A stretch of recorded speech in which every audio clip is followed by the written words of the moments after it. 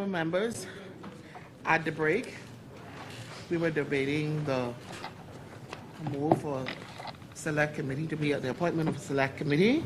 I presume we are now ready. The chair recognizes the honorable member for Freetown. Thank you, Madam Speaker. Again, it is my privilege to rise in this House on the basis of the people of Freetown.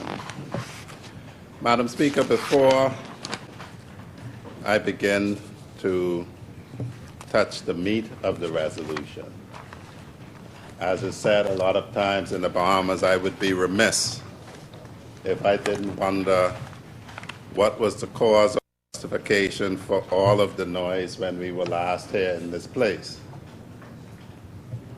When we were last here in this place, the leader of government business in the House announced that the House was being set for this day for the opposition to have the entire day. And we had the spectacle of the standing and the chanting because they didn't want to wait for 12 days for today. Chair recognizes the honorable member for Marco City. Madam Speaker, we saw on yesterday a press release by the Office of the Prime Minister indicating essentially what the member is now alluding to, a different day than the day that is designated by the rules of the House. So we are expecting every Wednesday, the second Wednesday of every month, that we will have question and answer day. So this is not a courtesy being extended to us. We're not grateful for the date being extended. It is our entitlement as the opposition, and so the member is saying what the member is saying that doesn't carry any water. Thank you, Honorable. The chair recognizes the honorable member for Cat Island, Rum Kings, and Salvador. Do not misinterpret the rules. There's no entitlement. There's no entitlement. Right? There's no entitlement. What the rule says, right, that you, unless the House determines otherwise, the House shall proceed. Let me read it for you so you could understand it, so you could disabuse your mind of any thought, disabuse your mind of any thought, disabuse of any mind that you have an entitlement. There's no such entitlement. So, Madam Speaker, might I read the rules so that we can understand what the rule says? And let's invite the member. This is about asking the member to appreciate what the rule is. Appreciate what the rule is. The rule says, unless the House determines otherwise, the House shall proceed to following business on the second Wednesday on each month. So the House could determine not to have it, and will be within the rules. There's no entitlement. It's at the discretion of Parliament, right? That's what. I'm reading the rules. I'm reading the rules. If the rules is moving it, that's what it is, right? And let me just say, and you know, Madam Speaker, let me read it again. Unless the House determines otherwise, the House shall proceed to the following business on the second Wednesday in each month, provided the House is sitting during that. And it reads and it goes down and it adds questions. Right now, Madam Speaker, they determined otherwise for 5 years. For 4 years they were in there. They determined. In fact, they never went to the Parliament, but they very arbitrarily, without seeking Parliament's permission, the House permission, disabuse it. What Wednesday, what second Wednesday in any month during the term that you sat in cabinet that we were allowed to ask questions? Name one. Right? And now, no, Mr. No. But we are different. We know that, right? So, Mr. Speaker. Members, there are two members come on. There are two members. It wasn't it. You know what Speaker. I'm ducking nothing. We are different. We've done it. Right, we are different. We will be transparent and we will be accountable.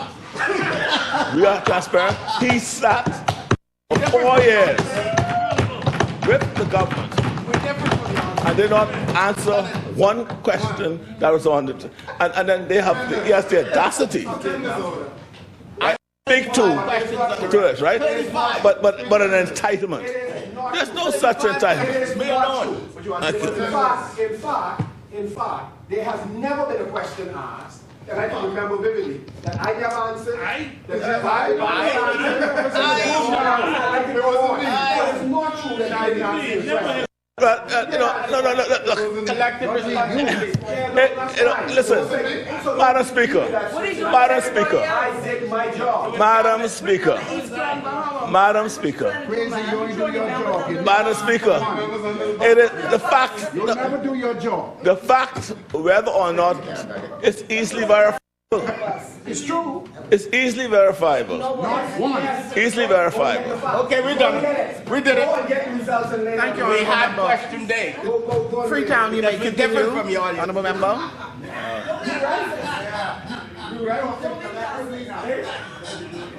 You're right, you could get cut on both sides and still smile.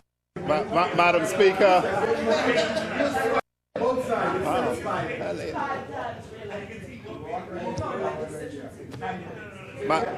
Madam Speaker, and that is one of the least controversial things I have to say. You can give, but you can't take. You can give, but you can't take. Anyway, Madam Speaker, I asked a question, and the member for Marco City answered it in a way. He said they were carrying on like that because they thought they had a right to, an entitlement to. I set aside whether the member for Marco City is correct or whether the member Philip Edward Brave Davis King's Council MP is correct on the interpretation of that rule, but it does not matter for my purposes, Madam Speaker, because even if he is right, what he is saying is you behave, you carry on bad, exactly what we see in the street mirrored here. So at the end of the day, unfortunately, most of the young people who are doing the same thing also have no regrets. That is a regrettable thing to fall from somebody who aspires to be Prime Minister, but it has fallen from him, and we take it as it is. Now, Madam Speaker, this also comes because it was announced what would happen on the 20th by the member for West End and Bimini. But Madam Speaker, notwithstanding that, still that happened. And we are to believe that this will be conciliatory in this select committee. That's what we were told, but be that as it may. Madam Speaker, some words to begin this direct contribution. And they're from a young person. I think he is younger than I am. He's certainly more famous than I am. And this is what he says in a popular song that will date me. He says, "Tomorrow, people, where is your past? Tomorrow, people, how long will you last?" And the most important thing he says is, if you don't know your past, you don't know your future. I choose to start with that, Madam Speaker, because I have heard the Bahamian people are tired of the same thing from successive administrations over the last 40 years. That is a statement that misapprehends our past. And I want to put it to bed very quickly, because on this question, we are radically different. our actions have been radically different.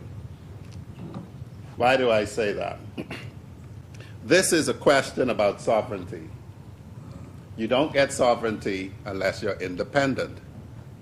On the question of independence, 50 years ago, we were not independent. That side was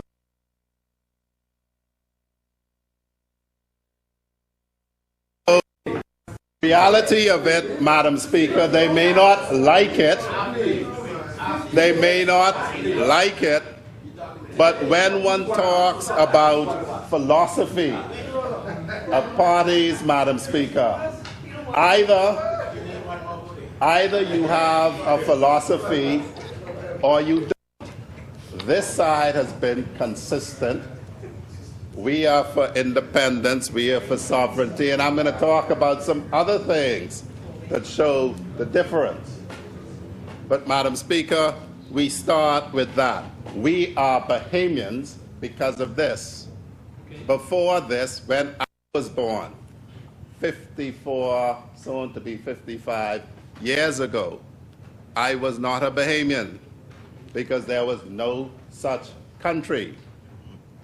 It wasn't until Her Majesty in Council in the UK, and I invite all Bahamians to look at these things before they wax lyrical. There is no independence document in this Parliament.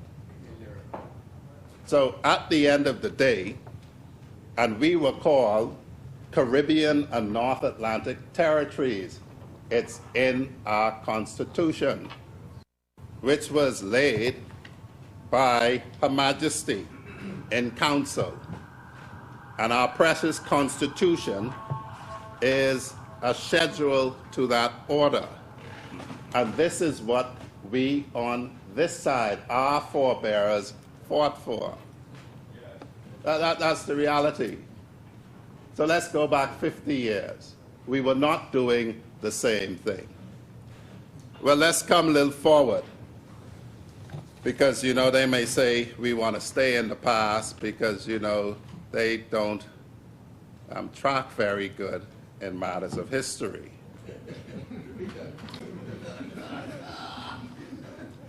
But what happened next? And everybody quotes Sir Lyndon. If you're not willing to fight for this country, you shouldn't have it. Everybody runs on with that. But when Sir Lyndon and our forebearers determined that we have sovereignty now because we asked for it, that we need to protect it and we needed a force to do so, and the Defense Act was on the table, and to be clear to the Bahamian people what the Defense Act was, because it wasn't Pinlin or Hannah's little army. Section 4 of the Defense Act says, the Defense Force shall be charged with, A, the first thing, defense of the Bahamas. 2, the second thing, the protection of the territorial integrity of the Bahamas. 3, the patrol of the waters of the Bahamas. 4, general assistance and relief in times of disaster. 5, the maintenance of order in the Bahamas in conjunction with the law enforcement agencies of the Bahamas. And finally, with such other duties as may from time to time be determined by the Security Council. In 1979, when that was passed, it commenced the 31st of March, 1980. I remember 79 very fondly. I could do a lot of things I can't do today. But that's a little while back, so it's not 50 years ago, if you want to come forward a bit. But even on that issue, we on this side supported it, and it was opposed by those in opposition at the time. The chair recognizes the honourable member from Barnabas. No, but sorry to interrupt the member. A few minutes ago, the member was talking about who supported who supported independence, right? If you check the signatories, of the Constitution, they were members of the Free National Movement as well. You know what I mean? No, but I'm saying, so Arthur Folks was a signatory, right? So Arthur Folks, listen, hold on. That's not play cute with them. Hold on. No, hold on. He has said that this side opposite, that's what he said. This side opposite is the Free National Movement. This side opposite is the Free National Movement. So Arthur Folks, right? Kendall Isaacs. Come on, man. Come on. If you're going to be, hold on. If we're going to be honest, let's be honest. Let's be honest. But you said the side opposite. He said the side opposite. That's all I'm saying. You know? And the honorable... but put it in context, right? He could say that members of the Free National Movement supported independence. No, hold on. So being go ahead, PM. For Cat Island Rum Kings in Salvador. Nobody sent me no WhatsApp. See, the magnanimity of the then leaders and founders of this country, having gotten the voice of the people to agree, contrary to the view of those on the opposite side, the FNM. By landslide, they agreed that we'll have independence. Then came the negotiations for the Constitution and other things. Right? Their magnanimity invited them to become a part, so their voice as the opposition could be heard. Now, by that time, they were defeated. They realized that it was fiat accompli. And so they participated, quite rightly, so, in the Constitution of the Bahamas. In the Constitution. Right? But that's after the fact.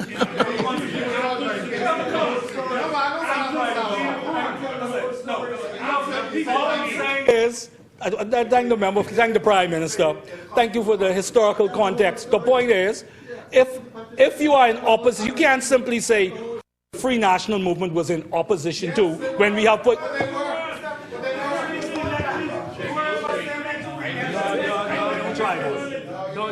Don't try that. This is the problem. I think it's intellectually dishonest to say that, right?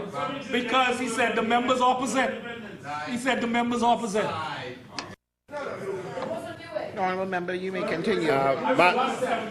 Madam Speaker, I'm very happy to see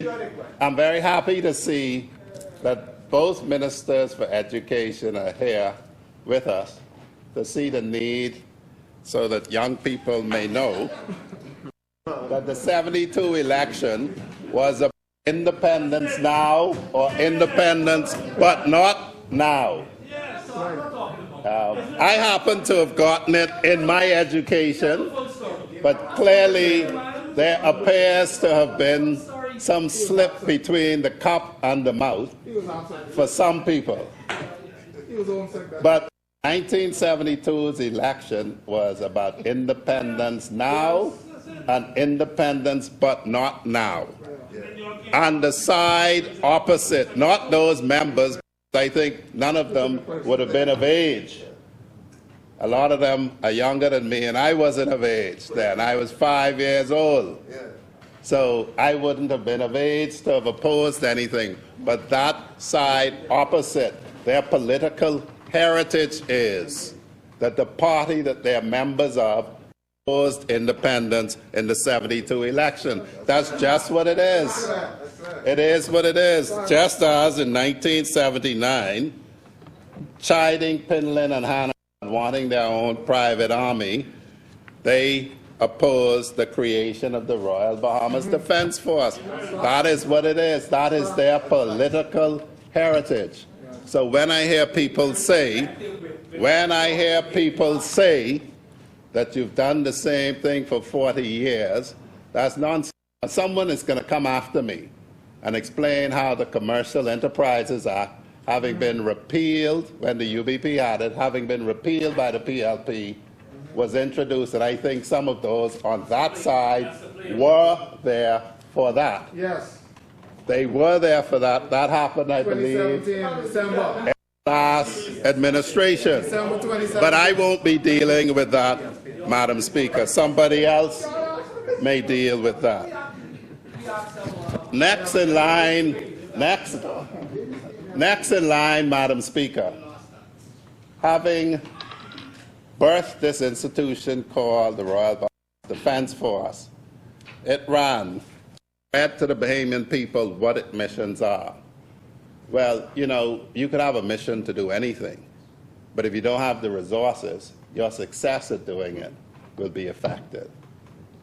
So one only needs now to look at how the body created to defend the Bahamas, to patrol our territorial waters, and to maintain our sovereignty is treated before we say that successive administrations have done the same thing, because it isn't true. You know, Madam Speaker, when we started, it's self-evident, resources are finite. And just to show you what the public should know, what was asked by the other side in questions that were answered was, number 2, to Minister Fred Mitchell, will the government indicate if it aligns with related budgetary allocation for the current fiscal year? They are concerned that money is limited. When you budget money, you should stick to those budgeted allocations. They asked quite a number of questions about it. They are so sticklers, they want your forecast to be exactly like your budget as well. And so time is finite. No one has time in this body. Resources are finite. That's the reality. So when you judge who does what, you take that into account. It cannot be disputed that the PLP builds up the Royal Bahamas Defence Force and the side opposite permits it to languish. The single largest investment to increase the capacity of the Royal Bahamas Defence Force was the Sandy Bottom project, when my colleague from Carmichael would have been intimately involved with that. And that's why he knows the capacity of the Royal Bahamas Defence Force. Because for the people of the Bahamas' edification, that is when we got the fleet that we have. On top of that, the 2 Bahama-class vessels, the HMBS Bahamas and HMBS Nassau, that were ordered and purchased by the FNM, were so much in need of refit that they had to be completely refit, and that was also done under the Sandy Bottom project. $80 million was spent for dredging these same outposts that Marco City asks about how robust are them. $80 million was spent by this side to dredge the harbors, install quay walls at Coral Harbor, at Matthew Town, and at my hometown, Gun Point, Ragged Island. We did that. We thought it was important for that to be done. There was then the construction of the Operation Command Center building at Coral Harbor for close to $2.5 million, and the fully allocated and spent amount was $234,377,506. That is what happened in 2014 to 2017. And you see, what upsets me about this, you do the same thing for 40 years, is it ain't true. Because when this side left government, precious little was done. So that at HMBS Gunpoint, they still in sailors. They're in a hurricane zone.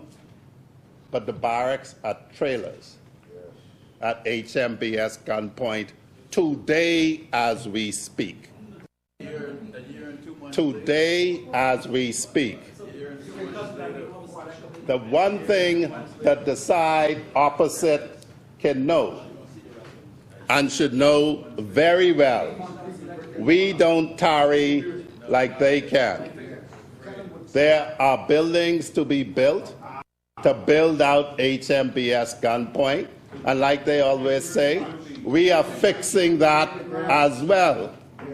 So it doesn't matter with all of this quote of this. Their entire administration did nothing about that. We are fixing that. The public can expect to see that not only will HMBS gunpoint be built out, but you also have what is happening at HMBS Matthewtown. And the Office of the Prime Minister has already indicated that the additional land necessary to expand that base will be granted. We're talking, we're acting.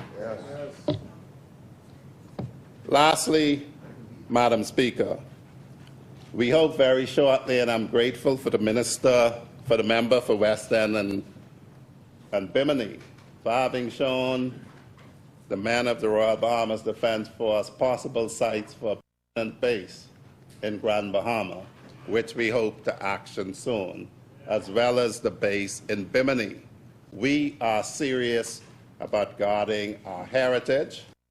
It has not been business the same for 40 years. It's been, we've acted, they have stopped or reversed and canceled what we've done, and then we have to come back and restart.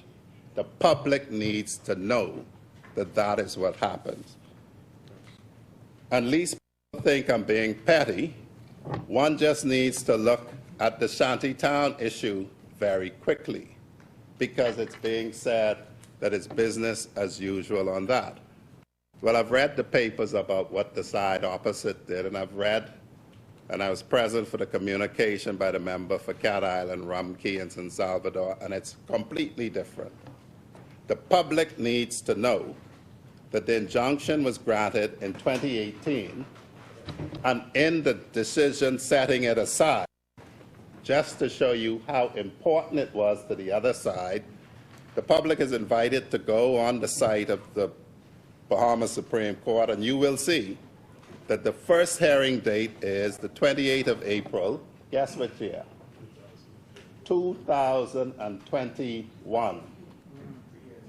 7 months before the general election was the first time that they reappeared in this application as listed by the judge. And then 2 days later in April, and then on the 21st of May 2021, and then never no more that year, praise the Lord, voted out in September. And then after September, the first application by this administration on coming to office was made on the 23rd of November, 2021. And the dates then are given. And so one can see quite clearly it has not been business as usual for 40 years. We are different, as Exuma and Ragged Island keep saying.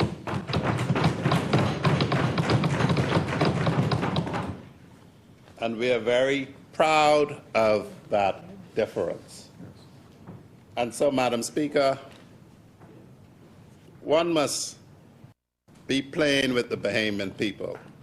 It has not been business as usual. We are not the same. We act differently and substantially differently. Now, the Royal Bahamas Defence Force, to be quite clear, acts very aggressively.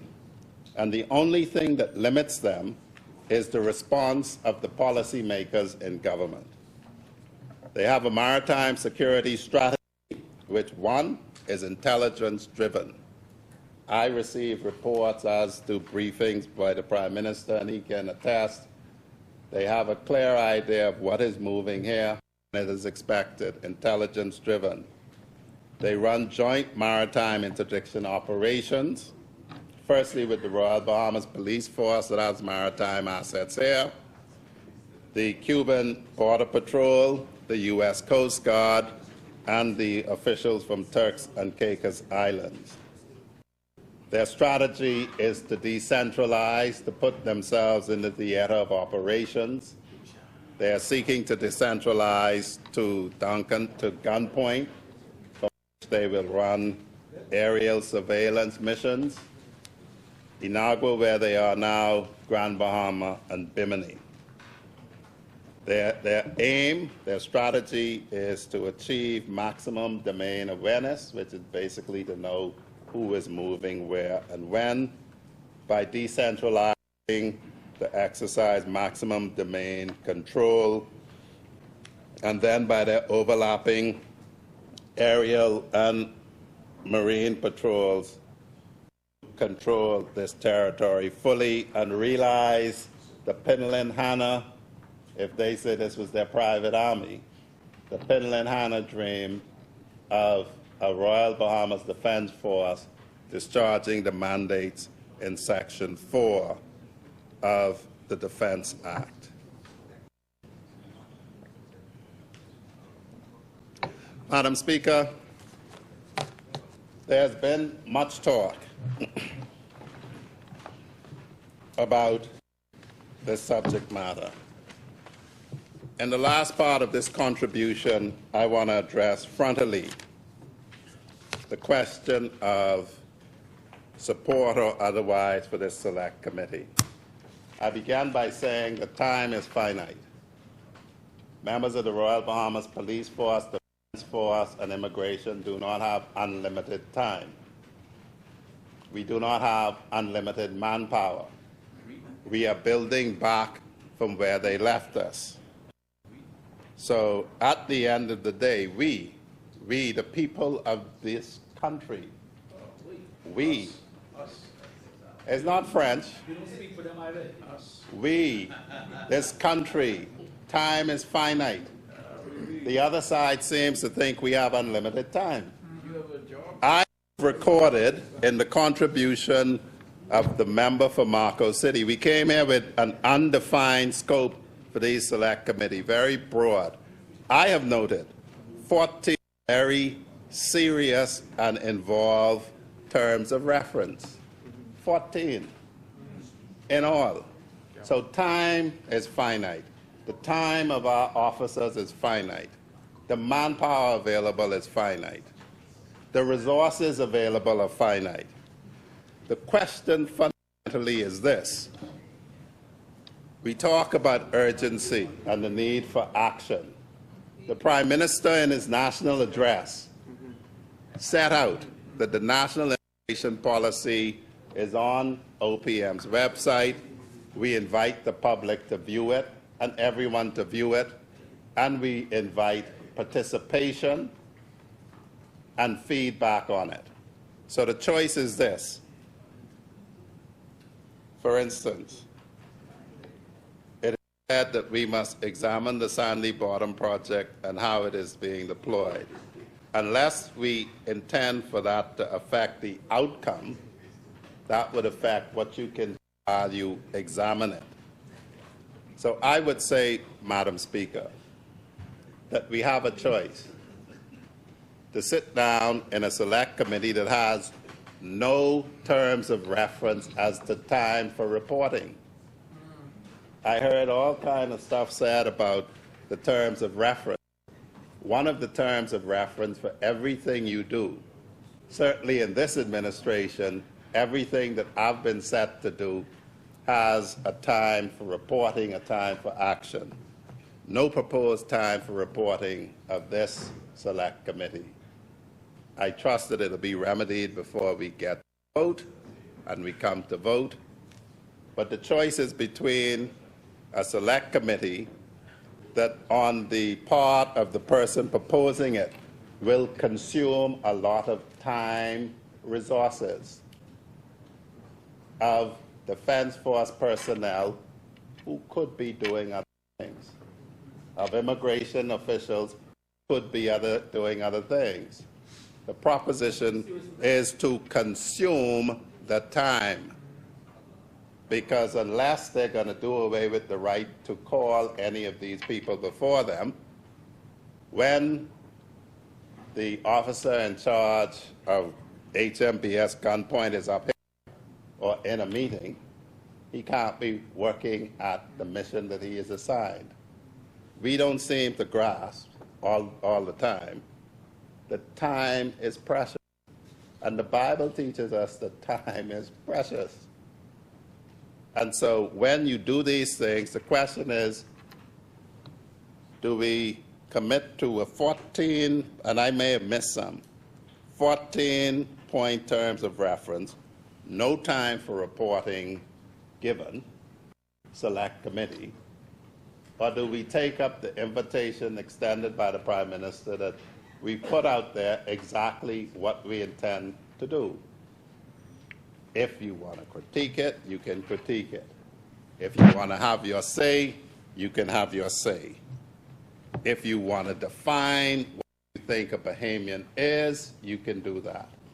You could define, tell the cows come home, but this little booklet that Her Majesty annexed our Constitution to the Order in Council to tells you what it is.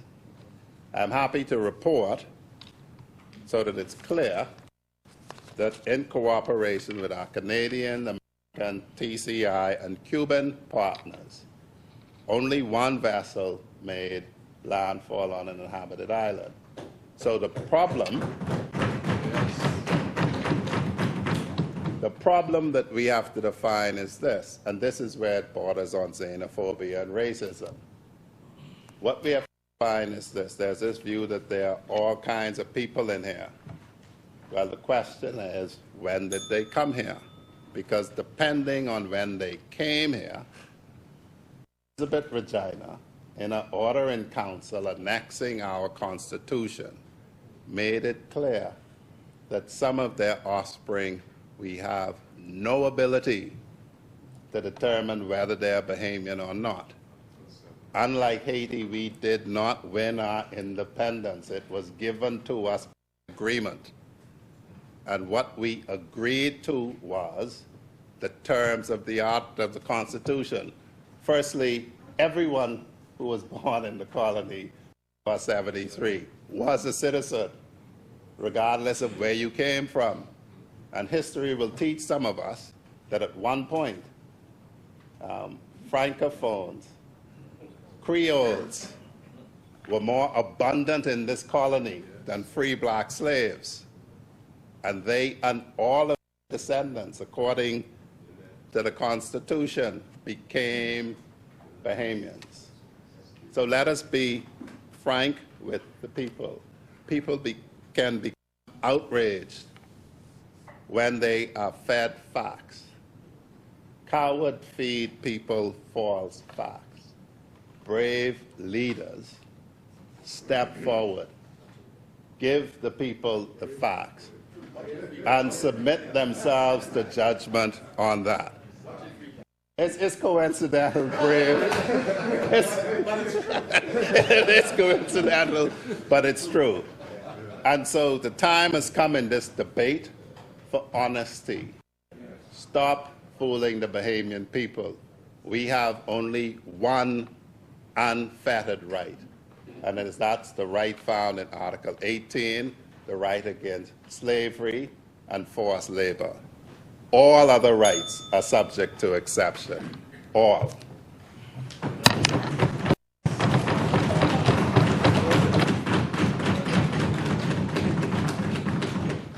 Thank you, Honourable Member Asmini.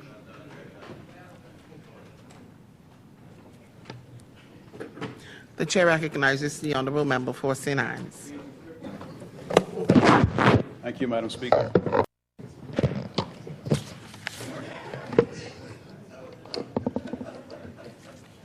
Madam Speaker, I rise to give my contribution on this motion by our great leader Michael Pintard for the appointment of a select committee.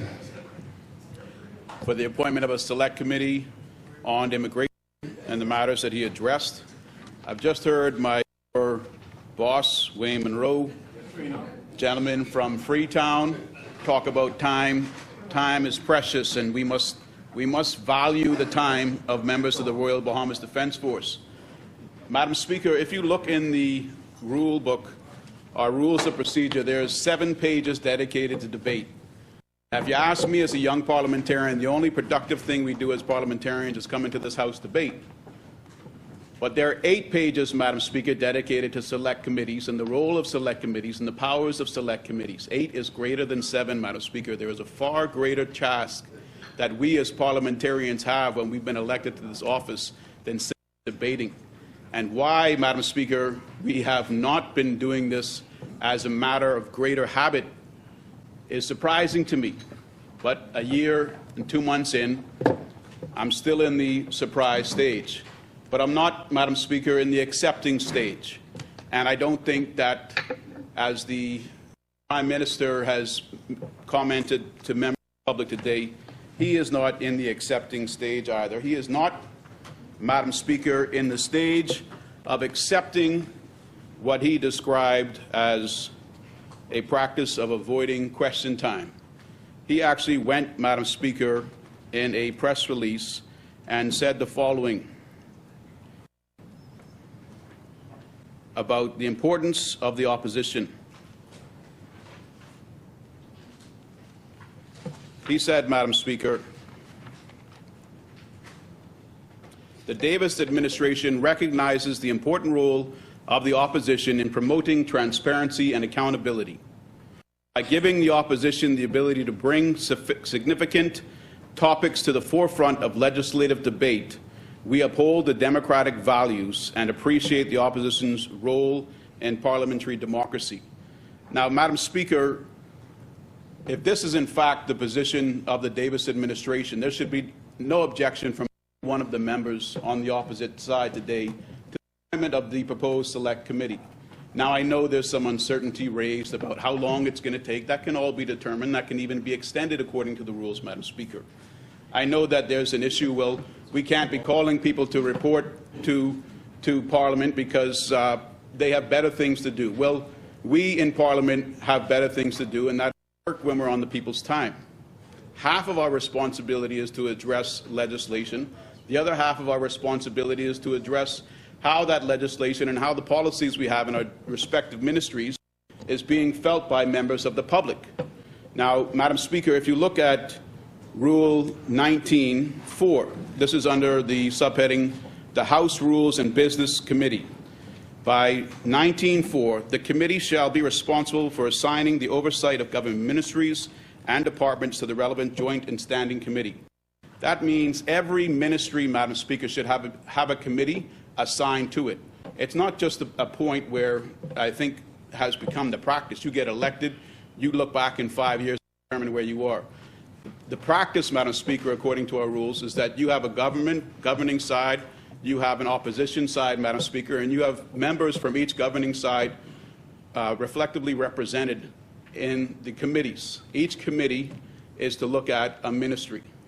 It shouldn't even be a question of why are we doing this. We should have already been doing this over a year ago, Madam Speaker. We're actually a year behind in having a committee look into the Ministry of Immigration and the matters related thereto in the public interest. It's not to hold Carmichael and his ministry accountable, Madam Speaker. It's for the people to hold us accountable to them. Madam Speaker, there's so many things that have been raised by our leader, and recognized. I think it's undeniable that the public is now interested in several factors, several aspects of the immigration problem in the Bahamas. To ignore the people's interests, Madam Speaker, and not support the Select Committee is turning our back on the people. We may have an established practice of putting things as we want them to be, as we think best, as our caucus, as our party determines they should be, but that's not how Parliament should be operating. The Parliament should have a Select Committee looking into things in the public's interest. Not only matters that we're dealing with today, but matters that could impact the policy decisions we make down the road.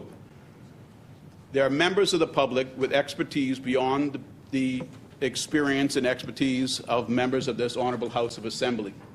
How are we, as members of Parliament, listening to them? How are we letting them participate? How are we, as the People's Parliament, letting the people participate in Parliament? Again, a select committee gives certain powers, Madam Speaker, and a select committee can call witnesses that have experience in the areas that the committee is investigating. A select committee can actually even have members of the public come to the committee and give information to them that might set the trajectory of that select committee going forward. So while you see a number of categories listed by the honourable member from Marco City, there's good reason for that, Madam Speaker, because there are several items that are of extreme importance to the people of the Bahamas. We just had CARICOM here the other day, so obviously our government is willing to listen to foreign government heads. But how is the Bahamas government willing to listen to Bahamians? You can do it through these select committees, Madam Speaker. It's not an opposition committee, Madam Speaker. It's a committee made up of both sides of the House. And most committees I sit on right now, because the government, the Davis-Cooper administration, has a majority of the House, the majority of members of any particular committee are from the Davis-Cooper administration. So there's nothing for them to be concerned with, Madam Speaker, in approving a select committee. Outside of pressing issues, you can have select committees on transportation issues. You can examine reasons that there be changes in policy going forward. You can have committees that are of national interest on green energy. These are things that parliamentarians can be doing, Madam Speaker, on days and at times that they're not sitting in this Honourable House of Assembly. It's not something creative.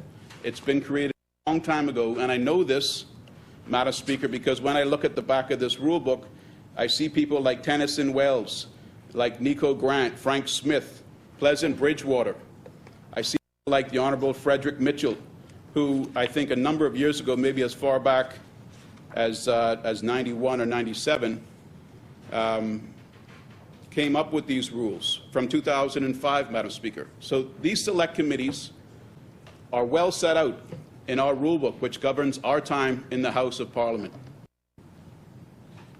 To deny the appointment of a select committee on matters relating to immigration, which is probably the greatest national issue now, would be short-sighted, Madam Speaker. And there's no reason anyone should be concerned about a select committee being appointed. It'll be governed by both sides of the House. The majority, as I said, is likely to come from the Davis-Cooper administration side. What we do in those committees will ultimately be determined by a majority. The report comes from the chairman of those committees to Madam Speaker for consideration before the House. The information and the evidence collected, Madam Speaker, is under the majority choice of the chairman of those committees. But, Madam Speaker, what we can't do is sit here in Parliament and turn our backs on the issues that are before the Bahamian people. And the biggest issue, as I said right now, Madam Speaker, is immigration. I strongly support the motion by the Leader of Opposition, the Member of Parliament from Marco City, just as I strongly support the member for Carmichael in his ministerial post as Minister of Immigration. We're on different sides, but we have one problem now before us to address as members of this Bahamian Parliament on behalf of the citizens of the Commonwealth of the Bahamas. So I'm going to support this motion today, and I ask all of the other members of this House to do the same. There's nothing to lose when we're doing the right thing for our Bahamian people. Thank you, Madam Speaker. Thank you, Honourable Member Asmani.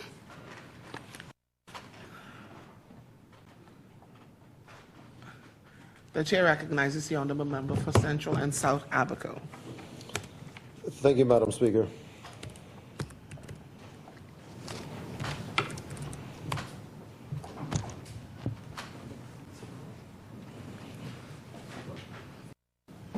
I rise in this great house with the honor of representing my good constituents in Central and South Abaco. One major issue on the minds of my constituents in particular, and many other Bahamians in the Bahamas over the past decade or more, is the issue of immigration. Illegal immigration, to be clear. Madam Speaker, illegal immigration has been an issue in Abaco and other parts of the Bahamas in areas of high commerce for many years now. But post-Hurricane Dorian, Abaco has experienced a wave of increased illegal immigration. With the destruction of two major Abaco shanty towns, known as the Mud and the Pigeon Peas, shantytown residents were scattered across Abaco, and a new shantytown to the north called the Farm has grown at a shocking rate, along with many small shantytowns scattered throughout Abaco, including my hometown of Elbow Key. Madam Speaker, when speaking on the Mud and Pigeon Peas, I am unclear whether the F&M representation in Central and South Abaco were blinded or did not bring to attention, but they were allowed to grow unchecked as their own countries within our country. When speaking of time, it was brought that the injunction was put in place in 2018. Hurricane Dorian, a little bit more than a year later. Nothing was done in that time. There was 3 years before they even tried to overturn that injunction. And it brings to mind, if there was the type of concentration and focus brought forth by these gentlemen now, then would hundreds and thousands of migrants been lost in that storm? Time is important. But immediately after the election, this Davis-led administration went to work on tackling the issue, starting with working on the reversal of a crippling injunction that prevented us from removing shantytown villages, despite them being built illegally on land that was not theirs. Madam Speaker, I am happy to say that this injunction has now been revoked and operations will commence on these illegally built structures when plans are cemented. I am adamant that any structure built without the proper procedure or approvals will not be allowed. These structures are unsanitary and are polluting our precious water tables. The water table in Abaco stretches the entire length of Great Abaco. If you pollute one section of it, the entire water table in Abaco is polluted. This is not only an effect of those residents in the shanty town, but it's an effect for all of my fellow Abaconians. There are also health and safety concerns. We have building codes and regulations in place for safety and health of all of our citizens. We cannot allow persons to build without the proper procedures and approvals in place. We cannot sit back and allow children here illegally or legally to play amongst unsanitary and unsafe dwellings.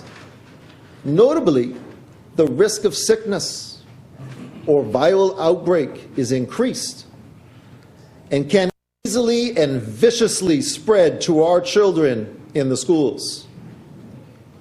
Hurricane Dorian shockingly and sadly showed us the dangers of these unsafe, poorly constructed shanty towns. Hurricane Dorian massacred untold amounts of residents. We may never know the total number of deaths, as a majority of them were undocumented. So time is an issue. if focus was made in 2018 to push forward, there may have been many lives not lost. Madam Speaker, as I have mentioned before in this great House, the Bahamas is a country of limited means, and the government cannot tackle this alone. We need the collaboration and cooperation between the government and my fellow Bahamians working together to tackle this issue.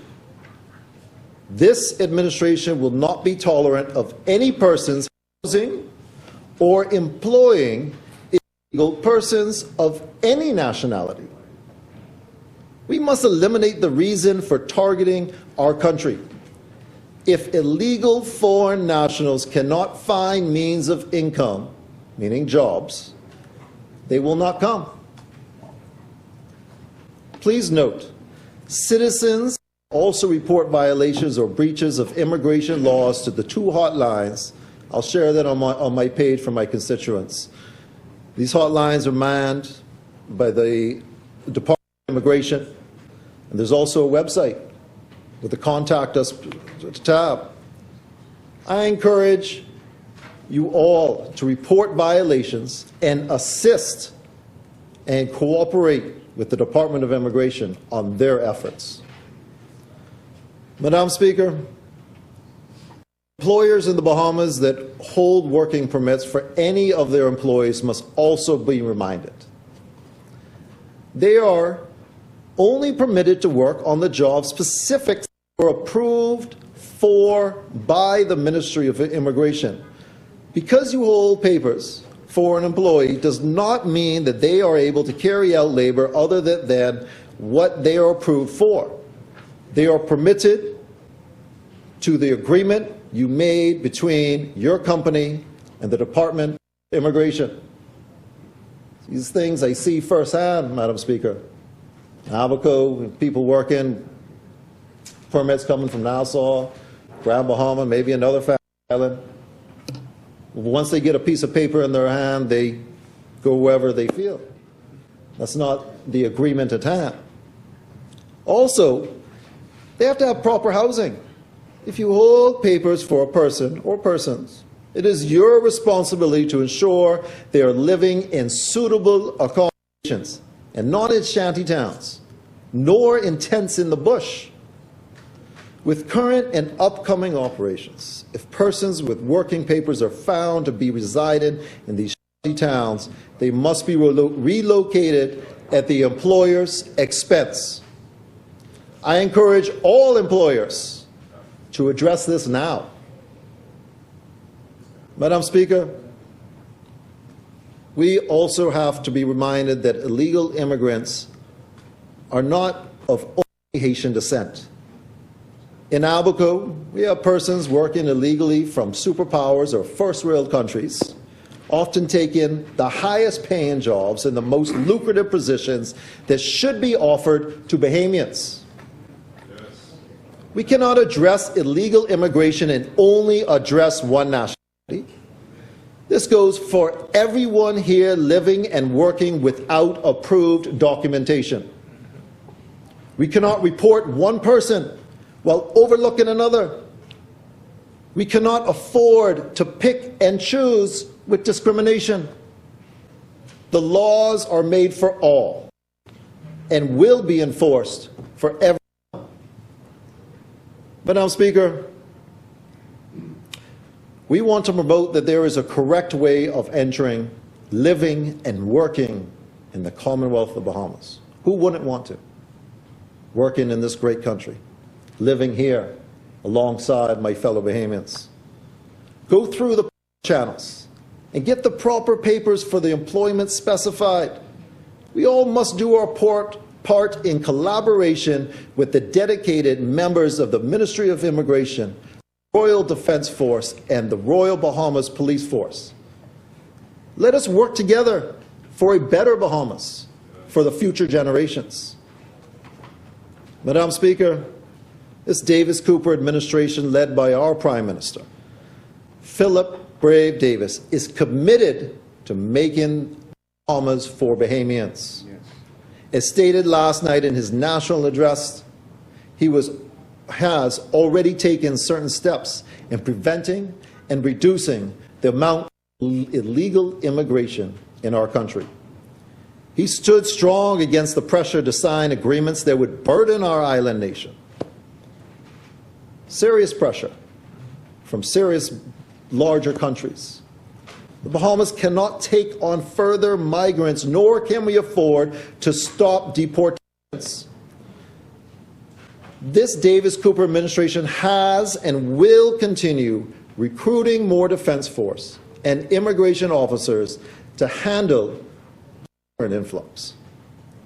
Madam Speaker, in Abaco, I will continue to work alongside and assist whenever possible.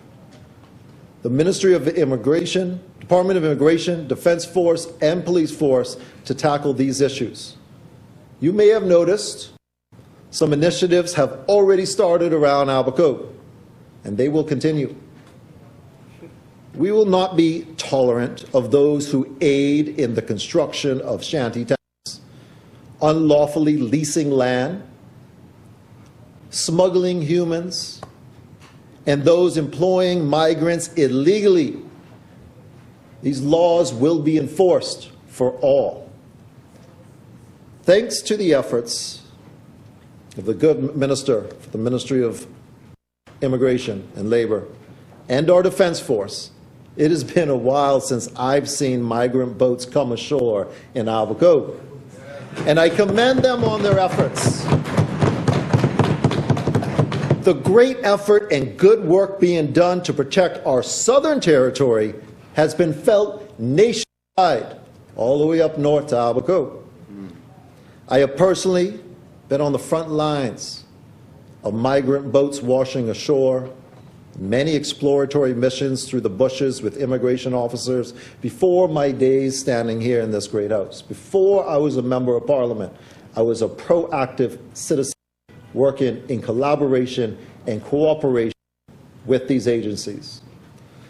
One event that is imprinted on my mind for the rest of my life is the migrant vessel caught in rough seas off the coast of Abaco, which sank. I was one of the volunteer rescue workers who went out to rescue survivors and pulled the deceased through the waters. The memories of that event affected us all who were on scene and deeply hurt myself and others who responded.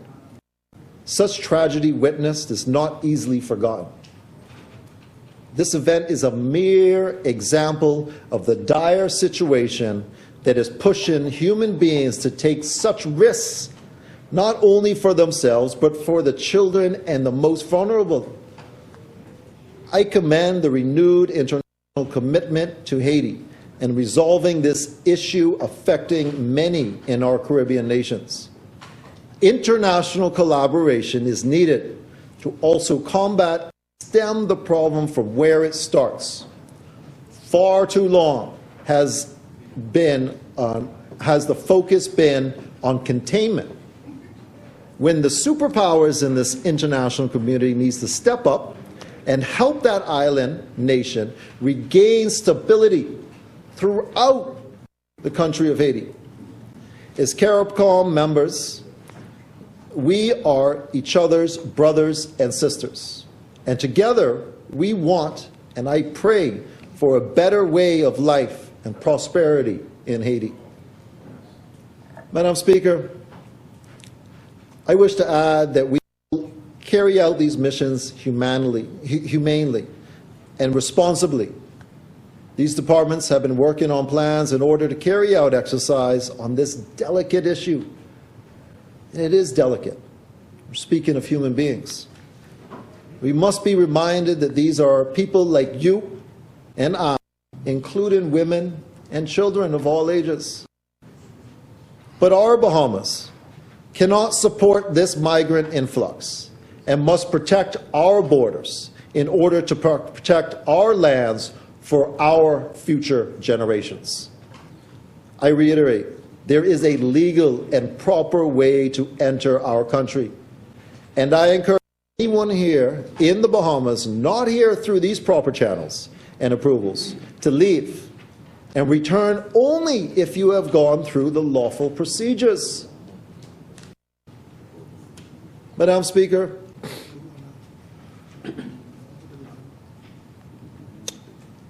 this issue at hand is something that I know first and foremost, being on the front line, seeing it throughout my life, seeing it blossom. But I also know the other side of it. The children of Haitian descent that are Bahamians are my friends, are upstanding citizens in our country that have businesses, that employ other Bahamians, that grow, that have children, that play with my children and other Bahamian children. We are one people. That triangle, that black triangle in our flag, that's the unity of the people. And truthfully, unless you're Lucayan or Arawak, we were all immigrants at one point. I'm 8th generation in one place and 9th generation in the next, and they were the founders there. But we were all immigrants at one point. However, the Bahamas borders and the security of the citizens today are first and foremost. We must protect this country for future generations. Future generations are our greatest resource. Great Albuquerque and the Keys are in full support with this Davis administration, taking action to resolving these decades-long matter.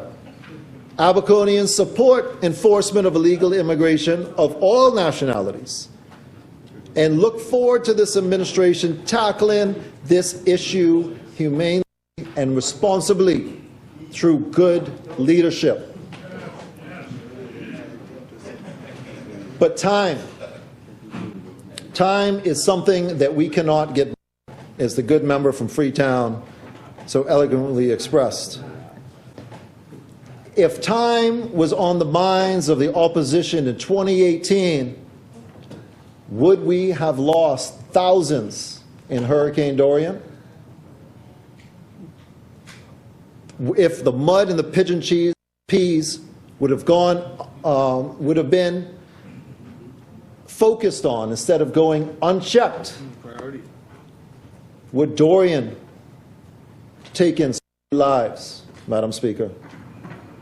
This is that we as a nation cannot be burdened with more bureaucracy, more talk, and more politics. Action is being taken, and action is what is needed. Making the Bahamas for Bahamians is a priority of this administration. God bless fellow Albuquerqueans, and God bless the Commonwealth of the Bahamas.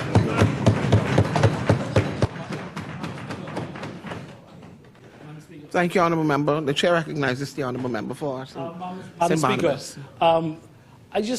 I hate to go back very quickly to the member for Freetown. The speakers, please. The member for Freetown, who continuously suggested and tried to diminish the role of the Free National Movement in the road to independence, Madam Speaker. I just wish to point out two very important things, Madam Speaker. Madam Speaker, thank you, Madam Speaker. Madam Speaker, please, Madam Speaker. It was part of his contribution. Madam Speaker, thank you very much, Madam Speaker. Madam Speaker. No, Madam Speaker. Madam Speaker. Waiting for the opportune time. This is very important. On the road to independence, Madam Speaker, the member from Freetown and other members of the government have tried to suggest that the Free National Movement was not a vocal voice in support of it. But in truth, at that independent conference, there were matters emanating out of there that there were matters emanating. There were matters emanating that the PLP did not support. Madam Speaker, for example, and you would find this very interesting, right? The Progressive Liberal Party, the Free National Movement supported the full enshrinement of equality of women in the Constitution, but the Progressive Liberal Party did not. Also, yes, I'm not right, Prime Minister? Okay. The chair recognizes the honourable member for Cat Island, Rumkins, and Salvador. No, that's what you're doing now, right? Right now, right? In fact, right? In fact, no. See, That's when I saw guns in the Bahamas. look, That's 72 like. there are something, there's the French term, but I will not use it, right? But, you know, the papers, all the conversations that were had in respect of the human rights issue, right? It's there in the archives. What I want you to do, as I asked you, when you, from my seat, I asked you whether you test what they WhatsApping you and thinking about, right? No. Well, someone told you that. Someone just told you that. Got you? I know. Yeah, they tell me too, right? They tell me too. But as I saying, it is not yours. What I'm saying. See, you talk about the road to independence. What the member was speaking about is the fact that the FNM as a body and individually was saying no to independence. And their view is, not now. We ain't ready. That was their firm position. That's the point he was making. Now, and it was put to the electorate. And they were on the side, and the FNM was on the side, and they were arguing no to independence. That's the point he made. Now, after the people rejected the view of the FNM, right, and then the issue of the Constitutional Conference came up, right, it was only right for the opposition to have some say in I say now, not their way, have their say in the crafting of the Constitution. And in fact, you know, they left, Christmas is coming. They left before, they sign up and say, Celine, whatever you say, whatever you all say, be with it, and they back home. That's all part of the record. See, now what you need to do, right? I mean, it's instructive, right? Because many who are telling you things, it's going to be telling you it with some motive. And that motive will be maybe to embarrass the government or the, or to correct. No, listen, man, this politics. This politics. So just accept what I'm saying. That what they'll tell you is to either embarrass us and or correct us or paint us in a way that we may not be telling the truth. And that's what you're trying to do now, right? So what I'm saying is that, no, not you. I mean, that's what they will lead you to do. Right? So that's what I say to you. That's why I say to you, right? That's why I say you always test. And it's, I mean, in fact, you should find, truthfully, you should find what they said to you interesting. Sufficiently interesting for you to go and access the information, look at all the preparatory papers to the final document, and as for our own edification, read them and say, boy, listen, if that is true, let me find this out. And then one day you come in here, you could even lay the document and you said, and no one on the side could question you. That's so, you know, and that's how you build yourself as well. See, as I said, every time someone tells you something, telling you to correct us then. See, like you got up to correct the member from Freetown. And what you're correcting him about is not the issue he rose. You're correcting him about something that may have occurred, and may have occurred after in the discussion leading to forming the Constitution. That's not the issue. That was not the issue, man. See, that was not the issue. That's not the issue. So what? So now you see what? Now listen now. That's why I say, Mr. Speaker. That's why I said. Sometimes that's why I said that information that people give you is very often given to you to embarrass us or to make us. So the embarrassment here is now. You see, we may not have. The issue of whether we support independence or not is not a real issue. But you all oppose gender equality. What was that supposed to do? Embarrass us. Right? So I'm just saying, but test it. It ain't true. In fact, as I said, they were there for a while, and then they abandoned, they left. They left and said, well, we got to go back home for Christmas. They like that. Listen, it was good about it. I was around then too, we were around. I was around. So these things, they left us. I know. These are some historical. You're still right here. He's still right here. But it's only sometimes, the same thing with me. A lot of people give me information. And very often, there's always a motive for them giving you the information. And then you just have to test it before you move with it. Yeah? Thank you, Prime Minister. My central point, thank you, Mr. Speaker. My central point has been that when the way it's been crafted, the suggestion, the suggestion, right? The point I'm making is that during that time, as you could tell me better than anybody, this was a very robust debate on a number of issues, right? And the point that I'm making is, even as I look at these two articles here by the former member for Angliston, Philip Galanis, and Sir Arthur Folk, they talked about these two issues. One being that the PLP opposed full equality for women to be entrenched in the Constitution, and also rustication, that the PLP did not support the free movement of people, and it was the Free National Movement. I have two articles here. So let me. No, Madam Speaker, I have two articles here. One by Sir Arthur Folks, who is a signatory, and the other by Philip Galanis, a former member of Parliament for Angliston. All right, and I can read. Well, Madam Speaker, I have here that they've pointed out those. Let someone speak. They've pointed out. Let them speak. They made the point. Right. No, I'm being cast a statement. I'm saying that I am referencing two persons, one person who's a signatory and the other person a former member of Parliament, who's expressed in that robust debate that there were these two issues. And the point that I'm making is on those two issues, with women's rights being fully enshrined in the Constitution of the Bahamas, the Free National Movement supported it, the Progressive Liberal Party did not. And as it relates to the free movement,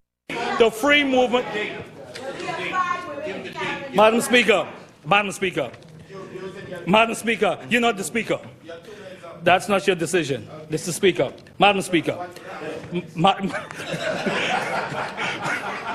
Speaker, this is an article by Philip Galanis, right? Okay? Speaker. Madam Speaker, you've given me, Madam Speaker, in another area of disagreement, Madam Speaker, you've given me the floor. Another area of disagreement surrounded gender. Madam, may I finish? Another area of disagreement surrounded gender equality. The PLP proffered that full equality for women should not be enshrined in the Constitution. The FNM argued the opposite view, and ultimately the British government agreed with the... Honourable member. Madam Speaker, and last, Madam Speaker, there was a discussion on the issue. Can I finish? Madam Speaker, let me finish. Yes, Madam Speaker, please, thank you, Madam Speaker. Honourable member. Madam Speaker. We're not debating. Yes, but let me just finish this, man, please, because they've been heckling me. Let me finish. They're heckling me. Madam Speaker, there was a discussion on the issue, Madam Speaker. Madam Speaker, there was a discussion on the issue of Members- rustication.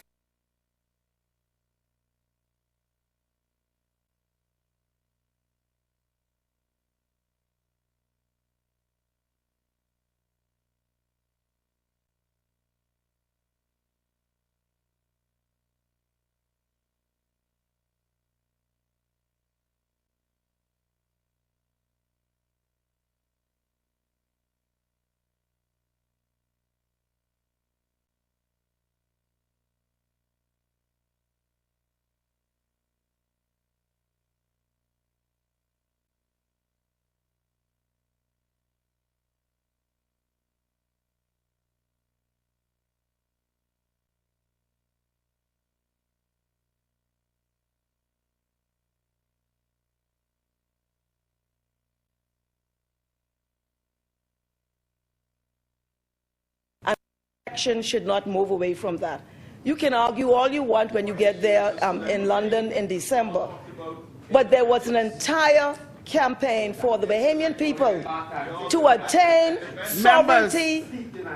Yeah, okay, take it easy over there, Marco City.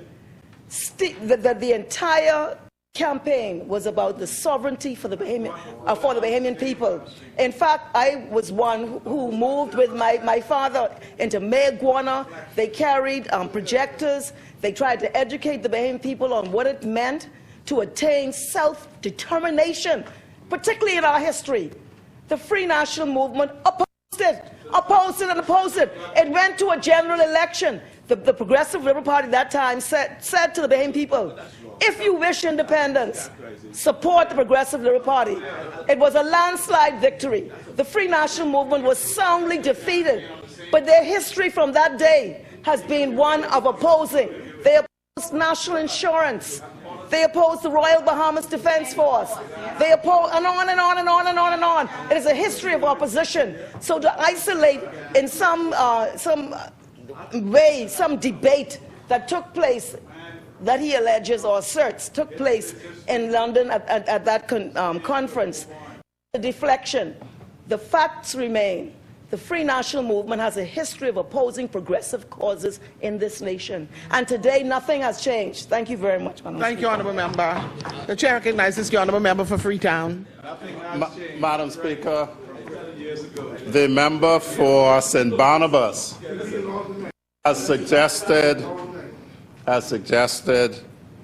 that somehow there is some difference between what he said and what I said. Firstly, I would caution people.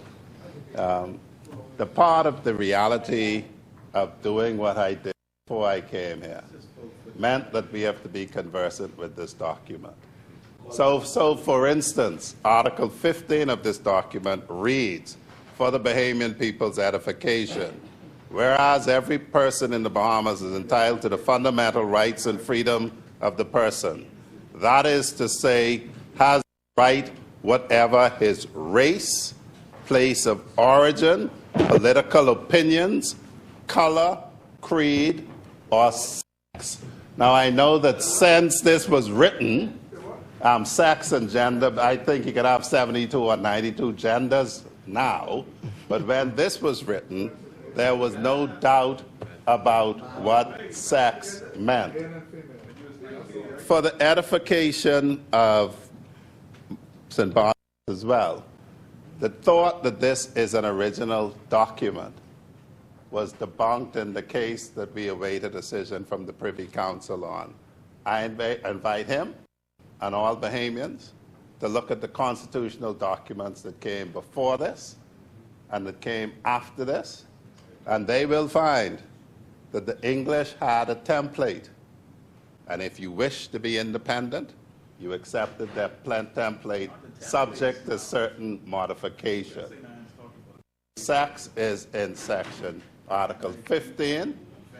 I would also, just to complete the point, I used to have lunch with Arrington Bumpy Watkins, last Secretary General of the UBP, who would speak, since we're talking about what people tell us, would speak eloquently about the meetings for the merger of the UBP and the FNM and what he, as the last Secretary General of the UBP, did.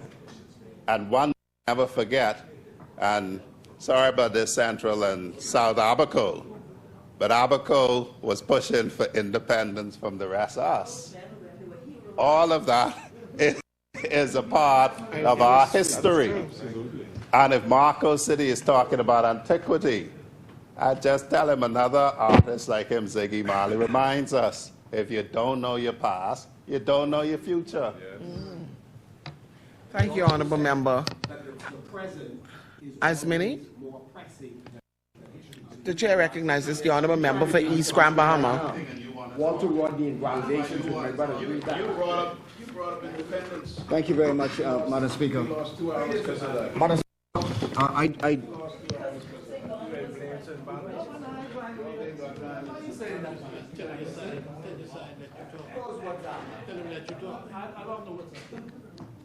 Madam Speaker, it is again, Madam Speaker, a pleasure to and a privilege to speak.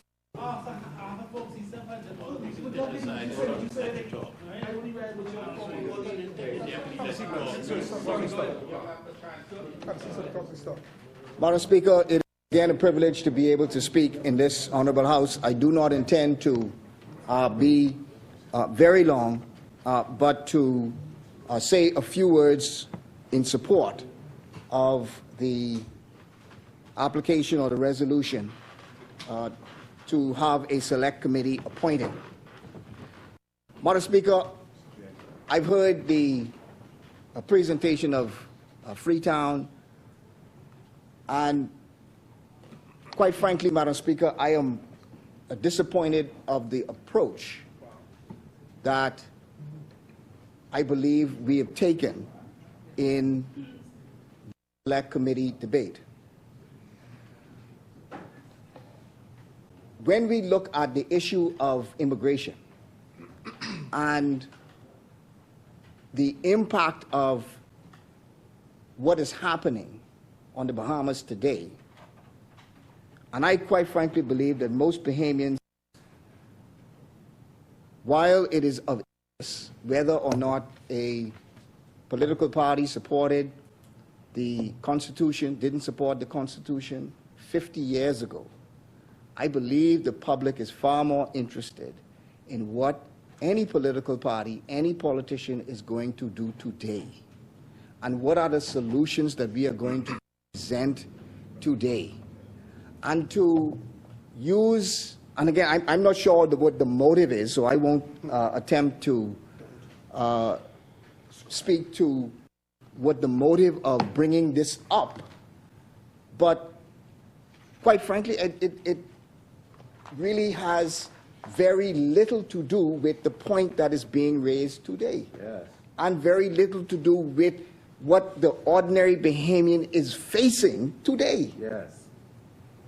I wonder, though, if we were to meet, and I'm sure those on the other side meet them as we meet them, if we were to meet the ordinary Bahamian and the ordinary Bahamians were sitting here today and they ask us, what are we going to do about the immigration solution? And we answer them by saying, the other side didn't support this one, and the other side didn't support that one, and you didn't do this, and you didn't do that, and you were wrong here, and you were wrong there. They're not interested in that. I believe they genuinely would want us to come together and put ideas together for a solution. Yes. That immigration is one of those issues, like crime, like education, yes, like health is one of those issues that, yes, there are times when we will come, when we can fight, and there are times when we can have the political debate, and there are times when we can throw our political punches. But there are also times when we put aside those political fights and we say, we all have a problem. Yes. Yes. And you may argue on your side we are more to blame. We may argue on our side that you are more to blame. However, the blame game is a tired game. The blame game is one that does not solve problems. And but the point I am making is that what is being offered today, is for us to come together to provide solutions for a very serious and complex problem.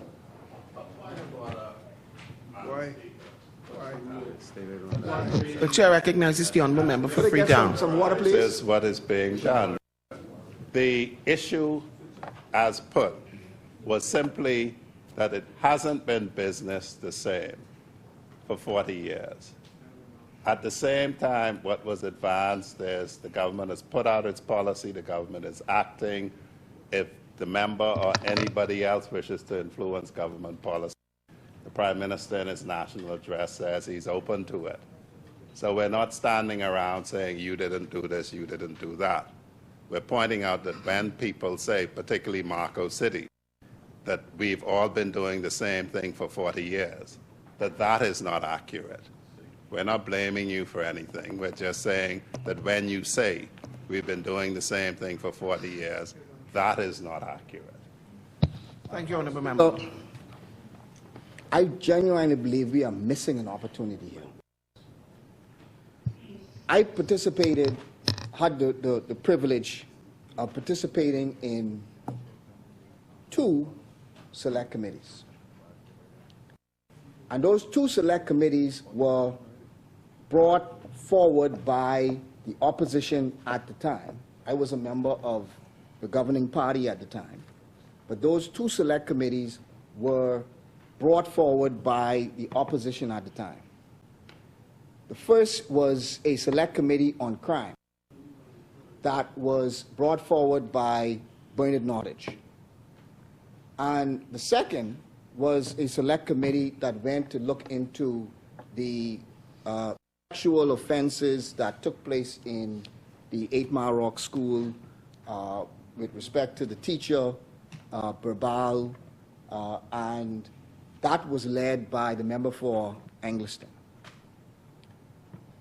As a first-time MP sitting on both of those select committees, they were an educational experience for me.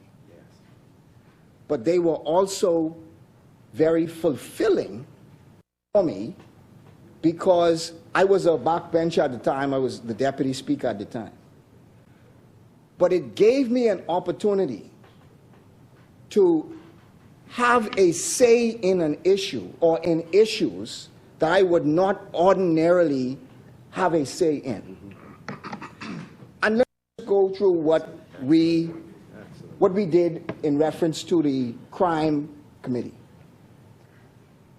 One of the issues that was raised was that you had so many different reports and no one was doing anything with the reports. There were so many entities that produced reports, but those reports didn't seem to go anywhere or take us anywhere.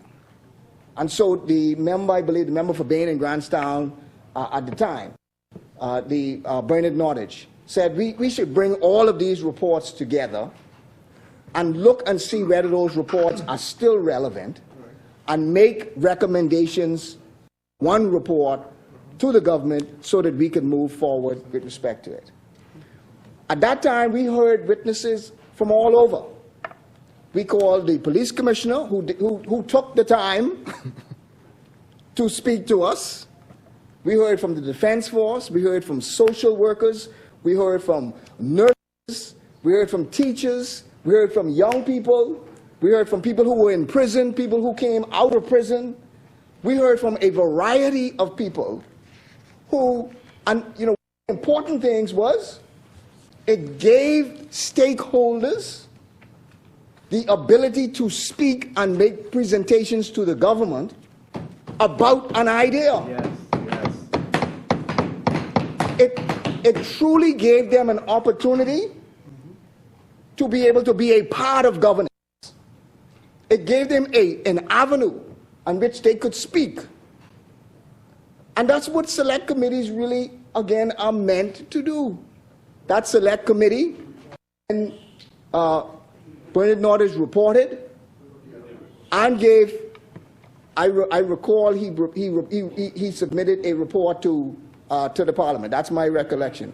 Now, I may be wrong, but because I believe there was a initial report that was made. It may not have been a final report, but there was a first report that he made and he submitted to the Parliament.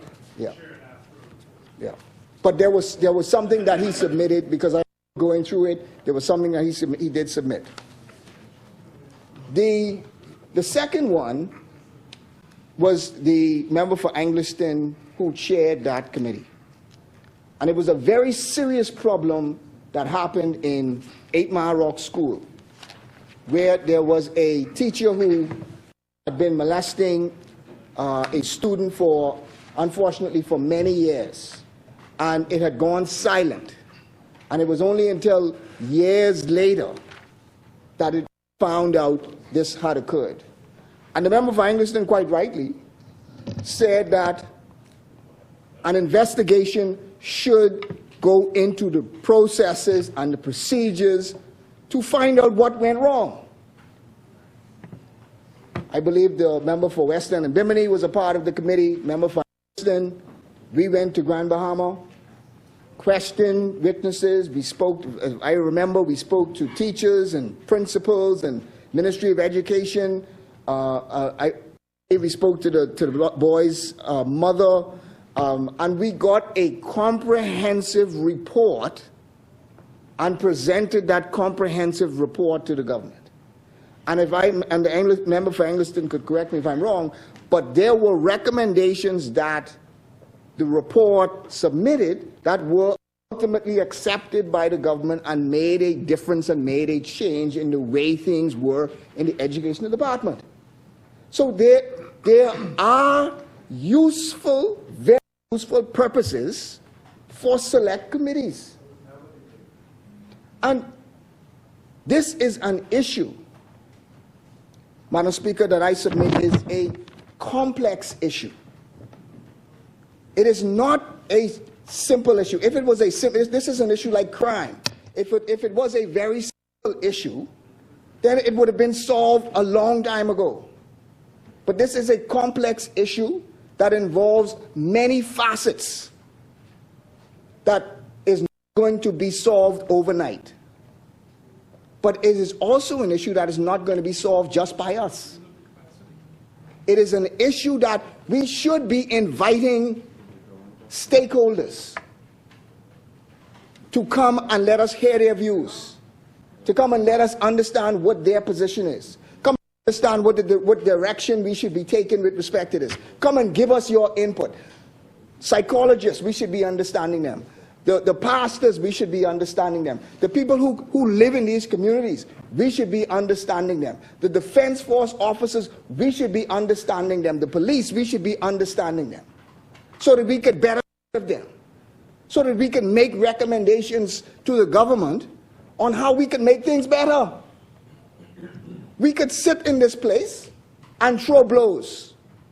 Or we could get out of this place and listen to the people and come up with solutions.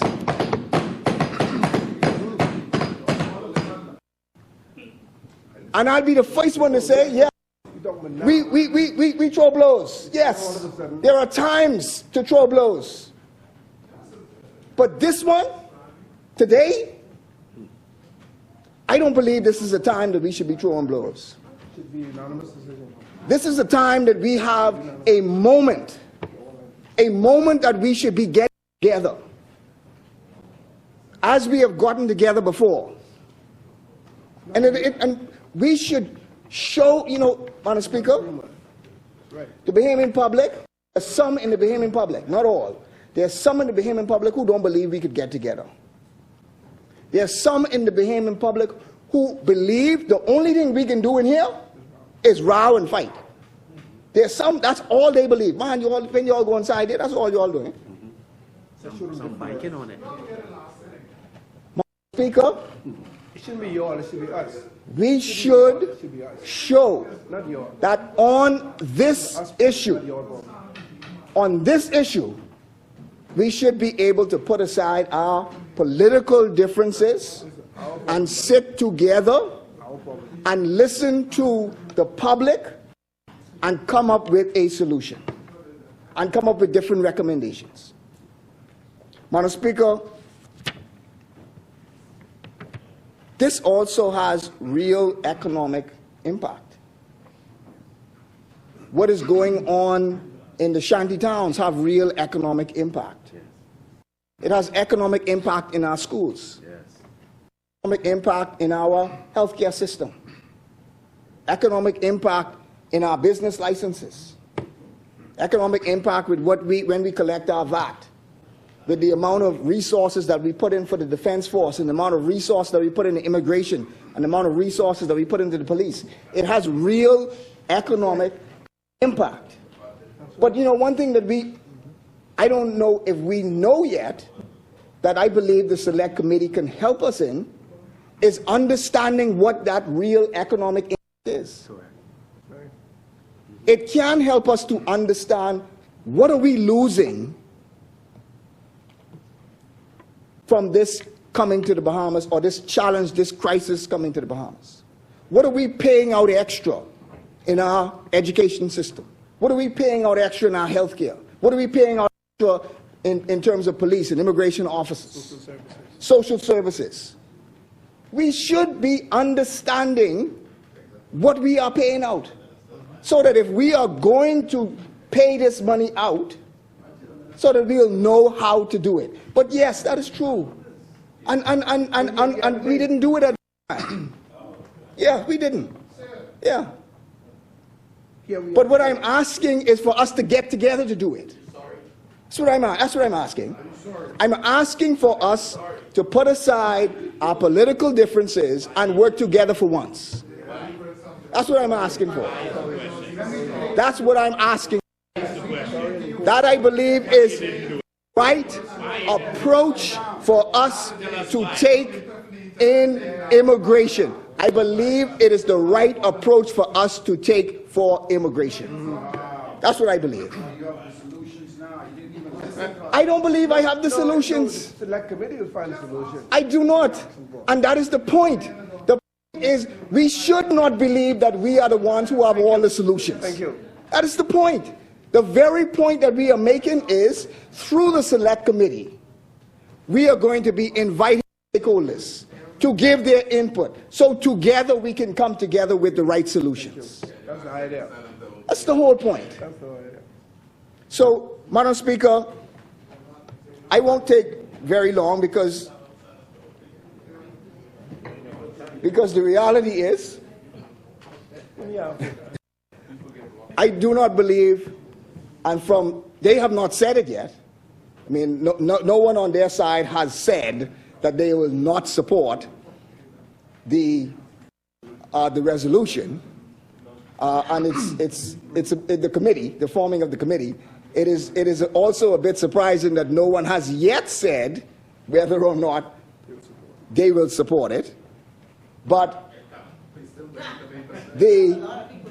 the reality is, and there was a point made just before I take my seat. There was a point that was made about the time, and it's not a defined time, and so on.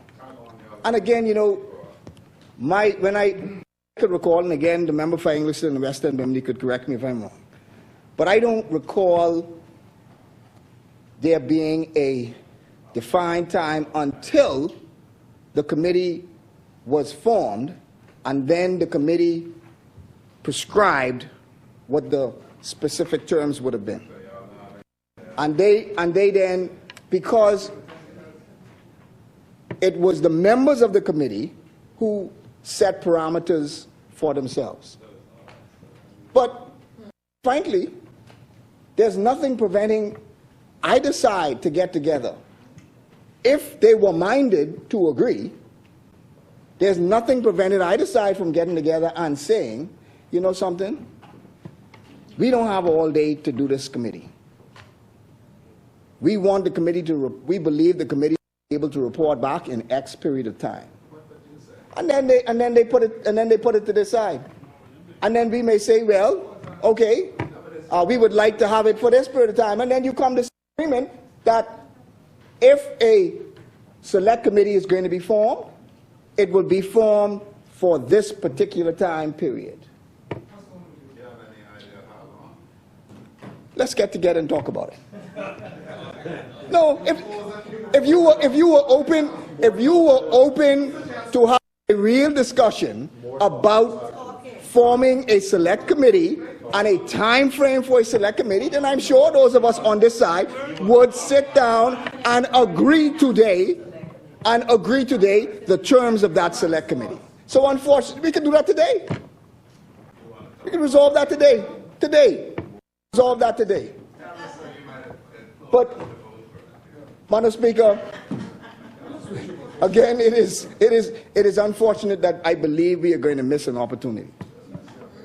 Yeah, my opinion. Yeah, I believe we're going to miss an opportunity to do something that I believe other governments on either side have not been able to do. Well, let's not miss another one then. And so, Madam Speaker, I support Let's not miss this one. the creation of this select committee. I believe this select committee, with the right membership, with the right motives, with the right parameters, I believe this select committee could make a difference in this country. I believe that this select committee, which would involve, by the way, the majority of the government, because the select committee is done with the same makeup as the parliament. So I believe with the members from the government side and the members who are appointed from the opposition side, I believe that if we get together, that if we put our collective minds together, and that if we listen to the stakeholders, if we listen to the people, if we listen to the experts, if we listen to those people who are most affected by the problems. Because sometimes we miss that, in that the people who are most affected from the problems, unfortunately, are not the ones who get to meet with those who make the decisions. So, Madam Speaker, again, my position is that I support the formation of this committee.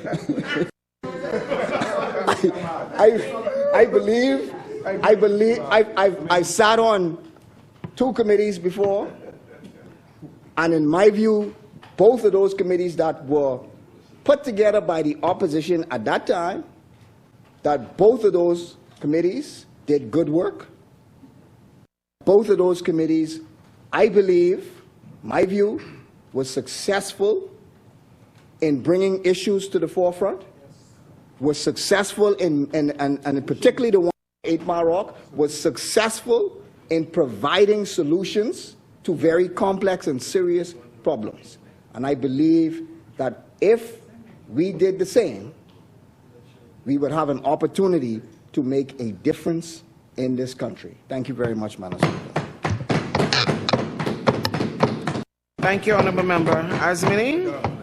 The Chair recognizes the Honourable Member for Pinewood. Madam Speaker, I rise in this place on behalf of the good people of the Pinewood constituency who have sent me to this place to represent their interests. And forever grateful for them for giving me this voice. Madam Speaker, before I get into my brief contribution, I'd just like to do some constituency house cleaning. I'd like to send condolences to my good friend Margaret Berry, who lost her husband on Saturday. Anybody who knows Pinewood politics would know that there is no one in that constituency who supported me with such fervor and vigor and passion than Margaret. As a matter of fact, she was looking for me long before I got there. And so I'd like to say condolences to her and her family. Calvin also has a few brothers who live there also, Blacks and Porter and Cowboy. Condolences on the loss of your brother. Madam Speaker, I'd also like to send out condolences to my good friend Gerard Darville, whose wife Kenise passed and was funeralized a few Saturdays back. Myself and quite a few of the cabinet ministers, Minister Hannah Martin also spoke at her funeral, and it's such a tragic situation, Madam Speaker, because this young lady, 33 years old, and we all saw the video, and so I'm conflicted because, Madam Speaker, this was a young lady whose trials were on social media, and that evoked certain emotion, but I am also the son of two nurses and a father who was an administrator at the Princess Margaret Hospital, and I know of the dedication of the doctors and nurses in our healthcare facilities. And I hope if there's anything that come out of this that we learn and we as a country come out better for it. There have been a few blood drives that was initiated since then, and so we hope that Kenise's death would raise our concerns about the health care in the country. Madam Speaker, I'd like to also send condolences to all of those other families of Pinewood who have lost loved ones, and may their soul rest in peace. Madam Speaker, we'll have a town hall meeting on Thursday, February 23rd at Cleveland East at 7 p.m. Among the topics would be the drainage system, of which I have a commitment from representatives from the Ministry of Works, and I thank the good member for Fort Charlotte, and we are very close to addressing that issue. And finally, Madam Speaker, the cleanup in Pinewood continues. Madam Speaker, the topic of immigration and illegal immigration is an emotional one for many Bahamians. The problems have been around for decades and across many administrations. And I'd like to echo the sentiments of Freetown. While there have been different approaches in dealing with this vexing problem, some was spoken to by the member for Freetown, and I'm sure my colleague, the member of Parliament for Carmichael, would go into further detail. It makes no sense blaming anyone, Madam Speaker. On the topic of the Select Committee, however, Madam Speaker, elections have consequences. And one of those consequences is that a government, the elected government, have a chance to enact their policies that they laid out to the electorate before the elections. The PLP was quite clear in its position on immigration. As a matter of fact, in our blueprint for change, we mentioned that the party would be committed to a progressive immigration reform and to protect our borders and to allow orderly growth in industry. Madam Speaker, again, Freetown would have laid out the Sandy Bottom project and what has happened since, and the position of this present government as it will relate to our policies.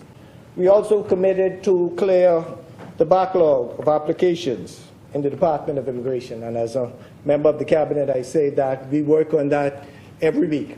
It's about every week in clearing that backlog, and I support the member for Carmichael, who has, to the chagrin of his colleagues at times, the loads and loads of applications that we deal with consistently, applications that have been around in some cases for decades, in getting them sorted out, Madam Speaker.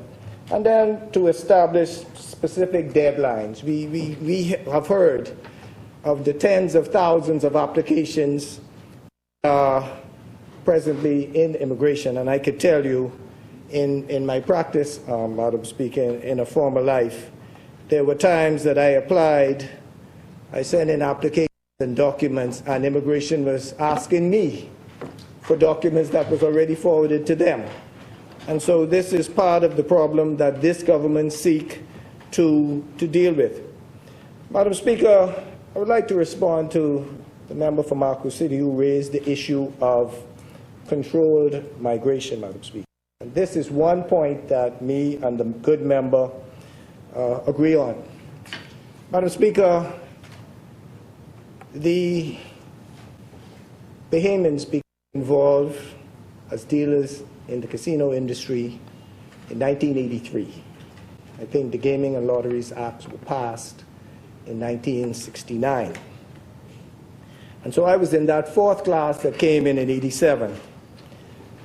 And for the public out there were individuals who we considered trailblazers. The late Adam Brister, our former baseball player, Floyd Miller, and Willie Nann, along with others. And if anybody knows casino gambling, they would know that craps is the hardest game to learn. But that crew had the whole country and their success. A lot of us who came afterwards stand on their shoulders, because had they failed, there would have been an excuse that was made, but that would have been made. You see, these people know nothing about gaming. We have to keep the expatriate labor here in the country, Madam Speaker. And I said I became a croupier in 97. And as we talk about policies, I was the direct benefit of the policy of Bahamianization by the Gaming Board just before the 92 election that was chaired by the late Bradley Roberts. And that made it possible for a lot of other supervisors like myself to be promoted. When I started dealing, I never thought I would be a two-game dealer, never mind being a supervisor. But the reality, the Gaming Board at that time, led by Mr. Bradley Roberts, met with a group of us. Tyrone Rock Morris, who was the president of, yes, from St. Anne's, BASE, the Bahamas Association of Casino Employees, of which I was the first treasurer, that has been given recognition but is still not recognized as a casino today, these many years later. And the position of the government in us lobbying them was to say that they were not going to renew licenses for casino supervisors in the numbers that they had. And so myself and many others was in that crew to become promoted. Madam Speaker, when you look at the casino industry today, as you walk through Atlantis, it's a common occurrence to see all Bahamian dealers, all Bahamian supervisors, all Bahamian pit managers. And for those who, the young ones who would believe that it was always like that, I could tell you it was not. I tell you that when I was a dealer, I would go into the men's bathroom and I would see written on the walls, Bahamians are stupid. Bahamians will never take over this industry. Who would want to come to a casino where Bahamians are in charge? And I'm sure that there are other Bahamians who walked the road before me who heard the very same thing. And Madam Speaker, just before I go on, I was fortunate enough to be promoted to what was then the high limit bid. It's called the Salon Privé. And anybody who knows the casino business know on New Year's Eve, it's the biggest gaming night of the year. All of the pits are higher. And for the first time, I remember calling my crew together and I said, years from now, when you walk through here and you see all Bahamians, people will believe it has always been this way. I said, if we succeed, the issue of us being able to handle high-limit games will never be in question. And just as expected, Madam Speaker, as we closed the last table in the then salon, we all got together and I reminded them of what we would have done, and that those who benefit in the industry will get to know how the story really played. We've had people like Janice Hackett, our first casino manager. Tony Lotmore Roll, my squaddy, who was the first director of gaming operations. Now we have George Daly. We have John Michel. These were people 40 years ago would not have been in the casino industry at all. Those names would not have been mentioned. And so, Madam Speaker, when it comes to policy, even as back then, as it relates to Bahamianization and putting in place a system where Bahamians can thrive. I was fortunate enough, Madam Speaker, to be appointed to the Gaming Board in 2012 when the member from West End and Bimini was the Minister of Tourism, of which the Gaming Board fell. And we know what happened then with the Gaming Act of 2014 that brought Bahamian businesses who was underground for many years into a regulated industry, Madam Speaker. And in some ways, in the election sense, the PLP paid a political price. And part of it had to do with that same regulation. Now we are talking about owners of the industry are being appointed as consul by both parties. We have created jobs that Atlantis had lost only to Island Luck. And I keep on saying in this place, we need to understand what policies do, good progressive policies can do to a country and its citizens. Madam Speaker, I would just want to compare that to the Enterprise Act, and we know how that ends. Madam Speaker, with regards to repatriation, Madam Speaker, let's start with the issue of Haiti. And I think, Madam Speaker, the good man for Freetown raised the issue of the names of Francophone. And anybody who have Google or who have any sense of history would know that La Rota is as much a name that came out of Haiti as any name in the Bahamas. As a matter of fact, Madam Speaker, the La Rotas have been here for many years. The first La Rota was elected to this house in the 1830s. Because, you know, when things get out of here, we could freak ourselves out in terms of portraying every French name as somebody who just reached. Madam Speaker, the downside of that, Stephen Dillard is correct, who was a brother of another La Rota, Madam Speaker. And so that must also be balanced because I've got Placaris on my mother's side and the La Rota actually met a McKinney. And I think that will go down as a good old Bahamian name for those who want to take out the forks. Madam Speaker, on the repatriation of migrants, this government, under the member for Carmichael, has done an exemplary job. Our figures are showing some 4,700 migrants have been repatriated. Madam Speaker, you test the resolve of a government based on decisions they have made, not when it's easy, because the most powerful country on the planet had lobbied the leader of our country no later than the Summit of Americas to sign on to this agreement to actually halt our repatriation process.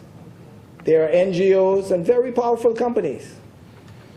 But yet, the member for Cat Island, Rumpke, and San Salvador stood firm in his resolve, knowing that ours, although may be an unpopular one for others, we as a sovereign country have the right to determine what goes on in our borders, even if it enrages or make uncomfortable powerful friends of ours, Madam Speaker.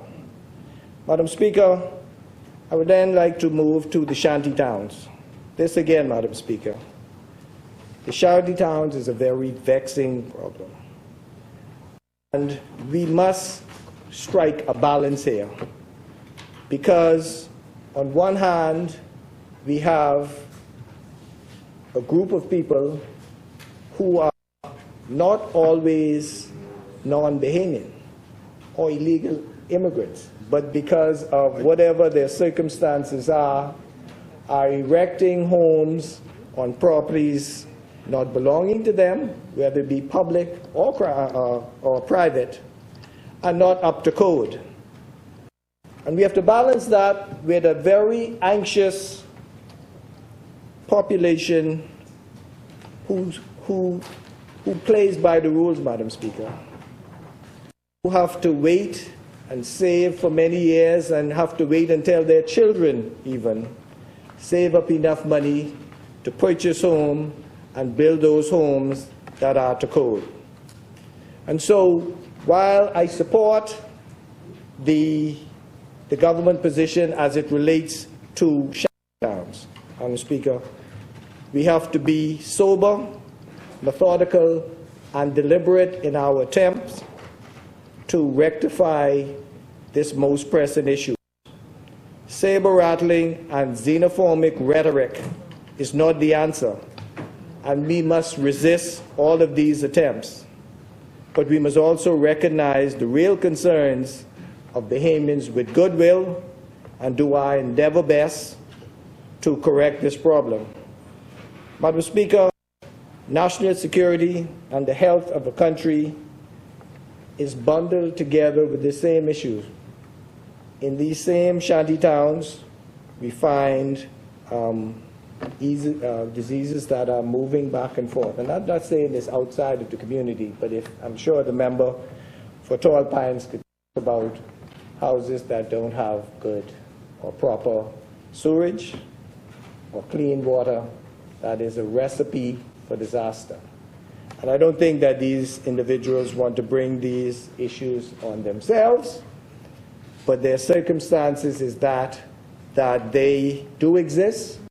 And because we are a society that interact, these same issues are then transported into the wider community itself, Madam Speaker.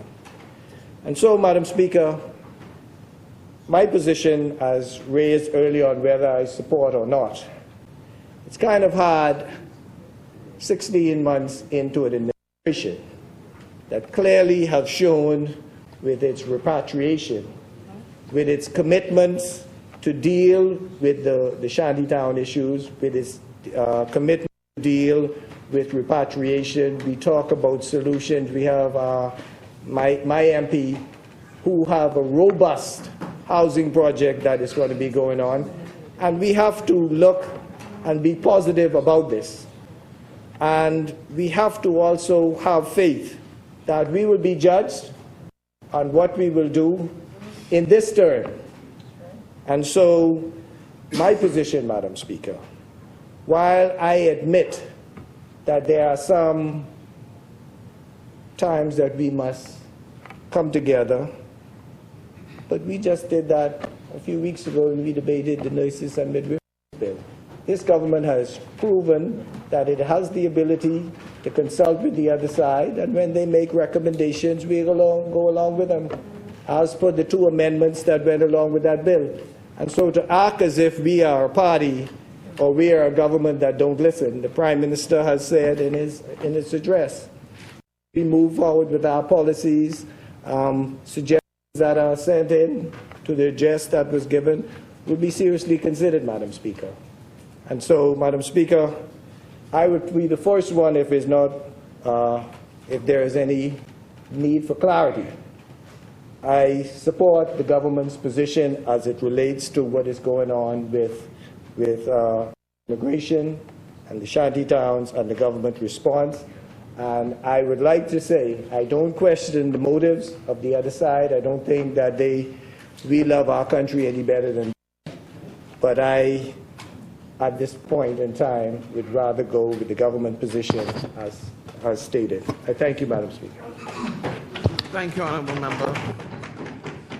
As many, the Chair recognizes the Honourable Member for Central Grand Bahama. Thank you. Thank you, Madam Speaker. Pleasant good afternoon to my parliamentary colleagues and to all those watching from across the length and breadth of the Bahamas. Special greetings to great constituents of Central Grand Bahama who I am eternally proud to represent in this honored House.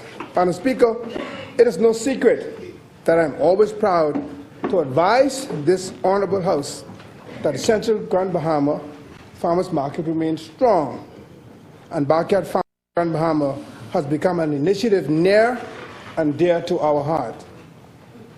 The market is growing by leaps and bounds over the past few years, and vendors' numbers are climbing. We continue to invite the entire Bahamas to join in these efforts to get into farming, grow more, and help to limit our reliance on the importation of 90% of what we consume. I was most impressed to see the member of East Grand Bahamas not here when he asked me to assist him in setting up a similar market festival for East Grand Bahama. And I also want to express my appreciation to all of those who come out and support our vendors, including Pine Ridge, who normally sends a team out and spend money with our vendors. So we appreciate you guys coming out. Pine Ridge come out and support. I'm giving you props for supporting the vendors. That's not a run out. I will mention it next time.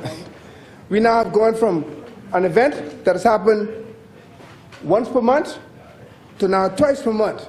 And there's a request for us to do it every weekend.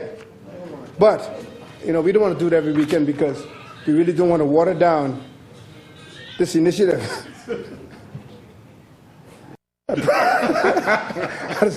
I promise that this is just the beginning, and there's only more to come for the backyard farming and green initiative in Grand Bahama. Madam Speaker, I believe that now more than ever, we must consider these matters in every aspect of our society. Population is only continuing to grow, but the food source is being reduced. When we consider matters of such great importance like food security, it is important that we know what and how our social systems are being supported. I want to use this as a springboard to now turn my attention to the issue of the day, because this is really the backbone of this discussion. The official opposition is urging the New Day government to take a serious stand on the immigration problem we now face. Our concern is not stopping a certain group of people from coming into the country illegally, but ensuring that we can provide and adequately support those that live here legally. Colleagues, we know that the immigration issues have been long-standing across multiple governments. It is also not something that can just be fixed overnight. We know this because we continue to face the same challenges year after year. We see to the deepening of social and political crisis in Haiti, and tension rise here at home whenever there's an uptick in irregular migration. Like the song Ancient Man said, we ain't asking much. We're simply asking for Bahamians to be put first. We are asking for this New Day government to stop the lip service on immigration and establish a select committee to properly investigate this crisis. Madam Speaker, last week we had dozens of world leaders in our country and hundreds of thousands of eyes from across the Caribbean and the globe on the Bahamas. One of the very real focus of these high-level meetings, government policy framework regarding irregular immigration or irregular migrants and unregulated homes. Instead, this is unfortunate, during that time, we had the arrest of some Bahamians who were carrying out, in their view, a peaceful demonstration, and that dominated the headline for many days. I want to be clear that the official opposition does not support this treatment of our people. There has to be a balance between securing property and securing human rights. Every Bahamian has the right to voice concern and hold peaceful demonstrations. However, what we saw taking place last week, in my view, was a disgrace. And you may not agree with the group that was the target of those, but we're asking for you to treat Bahamians with dignity and pride. With so many leaders, world leaders in our country, and the current global fight for rights and freedom, that was our opportunity to show just how strong the Bahamian democracy is. But instead, some of our people were villainized, and it put their basic rights into question. We want this new day government to know that we are watching the situation and watching it closely. When we discuss such an important issue as illegal migration, it is important to put a few things into perspective. We want Bahamians and non-Bahamians to know that this is not an issue of xenophobia. And I want to stress that. This is not an issue of xenophobia. Yes, there's a level of patriotism at the height of this conversation and another of national preservation. There are so many different elements to this issue that we cannot just look at it on the surface. This is not just about repatriation or deportations, because we have been doing that, but these illegals keep coming back over and over. And as was stated earlier, oftentimes of some of our own people. We need to address this issue at a holistic level and not just in silos. And that is what we are asking for. Let's do it together in unity. We have problems with statelessness and ability to pass on citizenship. We have problems with accountability from immigration officials in some instances. We have problems with Bahamians being paid to smuggle. Yes, some Bahamians are involved with bringing immigrants into the country. All of this while ensuring that human decency is being preserved while enforcing our laws. Madam Speaker, this is why we need a select committee to really look into how we can properly address this matter on behalf of all Bahamian people.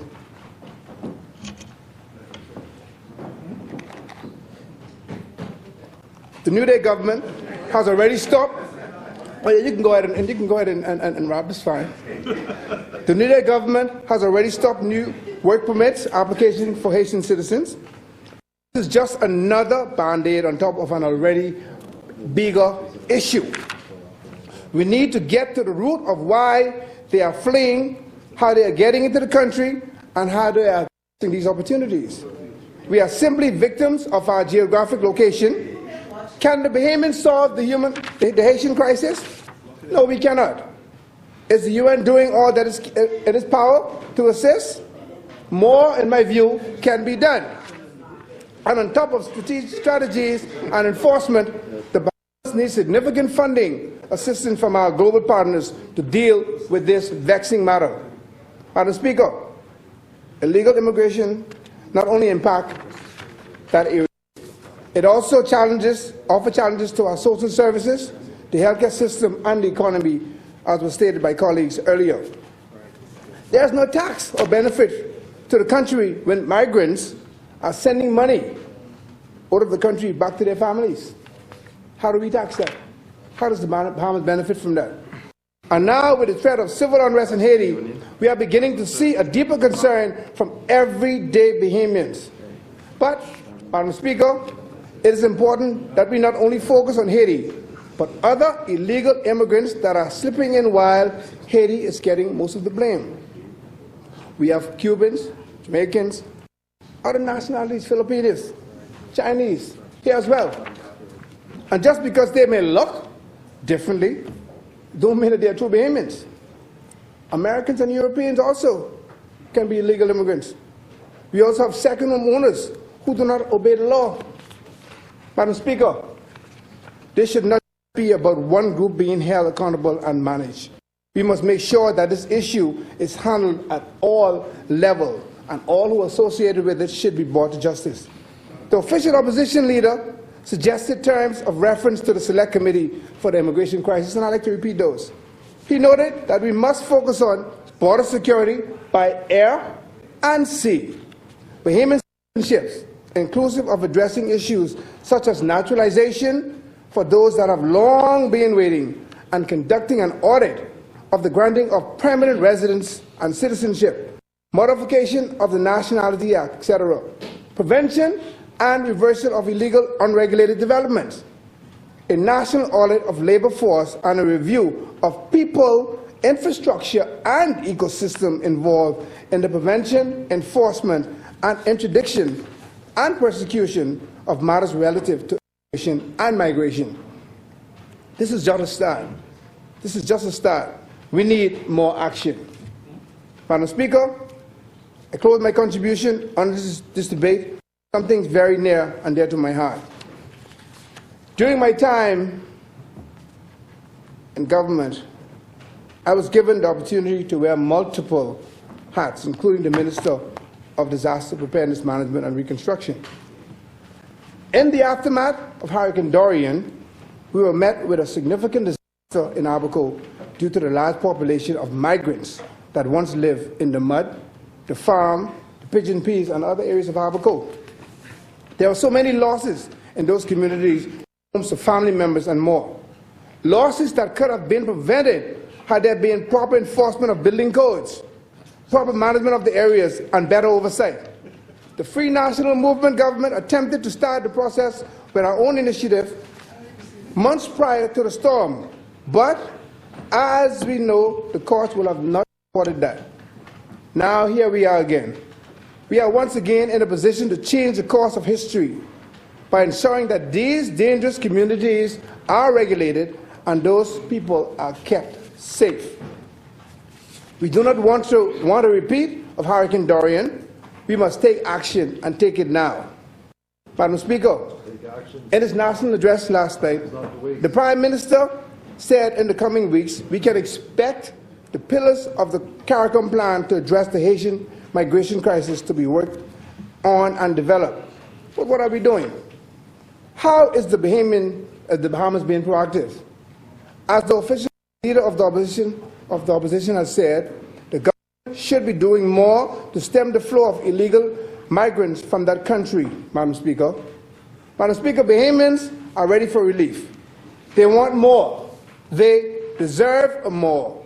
As always, we want this administration to do well because governments are continuous and it's about our country. The official opposition is always here to provide bipartisan support for this New Day government.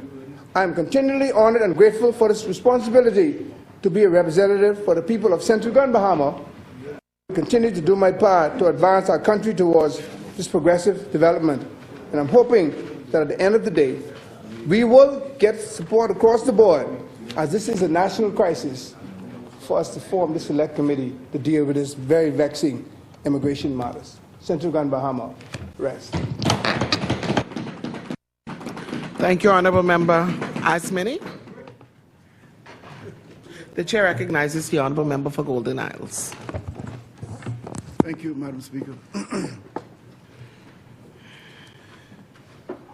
Madam Speaker, it is again my pleasure and sincere gratitude to rise on behalf of the residents of the great constituency of Golden Isles and to thank them for the trust they have bestowed on me.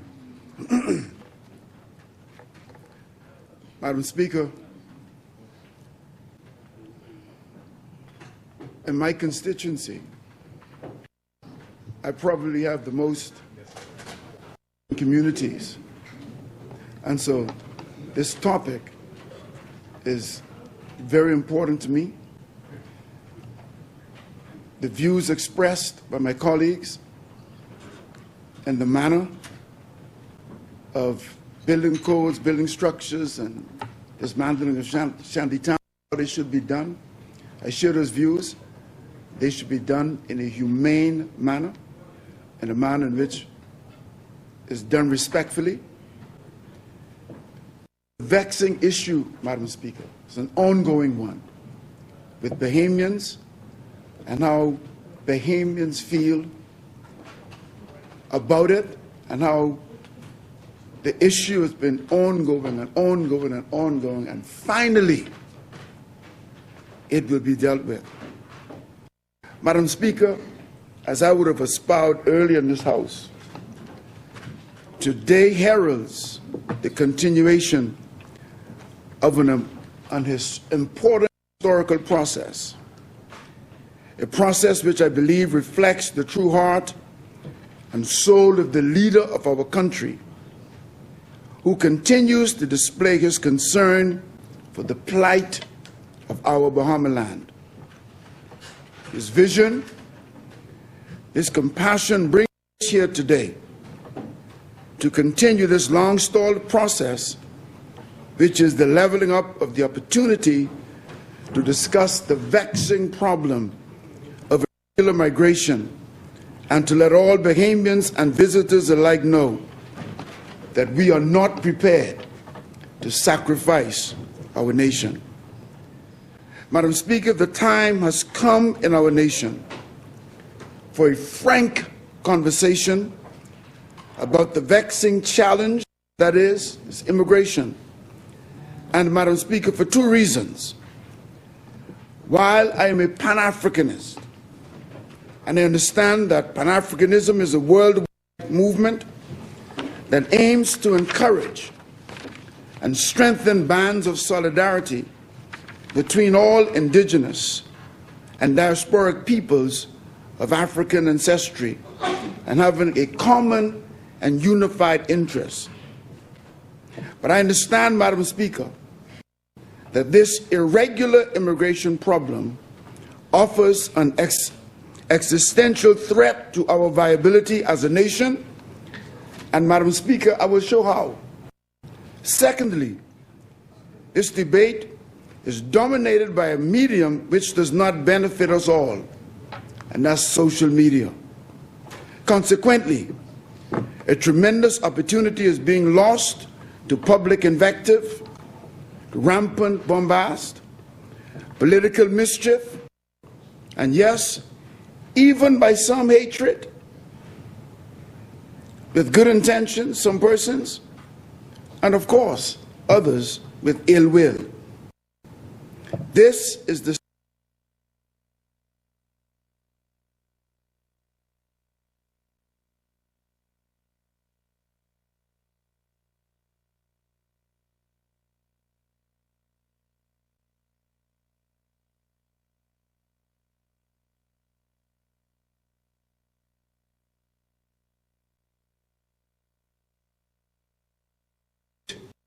revolution. The Haitian Revolution was a rebellion by self-liberated Africans against the French colonial rule. The Haitian Revolution was a series of conflicts between 1791 and 1804 between enslaved African colonists, the armies of the British, the French, and the Spanish. Madam Speaker, against tremendous odds and through struggle, the Haitian people ultimately won their freedom from France and thereby became the first country in the world to be founded, the result of a slave rebellion. The revolution was hard fought, and the great nations of that time, smarting from their defeat, they refused to recognize the independence of Haiti. France, with warships at the ready, having finally accepted the loss of the Haitian colony, sailed to Haiti in 1825 and demanded that Haiti compensate France for the loss of its colony. In exchange for French recognition of Haiti as a sovereign republic, France demanded payment of 150 million francs to recognize Haiti. The last payment on the debt was settled in 1945, 122 years ago, and Haiti has been struggling ever since. Madam Speaker, the payments of reparations to France for the freedom of the Haitian people has been called by the university scholar Marlene Dott as, quote, the greatest heist in history, end quote. Forbes Business in 2017 has equated the 122-year freedom payment as equivalent to the US $21 billion in today's currency. It was the former enslaved Africans of Haiti, not the French slaveholders, who were forced to pay the extortionists for their hard-won freedom. I pose the rhetorical question: where did Haiti's present woes begin, and where will they end?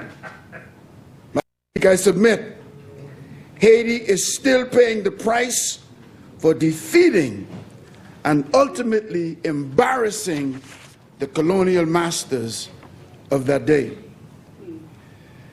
Madam Speaker, just last month, the 25th of January, while attending the Community of Latin American and Caribbean States CELAC conference in Argentina, our Prime Minister noted the threat, the substantial threat that irregular Haitian migration posed for the Bahamas.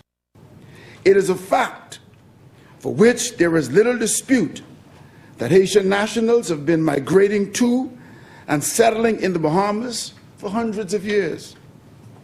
While the Bahamas has transitioned to a robust tourist and service-oriented economy, the influx of irregular, undocumented migrants have not gone unnoticed, as these migrants continue to come to the Bahamas annually by the thousands. Madam Speaker, we are both responsible for this and victims of this migratory crisis. Some have opined that it was inevitable, as the voracious appetite of our economy for labor has resulted in these problems, and that we ought better to have anticipated the social, economic, and the political fallout of our actions. While I share those sentiments, we have come to the realization the conversation cannot end there. Madam Speaker, while the industrialized countries around the world have fashioned humane policies to address their crises with immigrants, they have simultaneously also found ways to protect, prioritize, and favor their people from having to compete with migrants who come to their countries seeking a better way of life. Likewise, Madam Speaker, we here in the Bahamas will need to develop creative ways of protecting certain industries to favor Bahamians as migrants come to our country looking to improve themselves. Madam Speaker, we must never be prepared to sacrifice our nation.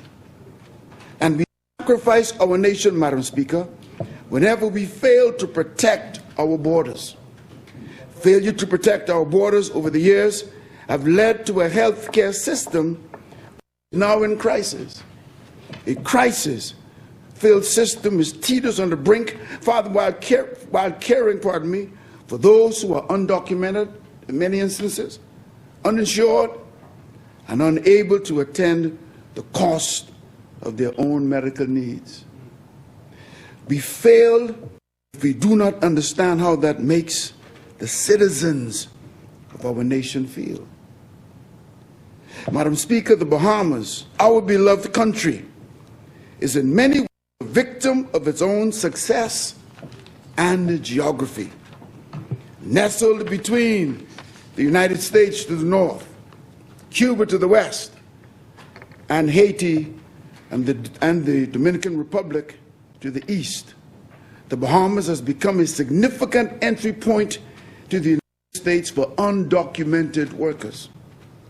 A major side effect of this has been the growing presence of Haitians, Jamaicans, Cubans, and Dominicans in the Bahamas as they seek to make treks to the United States of America.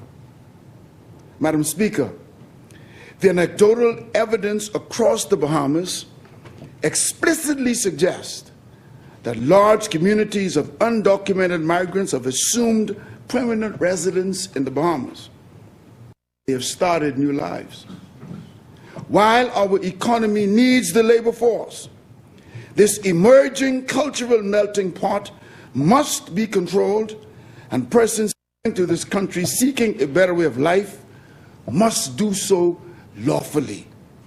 The Maltese, Australian, and Singaporean efforts to stem the tide of undocumented migrants may be instructive in showing us how to stem the tide of irregular migration into the Bahamas. Madam Speaker, what we must not do is to slip into a false sense of security that the problem fix itself. I repeat, Madam Speaker, what we must not do is slip into a false sense of security that the problem will fix itself. Neither should we allow cynics to fan the flame of bigotry. I simply say, let the drones fly, Prime Minister, 24/7. Beef up our southern plank. Place a magistrate court where it needs to be to ensure due process. And let us sharpen the call for the United Nations and the international community, as they must intervene, not simply to militarize Haiti, but to demand robust and lasting democratic reform. Consequently, Madam Speaker, I support the Prime Minister's call for an international intervention. And yes, Madam Speaker, France owes Haiti. As we speak, Haiti teeters on the brink of collapse, and we must pray for her. And Madam Speaker, as I conclude, I want to speak of what I call a Haitian Marshall Plan. The Marshall Plan was an American foreign aid initiative in the aftermath of World War II. It was an American initiative which was specifically designed to restore Western European economies over the dangerous post-Second World War period. In 1957, some $15 billion in aid was provided to assist the recovery of the European economy. It was a plan which ultimately bailed out France, Germany, the United Kingdom from the brink of failed state status. Similarly, Madam Speaker, I believe we must implement this financing structure in the region if Haiti is to succeed. The Bahamas and its Caribbean neighbors cannot implement this alone. Prime Minister, we must continue to be the conscience of the world in this regard. We must remind the world and let the world know of Haiti's plights and Haiti's needs. I applaud the efforts to forge agreements with CARICOM, with the United Nations, the United States, the United Kingdom, Canada, and Cuba on critical issues to protect our country's borders. Madam Speaker, while successive administrations have shied away from addressing this vexing problem, this Philip Brave Davis government will not do so. Madam Speaker, we will not back down. We will not double talk. We will buckle down. Madam Speaker, we will face the challenges and we will get the job done. Humanely, we will do it firm but fair. We will not be weak-kneed on this. Madam Speaker, these issues, we cannot allow them to be passed on to another generation. That would be most unfair. In closing, one cannot emphasize the importance of enforcing our immigration laws, promoting international cooperation, and, Madam Speaker, to prosecute all found guilty of exploiting the unsuspecting migrants, be willing to spend their last dollar in pursuit of a better way of life. Let's let the rule of law prevail and cause. May Almighty God continue to bless you, Madam Speaker, the people of our great Commonwealth, and may He continue to make every effort to make the wealth more common. Go the now's rest. Thank you, Honorable Member Asmani. The Chair recognizes the Honorable Member for Fort Charlotte. Thank you so very much, Madam Speaker. Madam Speaker, I just wish to thank the people of South Eleuthera for their patience. And during this past several days and the water woes,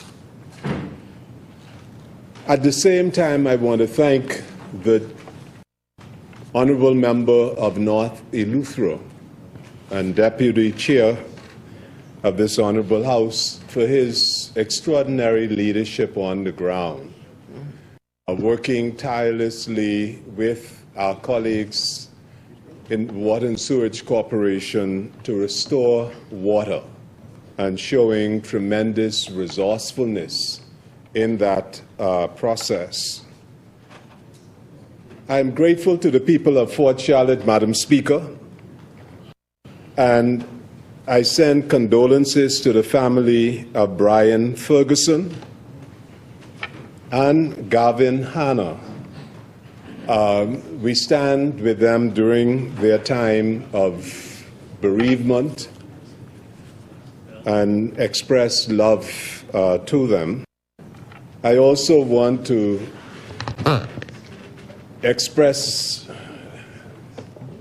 joy that a great exhumian has come home after having gone through a period of illness, and that is Alpheus Tucker Roll, a great exhumian, a great Bahamian who has just returned from a period convalescing in the United States to his business and home in Compass Key. Madam Speaker, I thank the opposition for presenting us with this resolution because it affords us the opportunity to speak directly to the Bahamian people and inform the Bahamian people of the immigration policy of the government. And it is, Madam Speaker, something that we should be very proud of, but the Bahamian people must know what is being done. The Constitution of the Commonwealth of the Bahamas, Madam Speaker, in the first chapter, it declares that this is a democratic sovereign state. In Article 2, Madam Speaker, the first enumerated power to the government is stated, and that is the power to recognize citizenship by the grant of a passport, and also, Madam Speaker, to grant citizenship by way of registration or by the way of naturalization. There is no power, Madam Speaker, that is greater than the power to determine who is a member of the Bahamian family. There is no greater power, Madam Speaker, and therefore for all of us as Bahamians, it is a very emotional thing, because when you hold the citizenship, there is no barrier. There are no restrictions. Even if you're born someplace else and you hold that Bahamian citizenship, you can become a member of Parliament. You can lead a party, and if you have the majority in the Parliament, you will be appointed by the Governor General as Prime Minister of the Commonwealth of the Bahamas. Madam Speaker, there is no higher office, none, than to be a citizen of the Commonwealth of the Bahamas. And therefore, Madam Speaker, in the exercise of this extraordinary power, it means that the government must protect the citizens, but also protect the territory in which the citizens exhibit the national territory. So citizenship, national security go hand in hand. You cannot have a citizen who is insecure. And therefore, Madam Speaker, before we talk about the immigrant, before we talk about the visitor, we have to talk about the citizen.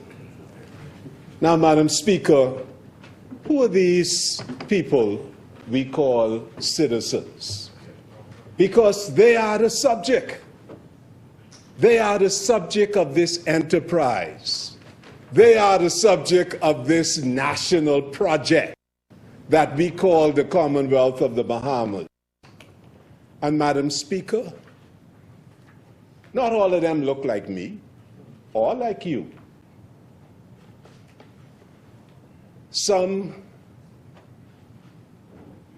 are what we call European Bahamians. Some are Greek Bahamians. And we celebrate the fact that they hold their heritage. They are citizens. But they are fearful, because that's the nature of this free society, to say, come to my Greek festival and enjoy yourself.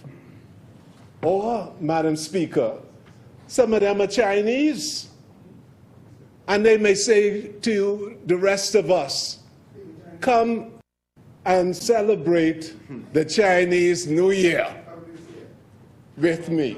And Madam Speaker, I readily celebrate with them. And it is an asset to the Bahamas to have this variety of heritage binded together as one.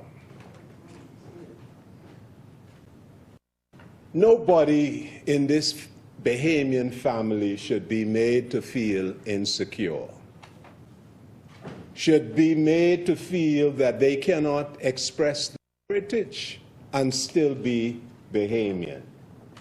And this is what we have to first appreciate, Madam Speaker. There should be nobody carrying the Bahamian passport in this place and feel that they cannot say, my family is from here, and my family, the same way the Honorable Member for Golden Isles. I'm proud to be African.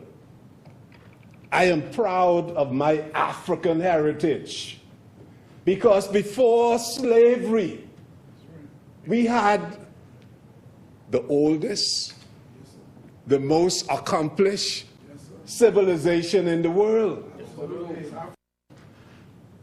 We didn't start in slavery. We had built empires, and we have a great civilization. And that is the same way the Greek Bahamian feels. That is the same way the Chinese Bahamian feel. And that ought to be the same way the Haitian Bahamian feel. We have to protect everybody who carries this Bahamian citizenship. And therefore, Mr. Speaker, Madam Speaker, the rule of law, and Madam Speaker,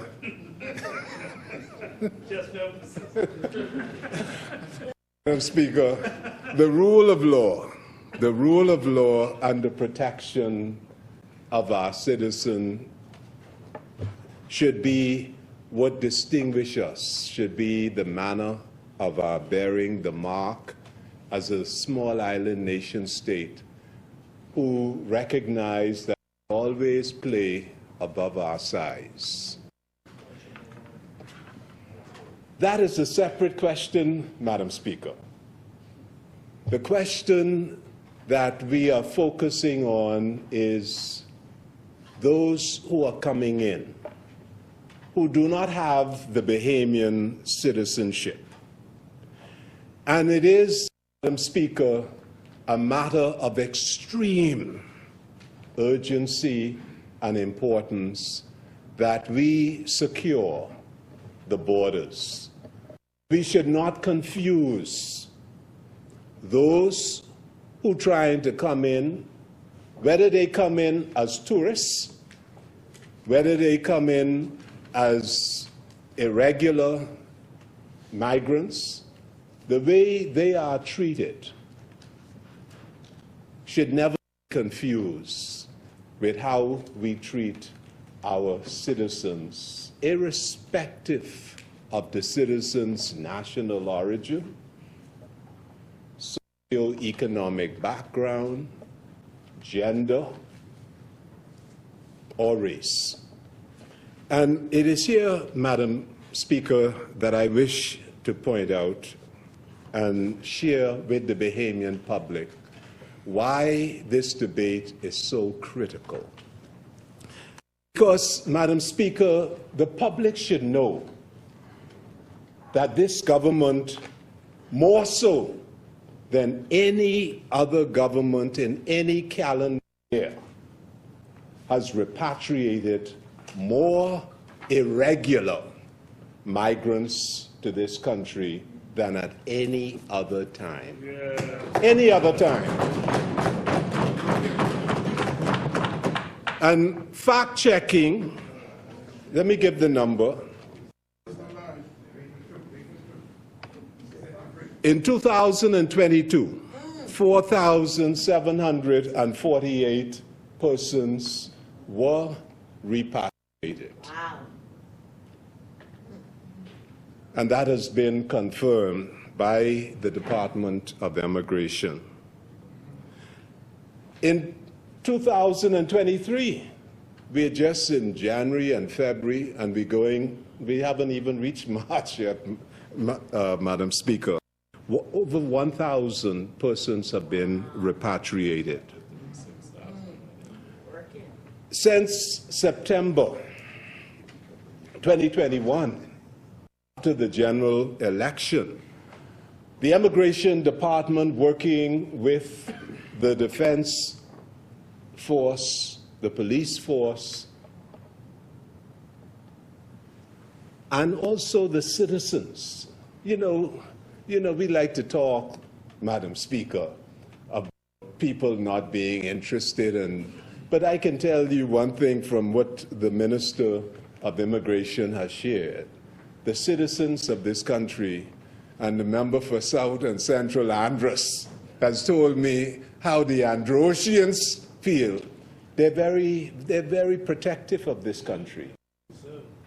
And they don't wait for the police or the defense force. If they see something and it don't look right, they will report it. It's a point of order. The chair recognizes the honourable member for Marco City. Madam Speaker, I'm advised that some 5,000 Haitian nationals were repatriated to Haiti. In 2000, 4,800, over 6,000 in 2001. I believe it was somewhere around 5,000 in 1989. So I'm just concerned about the numbers mentioned by the member for Fort Charlotte in terms of the figures. I think it's good to talk about the amount of persons that were repatriated, but to say that at any other time, it doesn't bear out the facts. Yeah, well, 4,800 in 2000, over 6,000 in 2001, and 5,000 in 2002. Madam Speaker, I'm grateful for this opportunity. As I'm informed by the Minister for Immigration, this is a calendar year. We're talking about a calendar year. And based on the Department of Immigration, this is their record, Madam Speaker. This is what I am advised by the department. Also, Madam Speaker,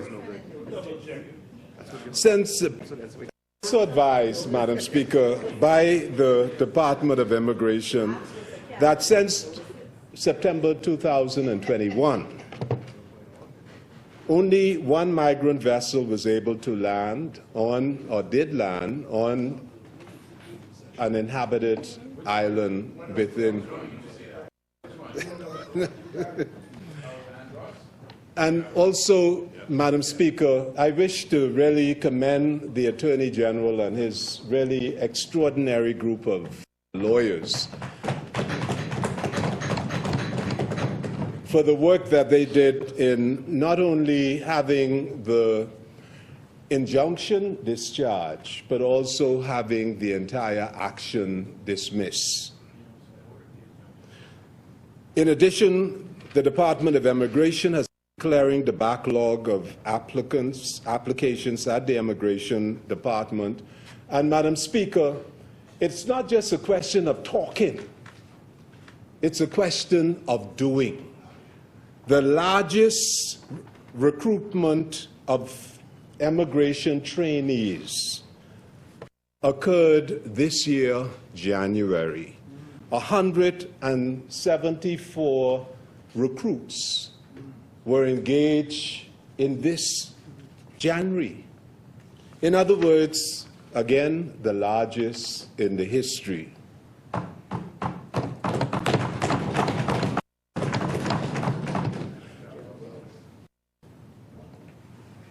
We have heard from the presentation of the Minister of National Security that the largest investment in the Royal Bahamas Defense Force, again, by the Prime Minister when he was Minister of Works, along with the Minister of National Security, the late Dr. Nottage, with the Sandy Bottom project, $232 million. 234, thank you, million. Patrol crafts, the dredging of harbors, the development of bases and port facilities. And, Madam Speaker, most recently, the Department of Immigration has established and is in the process of building out a temporary facility in Inagua so that repatriation can occur from Inagua back to Haiti, if that's the point of origin, without having to bring the persons into New Providence. And as the Minister of Immigration, hotlines and infrastructure being put in place. So, Madam Speaker, what is happening is not simply sitting on our hands, and I think the expression used by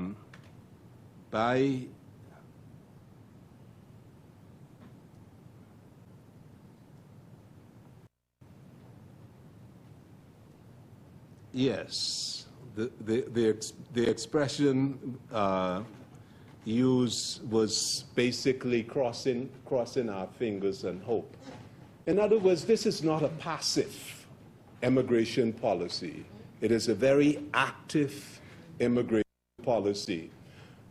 But the key point that I wish to make is that there is also a recognition by the government that the immigration process is multidimensional, and that there are push factors. In other words, we've been focusing within the Bahamas as we seek to protect and secure the borders. but there is a recognition by the government that the crisis is not in the Bahamas. The crisis is in Haiti. And therefore, you have to go to the source of the crisis. And Prime Minister Davis called for a sustainable Haitian-led solution. But not only is he sitting here and calling, he's not calling from a distance. Thank you, he's brokering it. He is engaged in ensuring that it happens. He is forging an international cooperation to achieve stability in Haiti. And, you know, sometimes you have to speak truth to power. And our Prime Minister, the reason why they say brave leadership, right? Yeah. Is that it was reflected in June 2022 at the Summit of the Americas. He was approached by some of our larger countries within this hemisphere, the Summit of the Americas, and he was asked to sign an agreement for the Bahamas to take in refugees, like 21 other countries within this hemisphere. And he declined. He said the Bahamas has taken in more than its fair share. It's reached its capacity. And you know, Madam Speaker, CARICOM recognizes the special role of the Bahamas, because I remember when I was in the cabinet before, and the issue of the free market, and the Bahamas was exempt from the free movement of people, because it was recognized by CARICOM that on a per capita basis, the Bahamas has more persons from a region. And all of us in this chamber, we have been taught by Jamaicans, Trinidadians, St. Lucians in our high school, my teachers, you know, from Guyana, and Turks and Caicos. So the Bahamas was recognized by CARICOM for its generosity to the region. The fact that it has been so hospitable in providing opportunities for other persons from our sister CARICOM countries. And similarly, we see that notwithstanding from other multilateral organizations, the Bahamas continues to repatriate. You know, Madam Speaker, what is interesting is that the Progressive Liberal Party in government has done one thing consistently. In 1986, the first treaty between Haiti and the Bahamas to deal with immigration between the two countries was established in 1986. Also in 2004, again, we see that the Progressive Liberal Party in government went to Haiti and on behalf of CARICOM was negotiating with President Aristide in order to establish stability and free and fair elections within Haiti. And today, as chairperson of the heads of CARICOM, the Prime Minister of the Commonwealth of the Bahamas is leading the effort to restore the rule of law and free elections within Haiti. And it will be under his leadership, within a month's time, convening a meeting of the heads in Jamaica with the stakeholders from Haiti. In other words, showing the respect to the Haitian people that the solution should involve their representatives. And in Jamaica, this meeting will ascertain the national consensus for inclusive, transitional, and transparent elections. involving also the Haitian president. That is to produce a Haitian-led solution.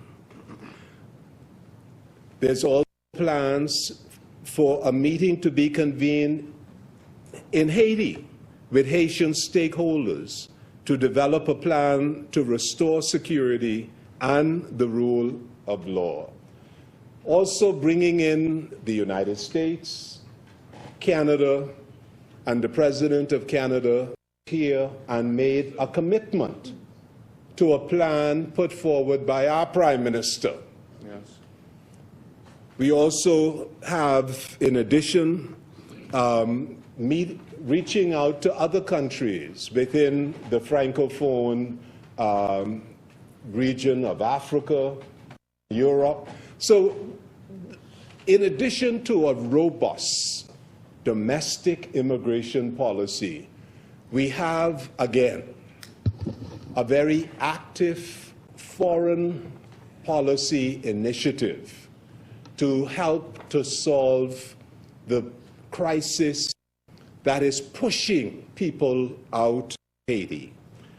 So what we see, Madam Speaker, both on the domestic front, both on the international front, an immigration policy that is multi-dimensional, similar problem itself, which is multi-dimensional. In addition, Madam Speaker, the issue of irregular, unpermitted structures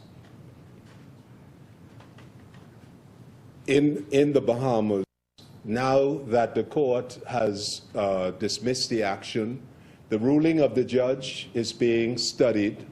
The cabinet has reconvened the Shantytown Task Force, and we see the group has met. I've met with the group. They've started their work. Surveillance and surveys are being done throughout the country.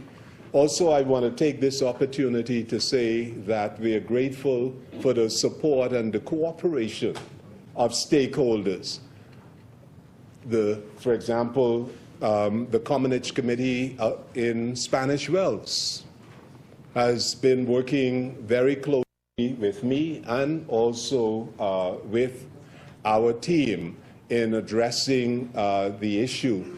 And therefore, we recognize, and also I must say, previous government as well in 2018, the role of civil society, the importance of consultation, the importance of utilizing the collective wisdom of the Bahamian society in solving a very, very complex issue.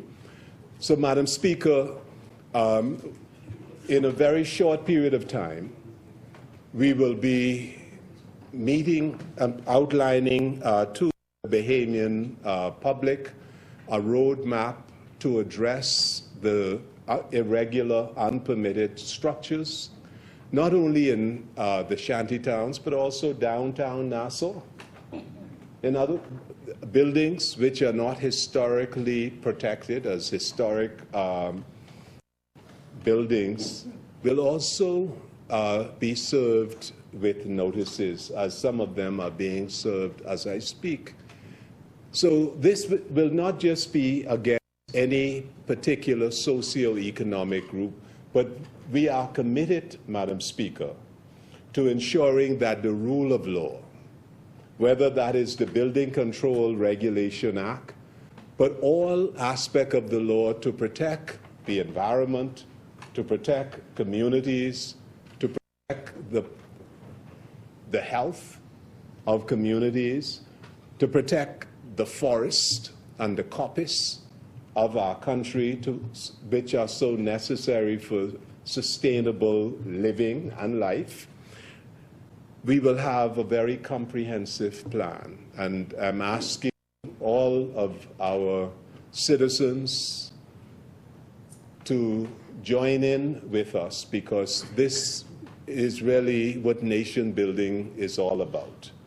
how do we ensure the rule of law and the equal treatment of all of our people so that we have a much more sustainable, resilient future for the entire Commonwealth of the Bahamas.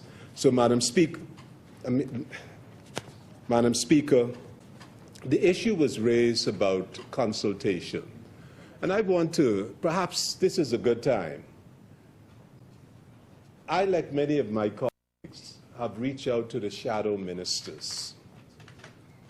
For example, my member of parliament, the honorable member for St. Anne's.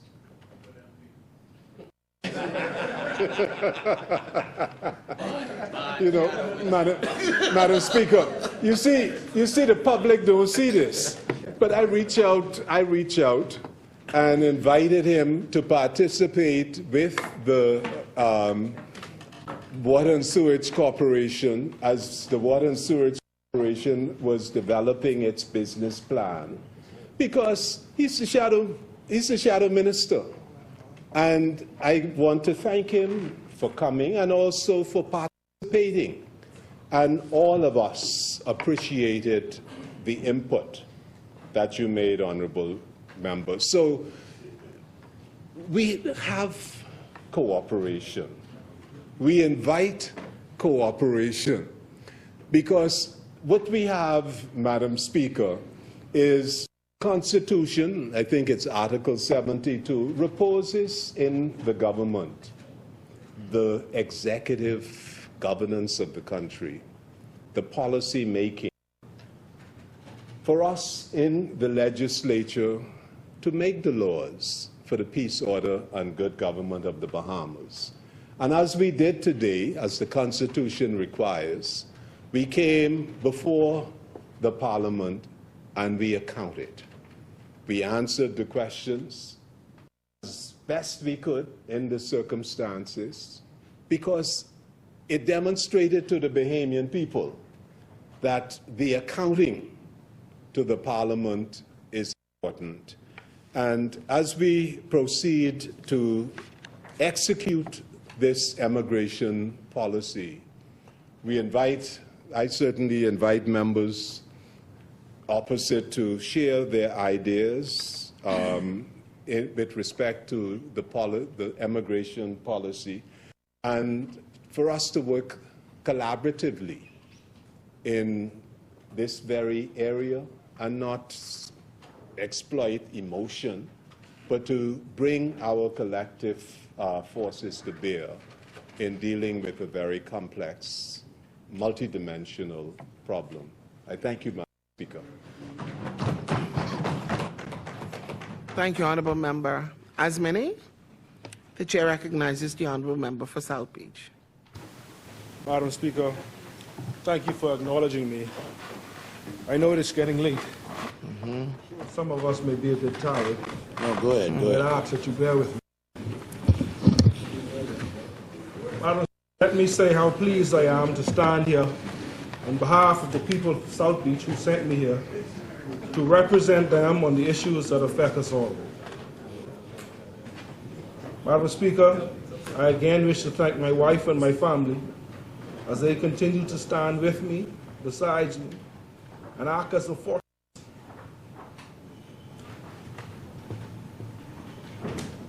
and as my place of solitude in some difficult times. Madam Speaker, before I begin, I must also note that, like so many other places, the reality of crime and the effects of crime has visited, once again, my constituency. I send my prayers and public regards to the family, and I wish to put on public record how outraged I am with this vexing crime issue. Nationally, more specifically, Madam Speaker, how much more disturbed I am when the monster of murder raises its head in what is known as quiet South Beach. Madam Speaker, I know we must do more, and I have no doubt The member for Freetown is engaged in meetings and strategic sittings with the executive command of the Royal Bahamas Police Force on what more will be done. But let me too state that I am committed to doing all that I can to ensure that, for as long as I have the strength, South Beach remains a peaceful community of decent citizens with neighborly values, free from crime and terror. I again pray God's peace for the family in this very difficult time and assure them that earth's sorrows, heaven can heal. And so, Madam Speaker, we are here as a country once more, to discuss the issue of immigration and the necessary steps needed to manage it. Madam Speaker, regrettably, this is the same place we were several times before as a country. It could seem, Madam Speaker, that we are comfortable with revolving doors that string people along term after term without a meaningful legislation to cure the issue that have existed since the days of this Commonwealth. Madam Speaker, we appear to know many things. We appear to know what we have. We appear to know what we want. We appear to know where we are in this fight, in this immigration fight. However, Madam Speaker, what I feel is lost on many of us is we do not appear to know how. How did we get here? And more importantly, how will we get to the place where we have been decades trying to go? Madam Speaker, what we cannot do is get caught up in the fancy language of another committee with titles that will simply evaporate into nothingness and more unanswered problems, as if our inability to fix issues do not affect human life. Every matter, Madam Speaker, that affects immigration, in my view, similarly affects citizenship and what it looks like. It affects how it is determined and who should be allowed it. As citizenship and its entitlement is the greatest honor any person in this country could ever have, we must seek to get these things right, Madam Speaker, whether it is by a committee as suggested by some, or by any provision necessary. Madam Speaker, we must be relentless in doing so, even if it means at some point that in the evolution of our democracy, we hand over our power on these matters to an establishment of an immigration and citizenship court. Yes, Madam Speaker, something that may very well have found its time in our development at this juncture in our history. Madam Speaker, we must do more than ensure that policy and the discretion of policymakers alone are not how we continue to deal with these issues, like those of citizenship and immigration. We should legislate in this place and allow that legislation to be put the necessary prescriptions in place to definitively deal with this issue, so that once we would have legislated, the courts will have clear rules to follow based on the rules and the laws that we debated and passed in this place. This, I believe, Madam Speaker, provides for the kind of consideration and diligence necessary to deal with our issues in a way that will allow for the manner of our bearing to be marked by the world. Madam Speaker, this is not the first time we have been here. But since we are here, I cannot help but ask what I perceive to be the obvious question. Madam Speaker, that is, how are we still here? More importantly, Madam Speaker, how do we get beyond here? I am always very concerned, Madam Speaker, with how what we do in this place translates to those on the outside of this place. Madam Speaker, we must find a way to cure the issues that are created because of irregular immigration. Otherwise, I submit that all of our efforts here in this place would amount to clanging cymbals and savorless assault. Madam Speaker, that is why this administration has placed this as a priority item. That is why we have worked to have the injunctions removed that we met in place when we took office, and we have had success in this regard as recently as last week. Madam Speaker, the matter of how we proceed on this immigration issue is important, and possibly that importance cannot be stated strongly enough. I contend that all approach on all matters of immigration should always be approached with the same fervor of consideration for citizenship. I argue this, Madam Speaker, because our failing to get immigration right means we will possibly continue to franchise Bahamians. I am aware, Madam Speaker, that the situation in Haiti can be classified as nothing less than a crisis. However, if we are to be wise, we must accept that the term immigration problem and Haitian problem are not one and the same. Madam Speaker, could it be that because of the issue of our Haitian brothers and sisters and the issues that they would have faced is such a massive one, that we have turned our full attention to it and decided that everything else is just not as important? Madam Speaker, I wish to advise against that. However, this government has still, out of the abundance of due diligence, on as many occasions as possible, worked in the international community by calling for a more sustainable solution to Haiti's challenges, and Madam Speaker, notable strides were made while hosting CARICOM in the capital this past week.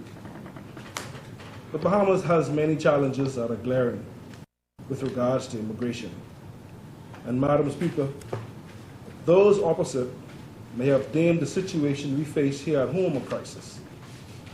While I'm convinced that such an assertion is premature at best, and while I maintain that the Honorable Prime Minister and the Honorable Minister of Immigration have their hands around the matter we are facing, we'll indulge those opposite and allow them their definition of crisis.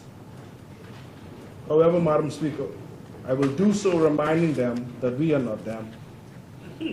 And if this is indeed a crisis, as they would have calculated it, then we on this side shall be guided by the words of Sir Winston Churchill, and we shall not let a good crisis go to waste. That is why, Madam Speaker, we have decided to proceed cautiously and not have signed on to a wholesale accepting of migrants, nor have we agreed internationally to discontinue repatriations out of the abundance of caution and are realizing that our resources are minimal and that a free-for-all policy may not be as productive for us as it might be for others. Madam Speaker, despite those facts, while others are screaming gloom and doom, while they are busy forecasting eternal destruction caused by some impending crisis due to immigrants, places like Canada and even countries smaller than ours like Barbados are asking for immigrants to come to their countries, and they are making policy decisions to increase development in their countries, which in some instances are sophisticated as advances in technology, but in other cases as simplistic as goat farming. Madam Speaker, while those are steps being taken by our big brother country to the north and our little sister country to the south, we are here referring to matters of immigration as a crisis.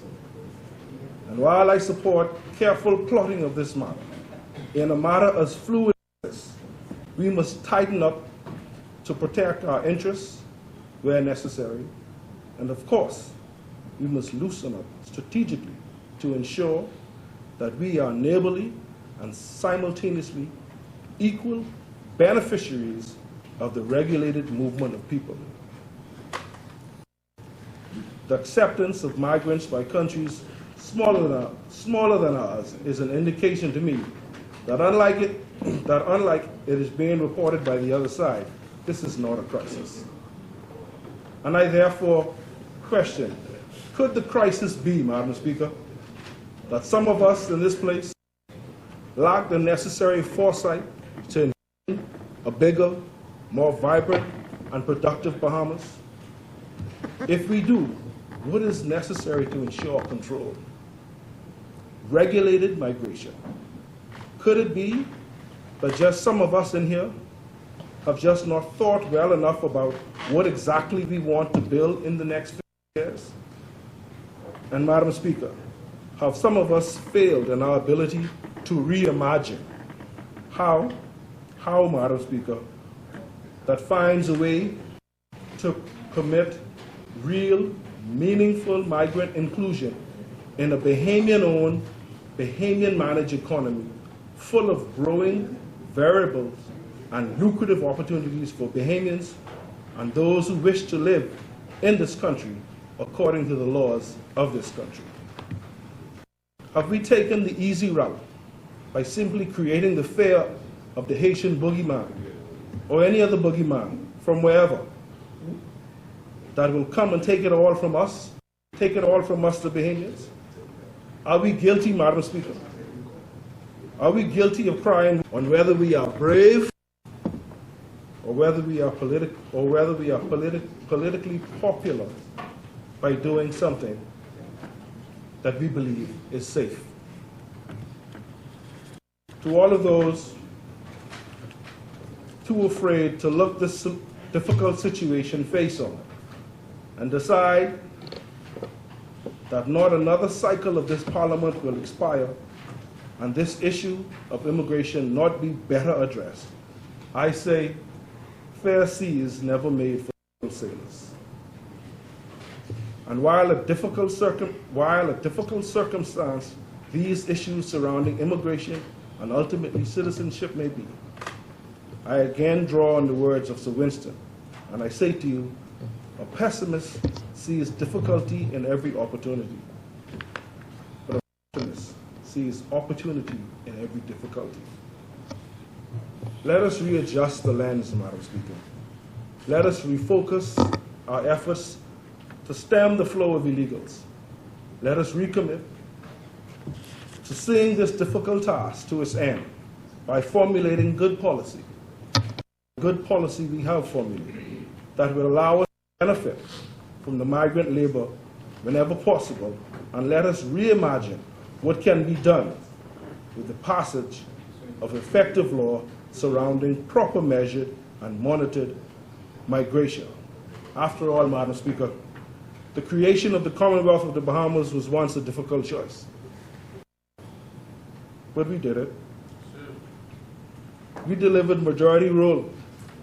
Then we delivered an independent Bahamas. And I know, Madam Speaker, we can deliver wholesome policy and strategy on immigration that is humane and that shows our regional support for our CARICOM counterpart. Madam Speaker, whether the Select Committee is sufficient, or whether an immigration court is necessary, or whether some other tool is necessary to achieve this, will be a matter we determine in this place at some point. After much thought, much debate, and deliberation with a view of achieving optimum results. To clarify, Madam Speaker, and just to ensure that I am not misquoted, at present, there is no question of an immigration court being made today. However, I am of the belief that there may come a time when we consider this, and it is my view that we ought to ready our minds for all opportunities or possibilities, especially since, Madam Speaker, it is my view that immigration matters easily become citizenship matters, and those matters deserve the most pure thought, the best legal dissecting and deliberations. And this place may not be best served that requirement. Madam Speaker, the efforts of this minister in this 17th-month period has been remarkable, to state it plainly. What I know is that the men and women who have sworn to guard our heritage have had enormous success over that same period. And it is not uncommon to hear about interdiction after interdiction, despite their resources being stretched, interdictions that, according to our records, have disrupted the possibility of 5,770 regular migrants breaking our laws and illegally entering this country. Madam Speaker, when I hear this, this gives me hope. When I hear of Operation Secure, I am hopeful. Because unlike the outright misguided and distasteful comments I heard in this place from the member of St. Anne's last week, suggesting some unusual religious practices while referring to our Prime Minister and a senior member of the Cabinet, and some lunacy about sailboats, black hats, and immigration, I respect the service rendered by those who wear the uniform and do all they can to defend our sovereignty, and I respect it enough that I would not dare permit anyone to suggest otherwise.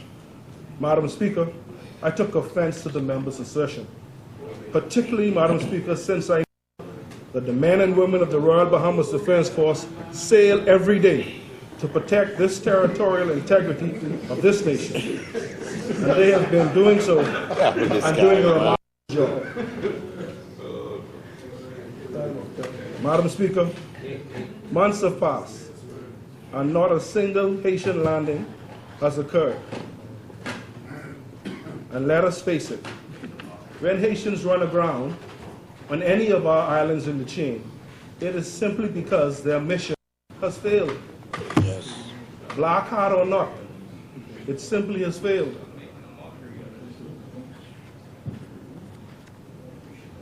Their mission has been failing thanks to the work of Dr. Raymond King, a seasoned seaman of many years with years of seagoing command experience, and his fine officers and Marines at the Royal Bahamas Defense Force. Madam Speaker, I support the government in its pursuit to manage and regulate immigration. And my utterances in this place will echo the same. With God's help, I shall continue to wake up every morning with the thoughts of how to make this Parliament better, because Barker's role passed through it. I shall wake up with thoughts on how I'll make this country better, because Barker's role would have passed through it. And Madam Speaker, I shall consider always how to make legislation better, because at the end of it, Barker's role has delivered.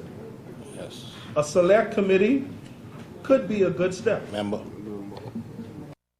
Could be a good step, Madam Speaker, if we were doing nothing about the immigration challenge. But a necessary step it is not, because this government plans, as amiably laid out by the Prime Minister, are steps toward a functional Bahamas.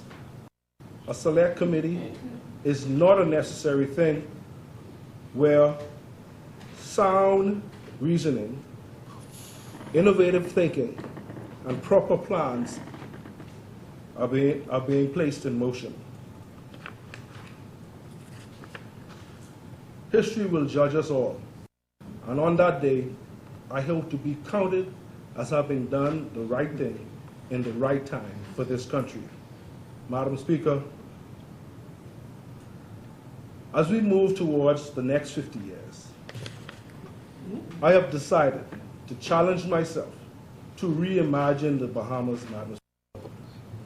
I have decided not to just be concerned with the difficulty, the task, or instead, Madam Speaker, in my reimagining of this wonderful place, I have decided to reconsider the how. How will we fix it? And how will we get to the place we all envision is a better Bahamas? I believe beyond doubt, Madam Speaker, that the steps of this administration, the policy for immigration, I would have taken over the past 17 months, are taking in that direction and doing so quite responsibly. I again commend the member for Carmichael for his work, and also congratulate the Prime Minister for continuing to be the beacon in the Caribbean and in the world, for being well-versed, well-prepared, particularly on matters that affect us as a country and as a region. And I commit to him my support in whichever way he proceeds, as I know it will be very, very well thought out, strategically, ultimately in the best interests of the Bahamian people. Madam Speaker, South Beach rests.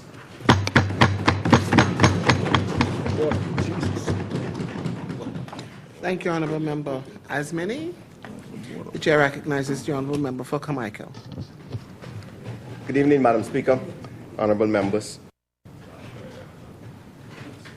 Madam Speaker, may the words of my mouth and the meditation of my heart be acceptable in thy sight, O God, my strength and my Redeemer. Madam Speaker, I wish to begin by expressing my sincere thanks to Almighty God for the blessings He continues to bestow on me and my family in this beautiful country.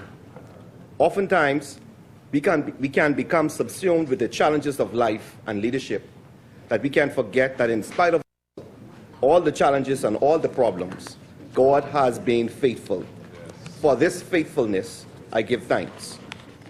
Madam Speaker, I stand to make a contribution on the most important matter as the Member of Parliament for Carmichael and the Minister with responsibility for immigration and labour. This contribution, Madam Speaker, marks my third communication to this Honourable House in just recent weeks surrounding migration. It also follows a national address last evening from the Honourable Prime Minister, in which the government's comprehensive plan to tackle the challenges in immigration was outlined and addressed. Challenges, Madam Speaker, which requires a regional plan to properly address, which is why the Honourable Prime Minister's address, present chairmanship of CARICOM, is so timely and critical. Last week, Madam Speaker, the best of the Bahamas was on full display for the world community.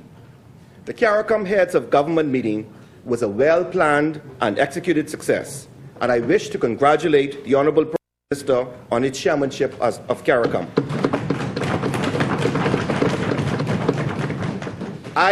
We have no doubt that he will continue to use his platform to bring needed focus, attention, and resources to issues which are of critical importance to the Bahamas and the region, a key component of which is irregular migration from Haiti and Cuba.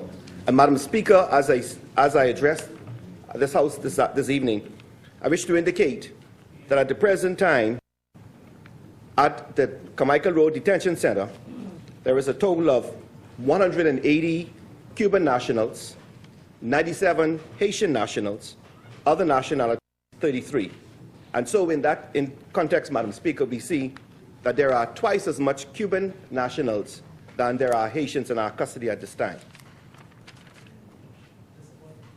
Madam Speaker, separate from the important diplomatic work which has been undertaken, as a Bahamian, I must express the immeasurable pride which I felt for the Right Honourable Dame Janet Boswick in receiving CARICOM's Triennial Award for Women.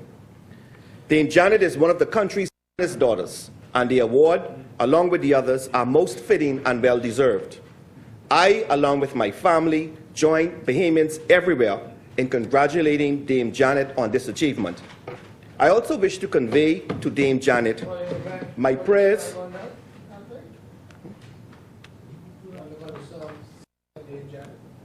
I also wish, Madam Speaker, to convey to Dame Janet my prayers for our beloved Henry, who presented my petition to the call to the Bahamas Bar over 2 decades ago. Henry and Janet Boswick are two of the most consequential members of the Bahamian Bar and have forever changed the country's legal landscape. My wife Clara and I, and all of us on this side, extend very best wishes to this couple. Madam Speaker, in his national address last evening, the Honourable Prime Minister laid out the major challenges on migration that is affecting many countries, but which disproportionately impacts the territories closest to Haiti. The Honourable Prime Minister outlined the pillars of the CARICOM plan to address the Haitian migration crisis, which includes coordinating a meeting with Haitian stakeholders to develop a plan to restore security and the rule of law, strengthening the capacity of the Haitian National Police, developing a plan to elections and restore a fully functioning Haitian government, and securing support from international partners, including the Canadian government, which has committed to providing security assistance as well as millions of dollars in humanitarian assistance. Madam Speaker, the efforts of the Honourable Prime Minister for the region and international community to provide assistance to Haiti and to Cuba must be congratulated. The reality remains that stabilizing the situation in Haiti is the most effective way to decrease the amount of people seeking to unlawfully enter the Bahamas from the Republic of Haiti. This brings us, Madam Speaker, to the debate this evening, the proposal for a select committee on immigration. Madam Speaker, we on this side do not support the appointment of a select committee, and therefore we will not vote in support of it. Madam Speaker, we question the motive of the opposition in calling for a select committee.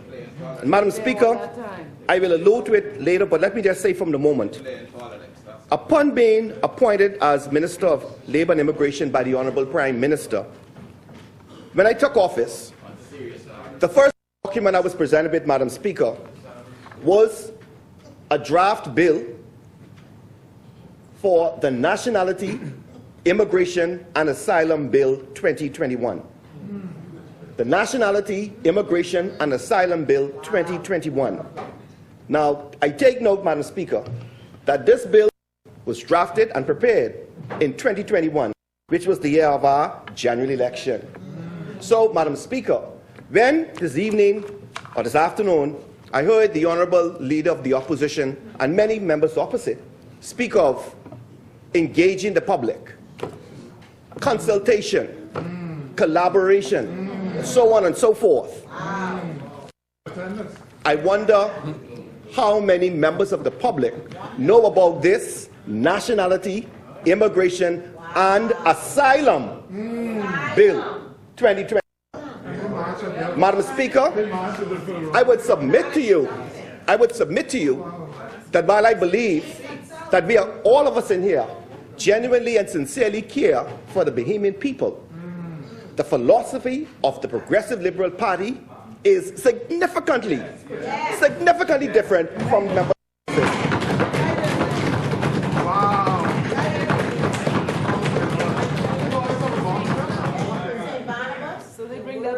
Madam Speaker, immigration is a serious issue, and serious attention is being paid to the issue by this Davis-led administration.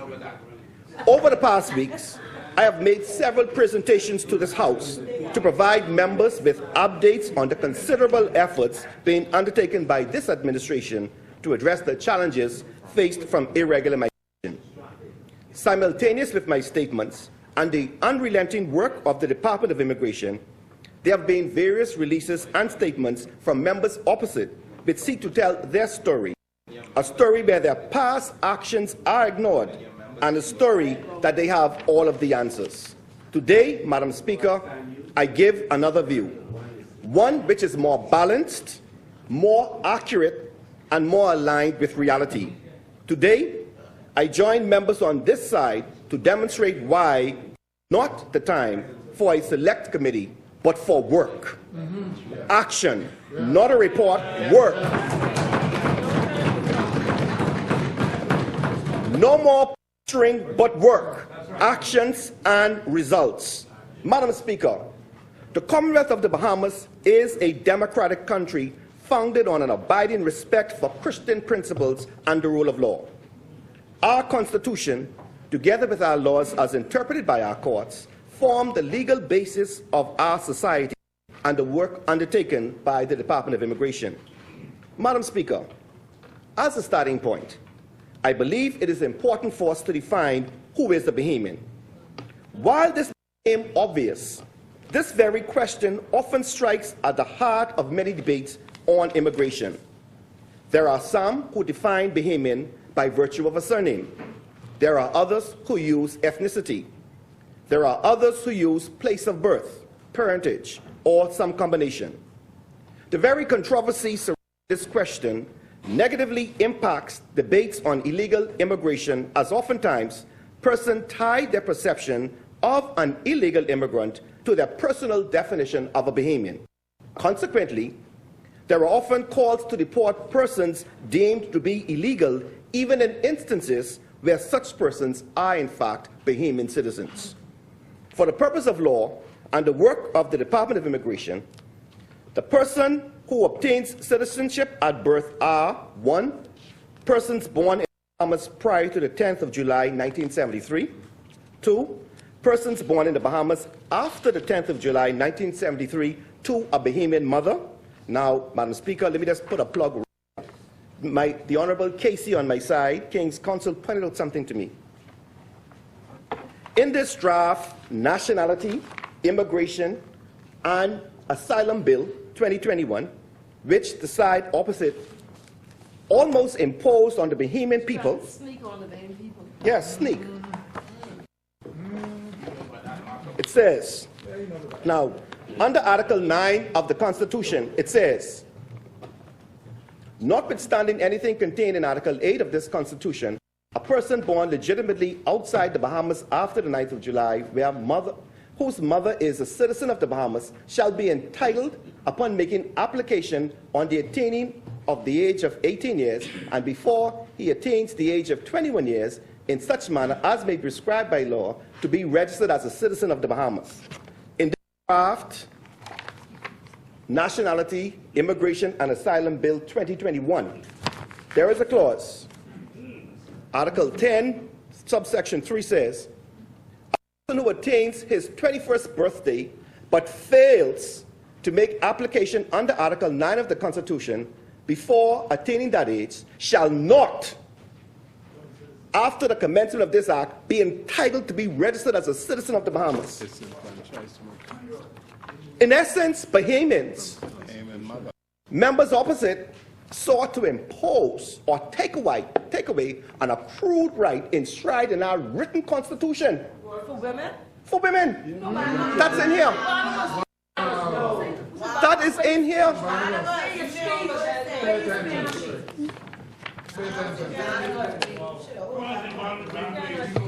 The great defenders.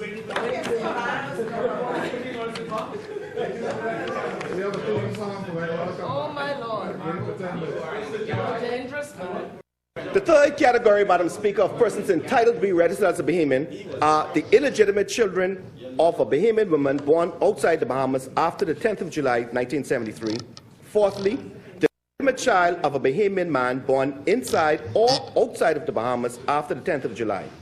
From the 10th of July 1973, the Department of Immigration has taken the view that these four groups described was complete. However, there presently is a case before our final court following two rulings of the lower courts which opine that automatic citizenship should also be given to the illegitimate children of Bahamian men born in the Bahamas. Madam Speaker, in addition to those persons who obtain citizenship automatically, there are other persons who are entitled to apply for citizenship under our laws.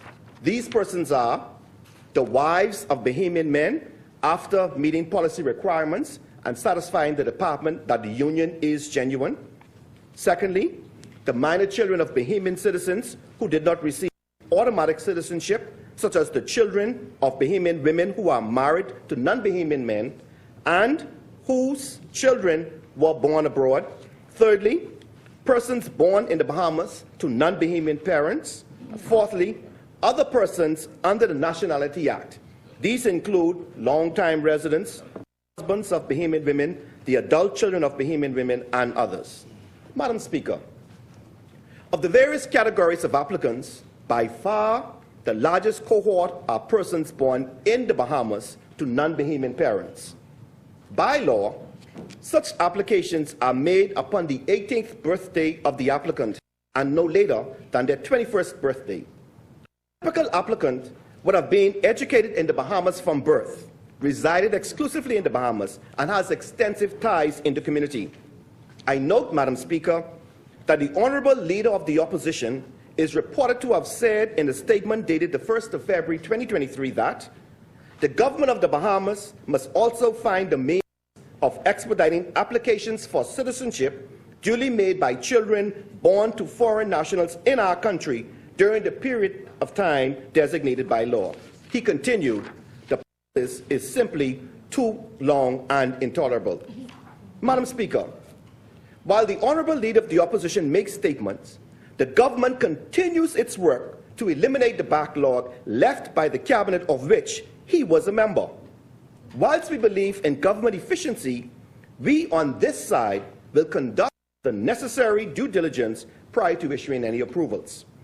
Madam Speaker, beyond citizenship, Bahamian law provides for persons to reside and or work in the Bahamas by obtaining a permit. These can be spousal permits for the spouse of a Bahamian, work permits, which are permits allowed to a non-national to work within a specific business in accordance with the grant, the terms of the grant. Thirdly, residency permits for persons and investors to reside in the Bahamas for extended periods with or without the right to work. And fourthly, permits to reside, which are permits issued to persons for them to live with a permit holder, such as a spouse of a work permit holder. These persons are not allowed to work using a permit to reside. Work permits, Madam Speaker, will only be granted when no Bahamian candidate can be found. This is a requirement in each case and is consistent with policy of the Progressive Liberal Party. The largest group of applications, Madam Speaker, comes from work permits. Each applicant for a work permit is supported by a letter from the prospective employer in the Bahamas stating the reason for the application and the details, a police certificate confirming the applicant has no criminal history, a medical certificate demonstrating that the applicant is in good health, up to 2 written references from the applicant's previous employers, proof that the employer advertised the position in a local newspaper, and sixthly, a labor certificate from the Department of Labor confirming that there is no Bahamian available to fill the position. The requirement of a work permit, Madam Speaker, are extensive and have not changed in recent times. Hence, no need for no select committee. This is why, Madam Speaker, I find this move by members opposite most curious. The opposition appears to have recently discovered that there are challenges with immigration whilst simultaneously discovering they never governed in the Bahamas. They have come to this parliament as a blank slate, their past actions and inactions forgotten. Madam Speaker, last week, the Honourable Member for Kalani stated, what we need to do is an audit of the work permits. They are all online. Recall all permits and reissue them in an orderly fashion with an additional security feature to it. Madam Speaker, this statement was most curious, particularly coming from the person making it. If memory serves me right, the member for Kalani previously served as the Prime Minister, and the leader of the official opposition sat in his cabinet when he was then Prime Minister. Madam Speaker, they were the government and exercised executive control of the government not 10 years ago, 5 years ago, but up to September 2021. Yes.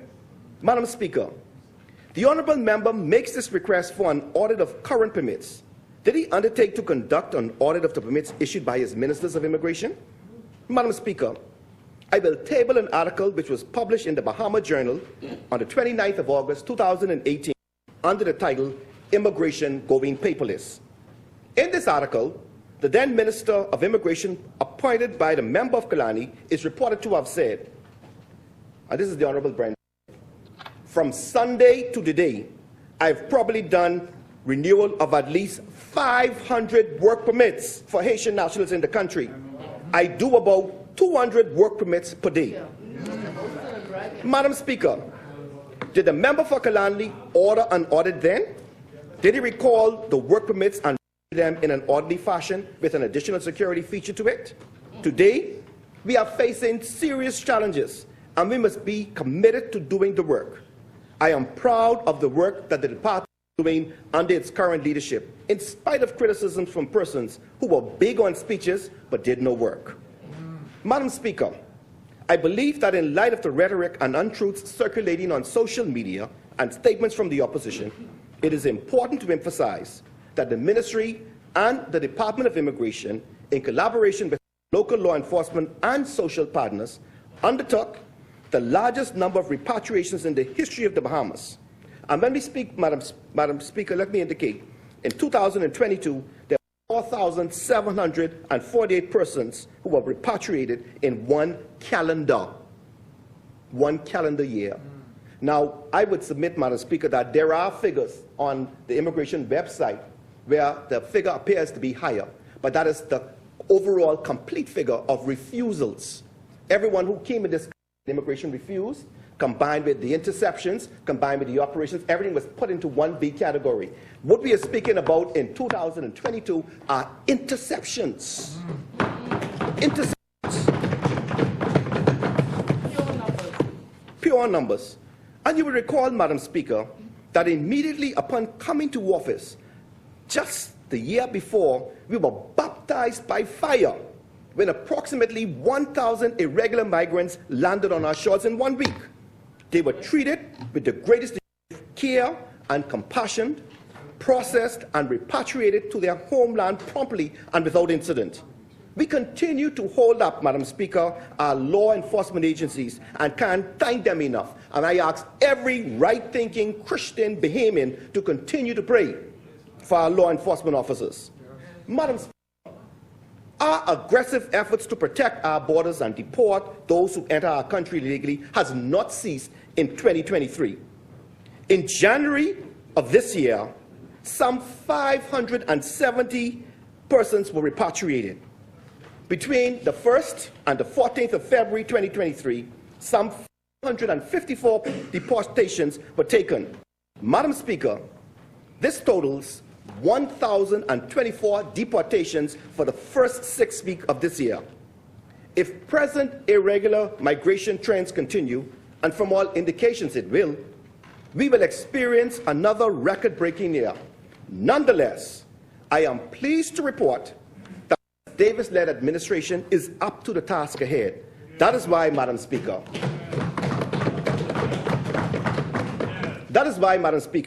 we continue to invest in our Royal Bahamas Defense Force.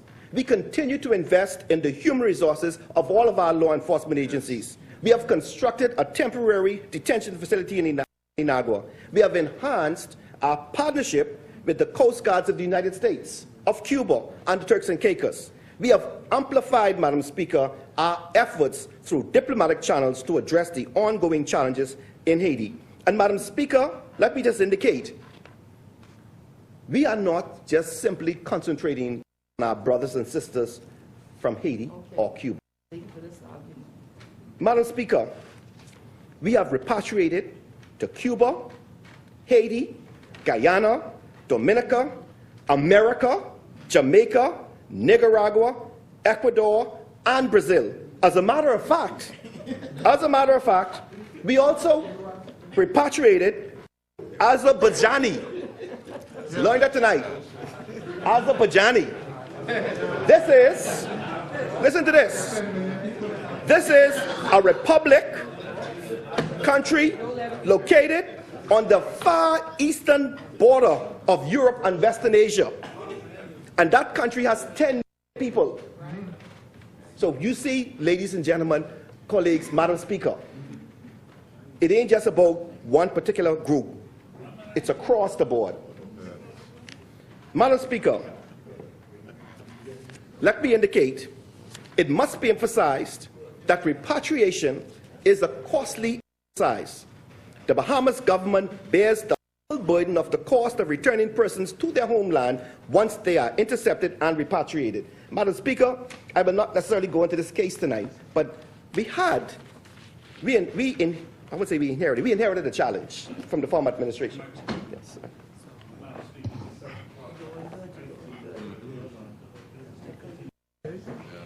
Thank you, Honourable. Thank you, Honourable Members. It has been moved and seconded that the business of this House proceed beyond the 7 p.m. hour.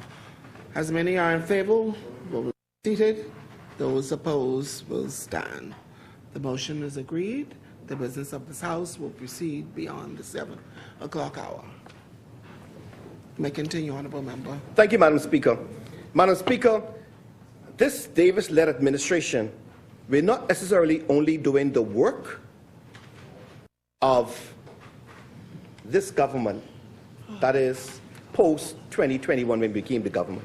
We're also doing the very heavy lifting of the former administration. Madam Speaker, when we came into office, we were faced with a Chinese national who was in custody from 2018. There was only one attempt by the former administration, Madam Speaker, to repatriate this woman to her hometown. I am pleased to report that she has been repatriated, and the officers, immigration and law enforcement, are in tow and they are on their way back home. That woman was in custody for some 5 years. It took this Davis-led administration through the diplomatic channels, through traveling through a number of countries, to get that lady out of this country, and also to remove the liability to this government. That is what you call collective responsibility, and that's what you call action. Madam Speaker, in 2022, we were forced to return an African lady and her 3 sons who were found abandoned in Bimini, where she was attempting to smuggle in Florida. Madam Speaker, as I informed you, the overall cost of repatriation for 2022 was some $1,506,077.10. Since my last communication, for this year, for the 1,024 persons repatriated, the government has had to spend some $326,257.91. Madam Speaker, in my previous communication, I advised the public that all applications coming into the Department of Immigration would be subjected to enhanced vetting, and I wish to provide an update on some of the issues we have discovered. Madam Speaker, last month, a Bahamian submitted an application for a work permit.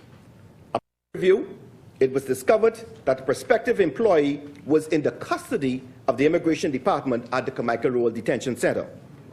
The review of the application also highlighted concerning documentation, namely a medical certificate from a Bahamian medical practitioner, in which the physician confirmed that he had examined the individual and found that person to be medically fit.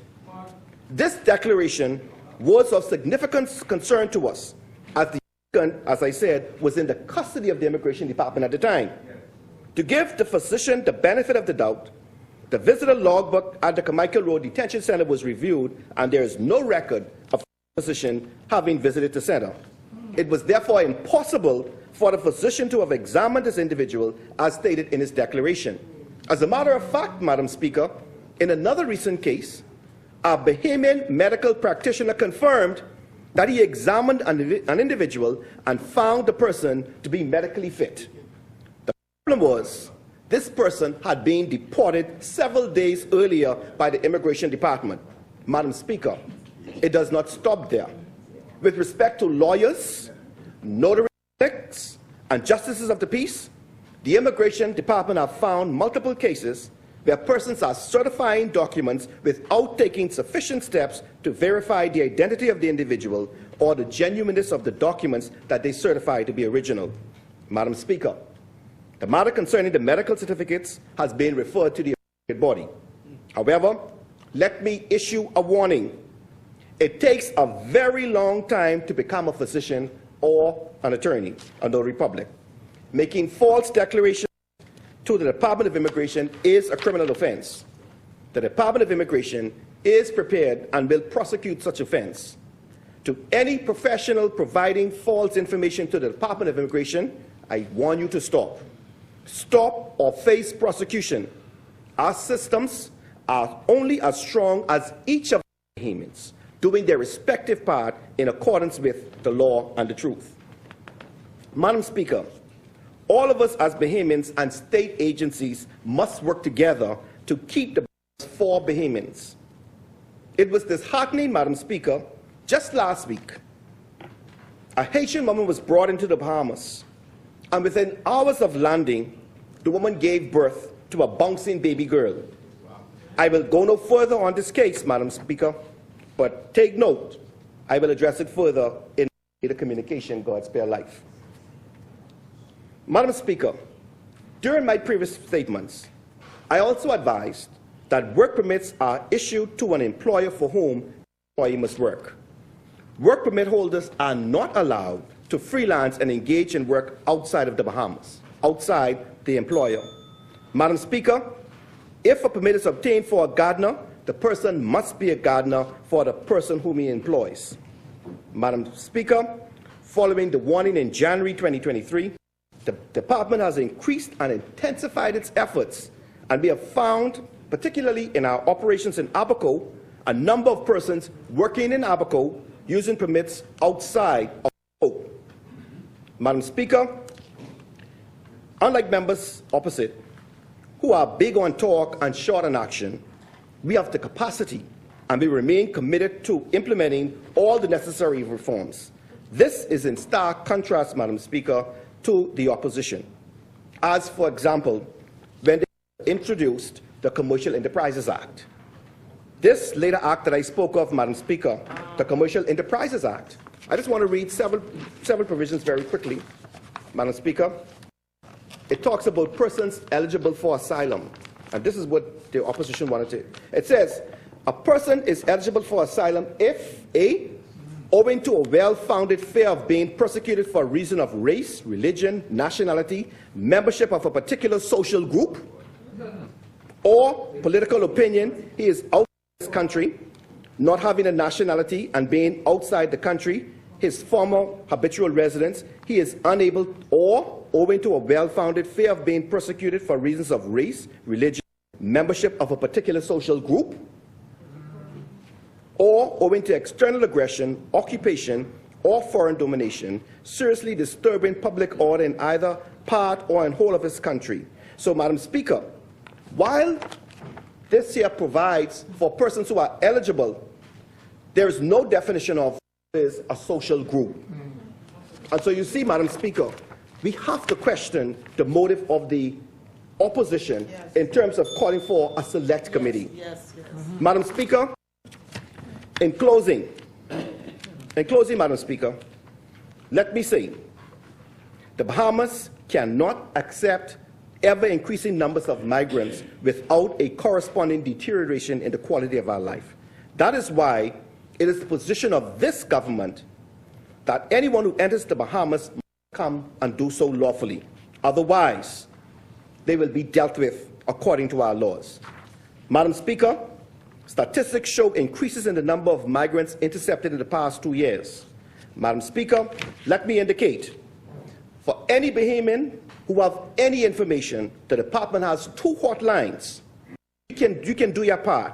The numbers are 604-0172 or 604-0196.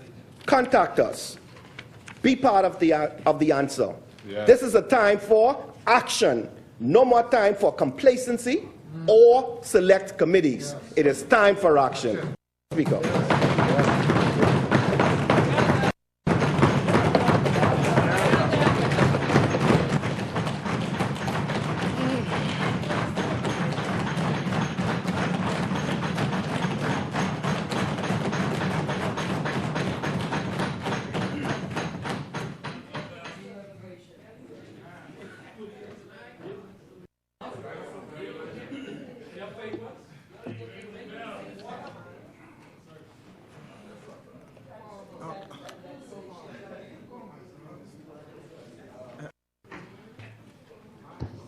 As many? The chair recognizes the honourable member for Cat Island, Rumkey, San Salvador. Madam Speaker, I was trying to find a document here.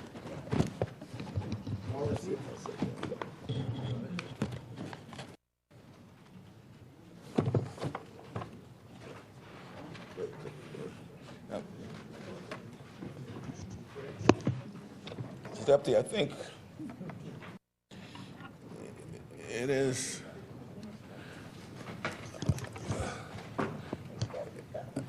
I would like to think that it was a genuine view of the opposition that a select committee would be an answer to resolving the issue that faces us on irregular migration.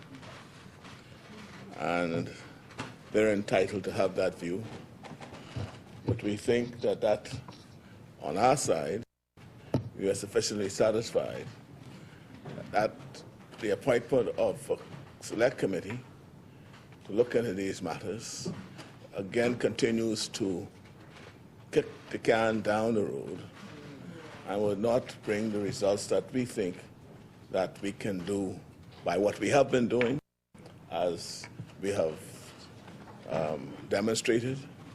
I think part of the issue that attended to us and this issue is that the Bahamian people, the Bahamian public, was not clear on what government has been doing.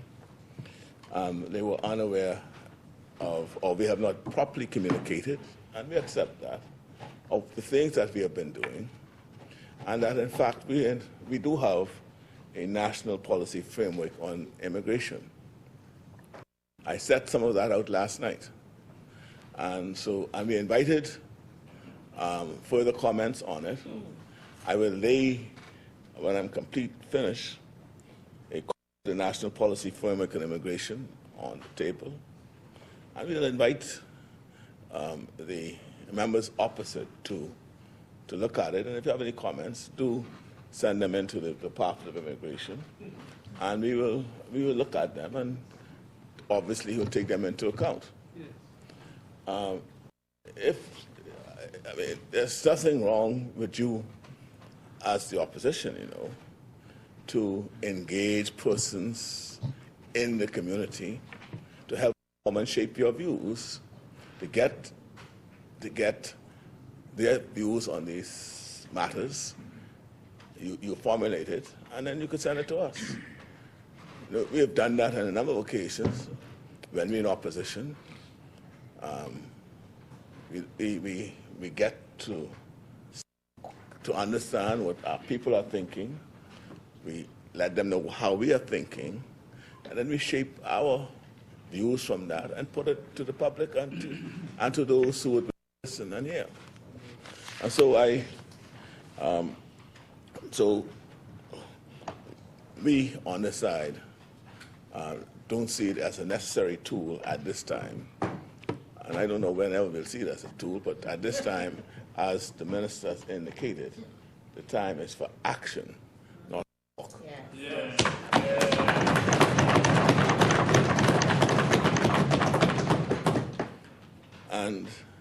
And yes, the situation in Haiti is informing a lot of this debate. And irregular migration is not just an issue involving Haiti. There is a huge migratory problem from the Latin America-ish area as well that we have to be alerted to. They're finding themselves on the southern borders of the United States, right? And as soon as that is closed off, they'll find their way. The Bahamas, fortunately, right, spread over 100,000 square miles, right, is the gateway to where everybody wants to go, to North America. And we are in that way, we're in that path. So our best defense is that which we have been engaging in, shoring up our borders, that's which we have done, intercepting and returning them. So I believe that everyone in this House is aware, to deal specifically with Haiti, that the security situation in Haiti continues to deteriorate. And as misery and fear rise there, the effects are felt here, with more and more Haitians fleeing the instability. From the opening days of our administration, we have worked to build a comprehensive national strategy to manage this crisis, taking a number of diplomatic, legal, and law enforcement steps that together have built a strong foundation for action and change, as I described yesterday in an address to the nation. On the diplomatic front, we have strengthened relationships with regional partners and international friends, because the problem of illegal migration is one that, by definition, crosses borders. And so we must be prepared to work across borders for solutions. As chair of CARICOM, I had a distinct honor to preside over last week's meetings, at which we worked together to lay the groundwork for Haitian-led solutions to strengthen their national police and pave the way for a safe and free elections. I have been in extensive contact with Prime Minister Trudeau of Canada, and we are gratified that Canada will be amplifying their efforts, including with a naval presence off the coast of Haiti. As we take steps at home to strengthen our capacity to protect our borders, we are strengthening our partnerships with neighboring countries like the U.S., Cuba, the Turks and Caicos Islands, and Haiti for enhanced cooperation and intelligence sharing. We will also increase our protection operations with key partners, again, like the U.S. Coast Guard. I've been very clear in our extensive dealings with the United States, the United Nations, and others. However, that the Bahamas is in no position to bear any additional burdens. We are a compassionate people, but we have a great many very serious challenges and limited resources with which to address these challenges. And by the way, I never miss an opportunity to remind our international friends that a very significant portion of our nation's debt comes from the Category 4 and 5 hurricanes of the last decade, hurricanes that arrive with greater frequency and more intensity because of the carbon emissions of other countries. You know, back to the thought, on the legal and law enforcement front, we have worked aggressively and systematically to take the surveillance and other steps necessary to successfully appeal a Supreme Court injunction that stood in the way of action on the shanty towns. Now we are in a position to see real change, finally, on this issue. The police, defense, and immigration officers are working together now on Operation Secure to make sure the laws of our land are enforced. We appreciate the opposition's interest in these issues. If you oppose Operation Secure or any of our efforts to uphold and defend our laws, we believe you have many opportunities to say so. If you have good ideas and solutions to propose to add to our efforts, those, of course, are most welcome and will be given all due consideration. There's nothing to stop you from proposing, along with all the opposing to do. We urge you to stick to the facts at all times. That's all we ask. For example, this fact.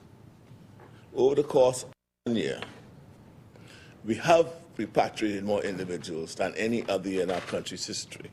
And you heard the Minister of Immigration explain the numbers that you spoke to put, as it were, to correct our numbers. in 2023 alone, to date, you heard 1,024 persons have already been repatriated, meaning we are on track to the record we set last year. Also, you heard only one sloop has landed on an inhabited island in the Bahamas since September 2021. Right? South Andros. Right? Inhabited islands, right?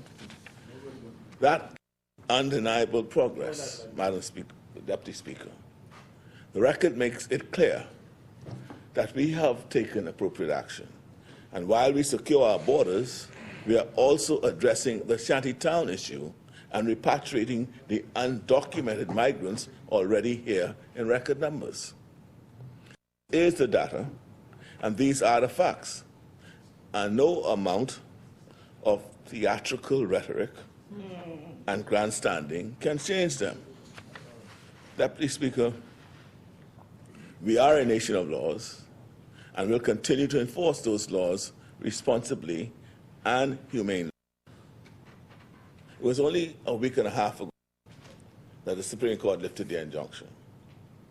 Immediately following, we launched Operation Secure, a joint security operation between the Royal Bahamas Police Force, the Defense Force, and the Department of Immigration to address security and migration-related issues in unregulated and unlawful communities. The operation is focused on identifying irregular migrants, documented migrants, and Bahamians living in these communities and addressing their status in a comprehensive and coordinated manner. Our priority is decisive action based on the laws of our land. Undocumented migrants will continue to be processed and repatriated.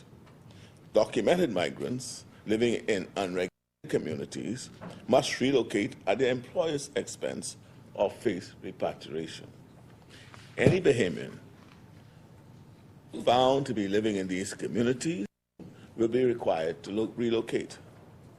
Any landowner or business that is flouting our immigration laws will be held accountable. Madam Speaker, Mr. Deputy Speaker, we will be working closely with the business community to ensure that everyone is aware of their legal obligations and that they are held accountable for any illegal activities. There will be no excuses. Any business breaking our laws will face consequences, including prosecution and potentially losing their business license. As a nation, we must come together to find sustainable solutions. Our government is committed to taking action, and we will not be slowed down by those who seek to politicize this issue. Our priority is the safety and well-being of our citizens. I also want to take a moment to say that everything we do to protect our citizens and our country. But we do not act with malice or hate. To the contrary, as a Christian nation, we must always enforce our laws as humanely as possible in the recognition that all of God's children deserve dignity. And let me add, this is the Minister of Immigration who continues to remind me that we are a Christian nation. But, those of us who went to Sunday school remember this little song, and it came to mind recently after hearing all of the vituperative remarks about this issue. It goes something like, God loves the little children, all the little children of the world, red and yellow, black and white, right? They're all precious in His sight. Jesus loves the children. Right? And that, if that's how we grew up, right, we don't need to concern ourselves of stoking hate, stoking fear. Right? At the end of the day, the law, it will be enforced. Right? Madam Deputy Speaker, we are taking decisive and comprehensive action to address the issue of irregular migrants and shanty towns. The Bahamian people will see for themselves that we are working to protect our communities and our country. Everyone is prepared to stand together to protect the sovereignty and security of our great nation is invited to do so. Let us have a minimum of the ethics and a maximum of cooperation. The Bahamian people could depend on me. They could depend on me to stand for them in protecting their sovereignty and their security as a great nation in face of many that will suggest that I should do things that I don't think is in the best interest of the Bahamian people. I will stand for them. And the Deputy Speaker, as I indicated earlier, we, the government of the Bahamas, does have a national policy framework on this issue. I now leave to lay it on the table of the House. And again, as I said earlier, I invite the members opposite to review, make suggestions, send it, have it critiqued by their whoever they wish to form. Yeah, they can send WhatsApp messages as well. All right. Order that the documents be brought up. And so, Mr. Deputy Speaker, it is... Order that the documents to lie on the table. It is our view that it is an unnecessary tool to engage in at this time. It only distract members of my team from the parliamentary business that we are engaged in at this time. Thank you, Mr. Thank you, Honourable Member. As many. The Chair recognizes the Honourable Member for Marco City.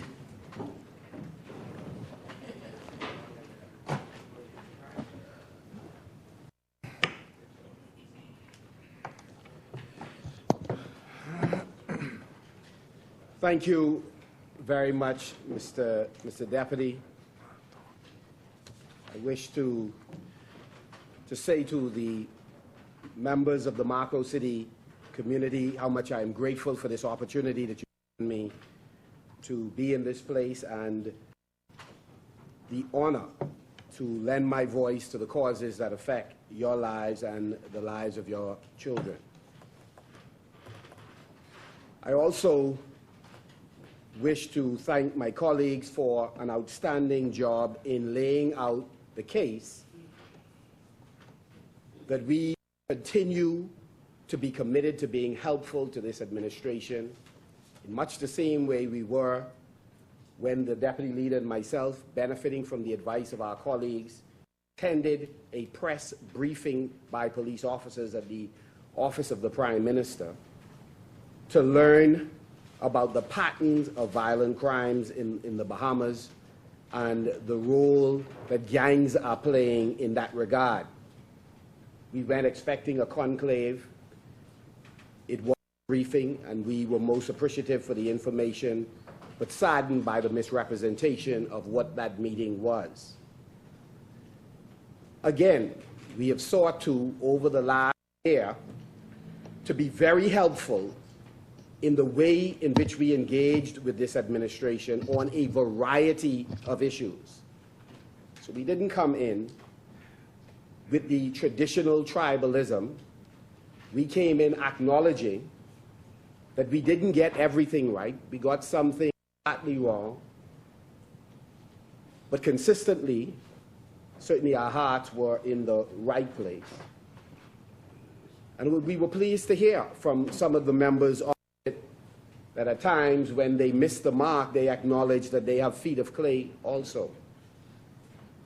Mr. Deputy, we came into this discussion not with any ulterior motives, or as the member for Carmichael would have some believe, some conspiracy theory that he had as to what motivates us. What motivates us is having been born in the Commonwealth of the Bahamas, grew to love the place where God planted us, and recognized early what our mission in life was, and sought in different ways, including being elected to the Parliament of the Bahamas, to discharge that responsibility to empower the Bahamian people. We did not appeal to fear that people often have when others from other distant lands come to the land of our birth to realize their dreams.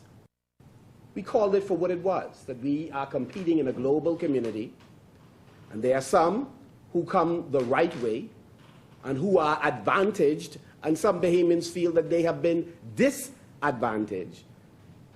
And those of us on this side, and no doubt a number of you, have stood on behalf of Bahamians who felt disenfranchised.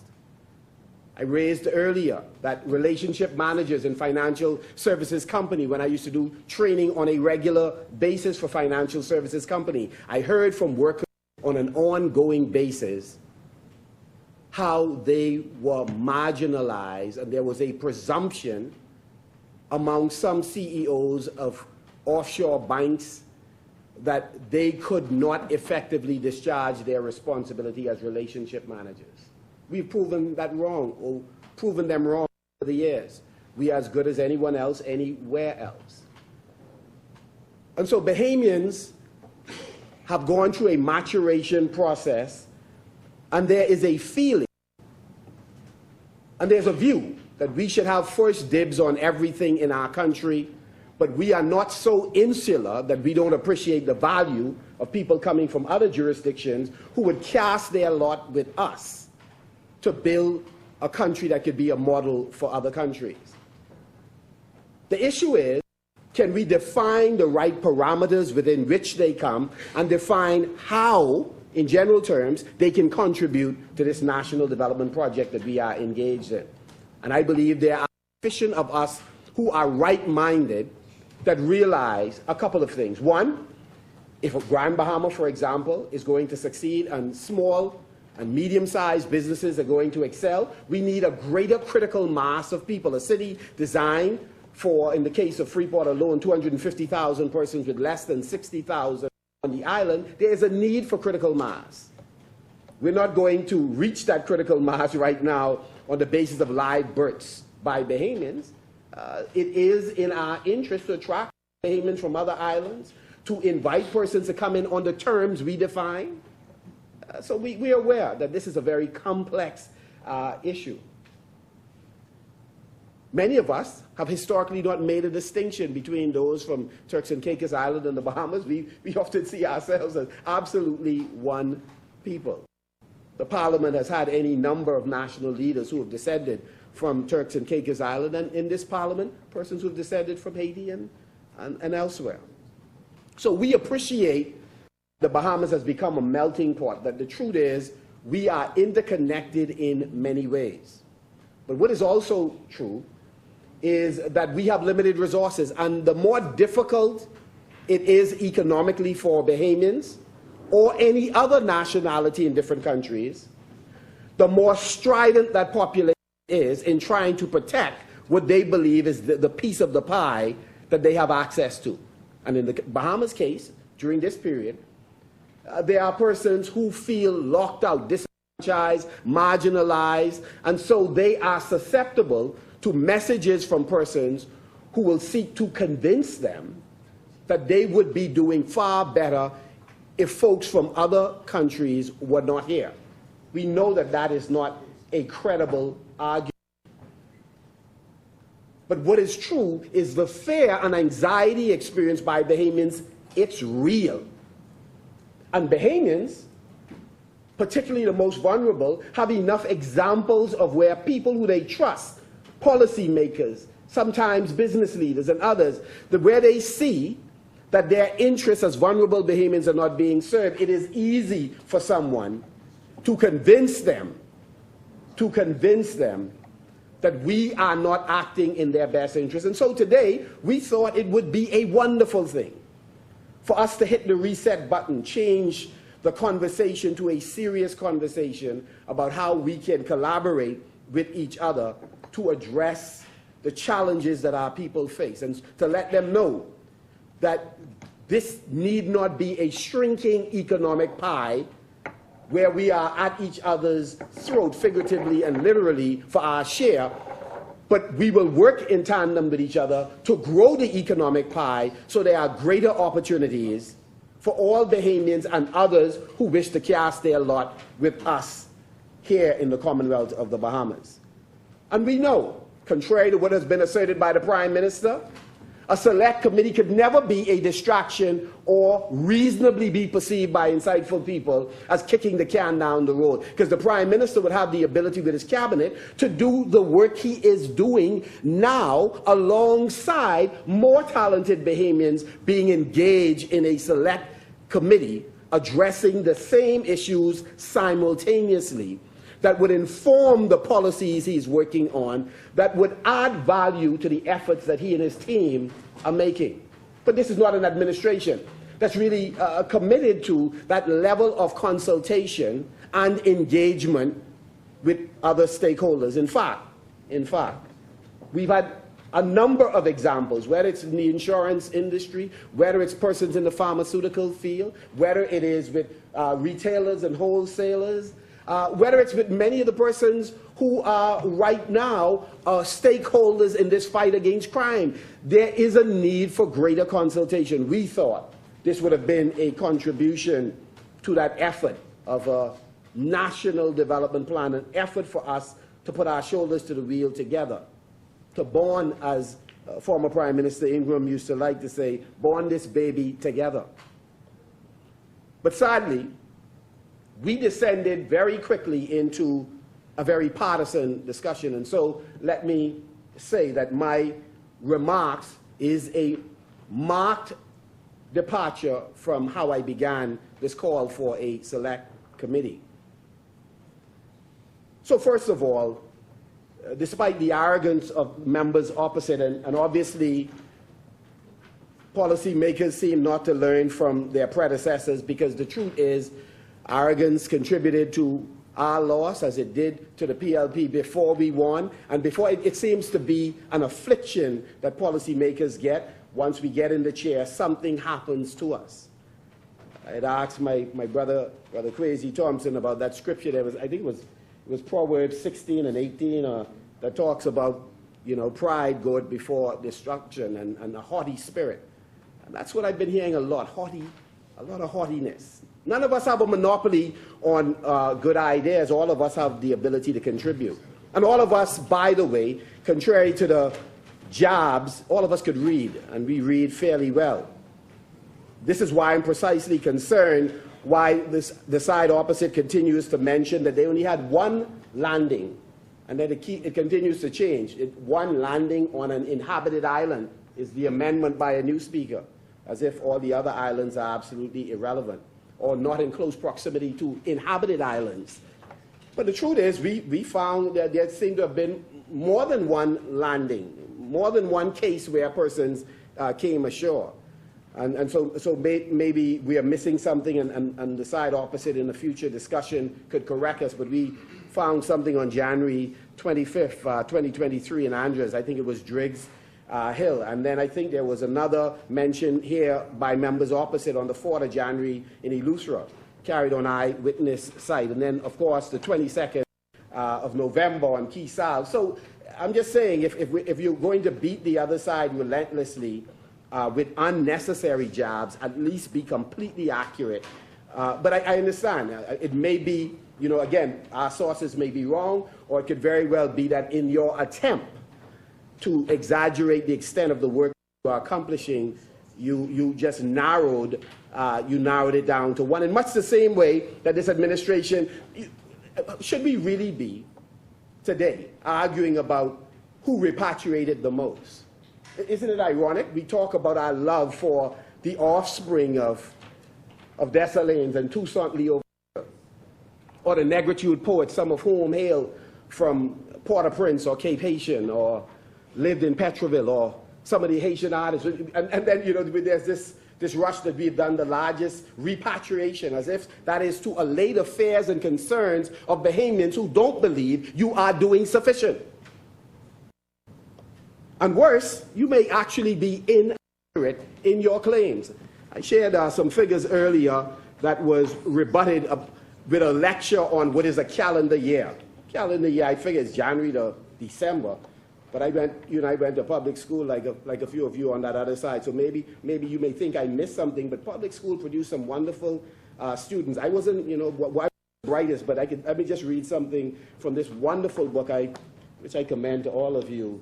I say what I mean, and I mean what I say. Hubert A. Ingram in his own words. On page 912, it says, repatriation of illegal Haitian immigrants continued unabated, also under the terms of the accord. Again, this is under the 1995 Haiti Accord.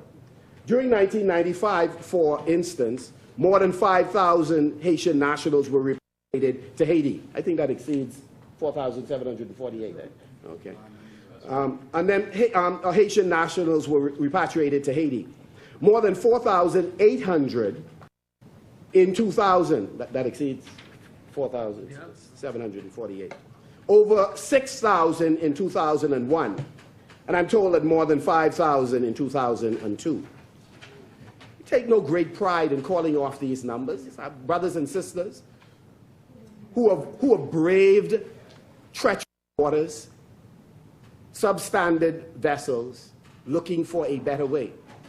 But since we are in the business of attempting to count what efforts you would have made, clearly your figures were wrong. And it's amazing, no amount of bombing on the desk relentlessly will confirm a point that is false. Nevertheless, you are relentless. The members of the government are relentless in this regard. I note, and this is an aside, but forgive me, Mr. Deputy, this administration seemed to despise the creative community, despite the fact that there's many talented persons on that side who themselves have some skills. One of the ways I see it consistently is their attempt, when you're looking for insults, bear in mind you have some stakeholders out there who you talk to from at different times.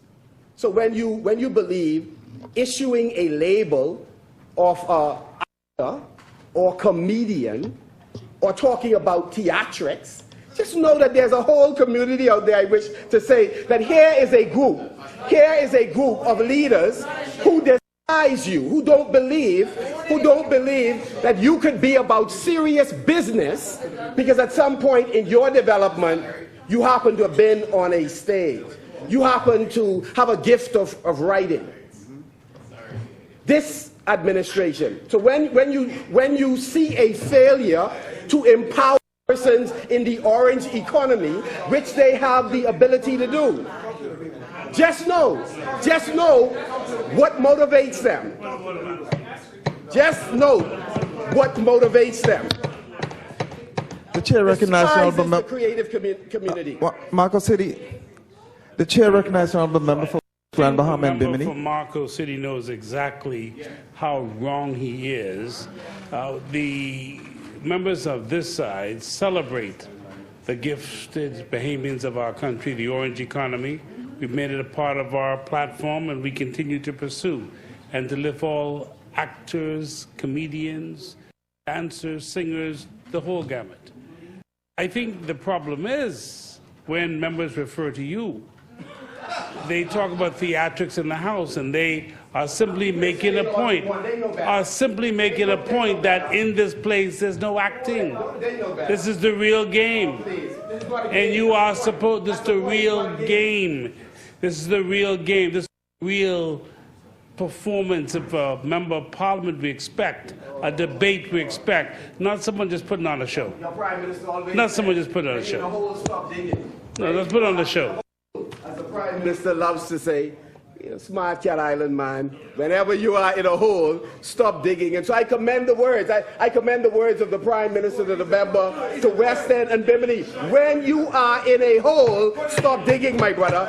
Stop digging. You use the terms that, imagine if a lawyer, that term was a pejorative, that you use it, but no. You find other vocations.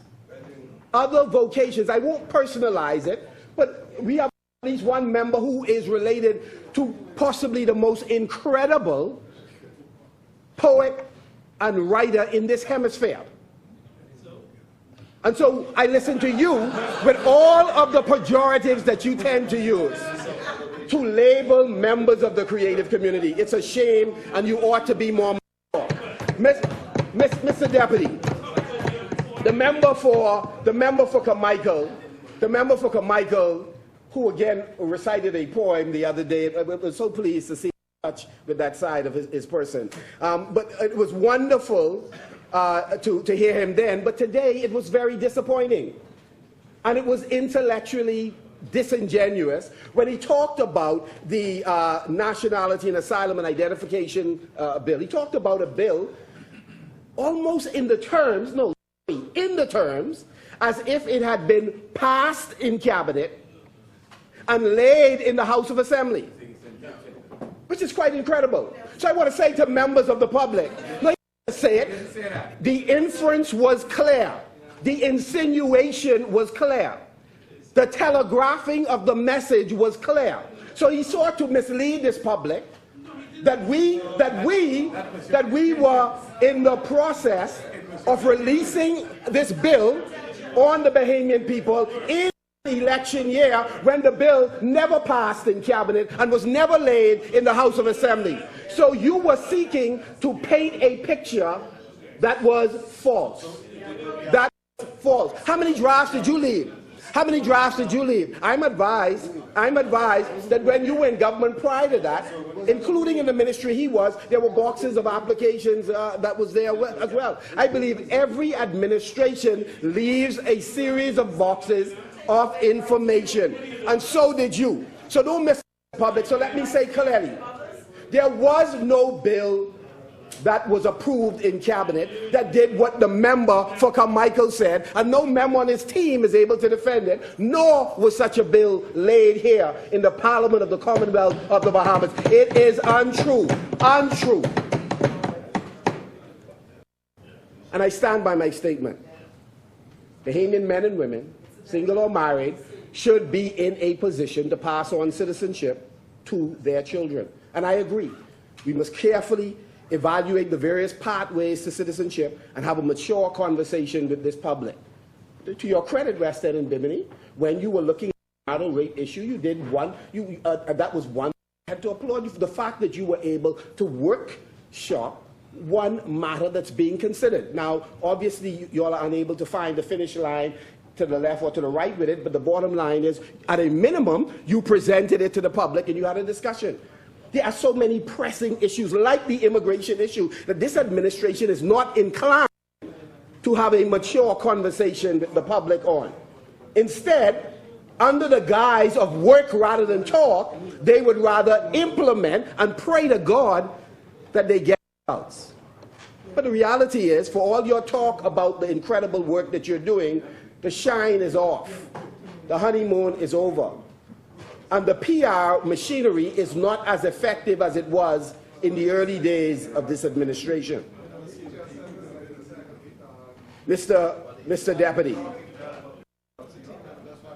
the Davis administration did not account to this Parliament for any number of matters.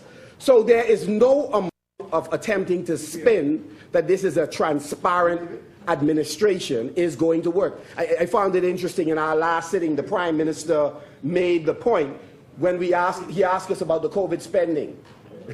Right? Ask about the COVID spending. I said, but you're in the chair now. Why have you missed the deadline for the COVID spending? Think about this for a moment. And we have some senior ministers on that side on the front bench. A sitting prime minister says, the reason I have not reported yet is because we cannot find the figures. Really? See, it would have been a little bit more credible had the prime minister made the point that there are some categories of funds that they are searching for or having challenges with. But you're telling me that hundreds of millions of dollars have been spent and you can't find any of the funds? So it has evaporated out of the Treasury? It is not a credible argument. So serious people locally and internationally are listening to a sitting Minister of Finance who is saying he is in no position to identify funds spent during COVID, which he is expected to give an account of. So I'm raising this issue to make this point. We came here to discuss the serious challenges facing immigration. Instead, you all, the members of the Progressive Liberal Party, did a historical retrospective on independence, on the various institutions founded while the PLP was in power, with a number of persons from, obviously from the FNM as well as other stakeholders, without talking about the burning issues that people are angry about. And one of the things they're angry about is our failure to tackle the issue of land reform. How do you explain? How do you explain? You've been in government now, and as for some of you, you've been in government, I mean, this is the only you know, right? But you've been in government for quite some time. And you're now back in government. It isn't as if things have dramatically changed, because we know the geographical areas where you still have government land, crown land, that is being occupied by Bahamians as well as the migrant community that has not been addressed. While other Bahamians are struggling to get a lease agreement or to get a crown grant. So I'm saying if we can't own we can't own together the fact that we have missed some past opportunities, then I'm saying you are in the chair. What hinders you, with all of the brilliant ideas and projecting the image that you have a monopoly on good ideas, how is it that you have not been able to address the issue of so many Bahamians who are unable to access land, but yet others are occupying it and paying nothing?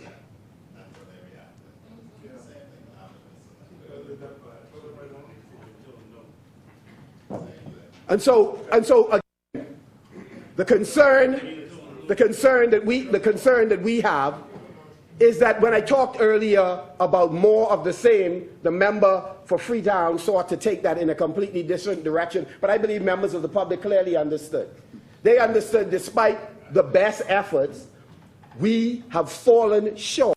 And in this case, you in the chair, you have fallen short despite all your talk about being ready on day one and in the first 100 days and the first 365 days. Fallen short in addressing this issue of immigration. In fact, you sought to identify so much with the migrant community that when people start calling you out of your name, you got offended. Well, why would you be offended?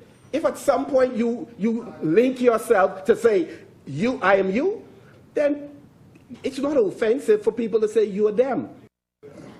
And so we ought to be careful with the rhetoric and the games we play with people's lives. The reality is we ought to love our brothers and sisters no matter what country they're from, but the Bahamian people must also see that you are prepared to discharge your responsibility in a responsible way. And so even when people disagree with you, you have no right to take women and throw them on the ground and lock them up and keep them for 48 hours simply because they are expressing a different point of view that you have and a different point of view that I have. And so, again, here I've said before that this is a very undemocratic administration. a very undemocratic administration. And you have to be very careful of the image that you are projecting of who we are as a people, because what you demonstrate oftentimes, it's not us. It's not us. It's not us. And just for the record, in case you're all going to keep raising this, I'm going to keep raising this. When we were on that side, I used to sit right next to where the member for Elizabeth is sitting. Yeah, then I move a couple of times. But the bottom line is, I always answered the questions. Always. Always answered the questions. And I was not alone. I was not alone. And so when I listen to members opposite, when I listen to members opposite in their characterization, the reality is several of you were in cabinet before. And some decisions were made where you held your nose, and I know beyond a shadow of a doubt you held your tongue as well, because you didn't say anything. Right? Don't took what responsibility. No, you're perfect. You are the paragon of virtue. You have been the paragon of virtue. And so my point is, you're wanting us to be quiet because we sat in government and things were not perfect, will not happen. We intend to hold you accountable. And so we are disappointed that the administration believes that it has a monopoly on good ideas. And so we're going to hold you accountable. We're going to hold you accountable for how you manage the Department of Immigration. We will hold you accountable for the way in which you ensure that the cashless system continues to work. We are going to hold you accountable. We're going to hold you accountable for auditing the work permits. And, of course, to making sure that employers live up to their responsibility and those who are providing housing also live up to their responsibility. We are going to hold you responsible. It's important, Mr. Deputy, that we have a mature approach to what is a complex issue.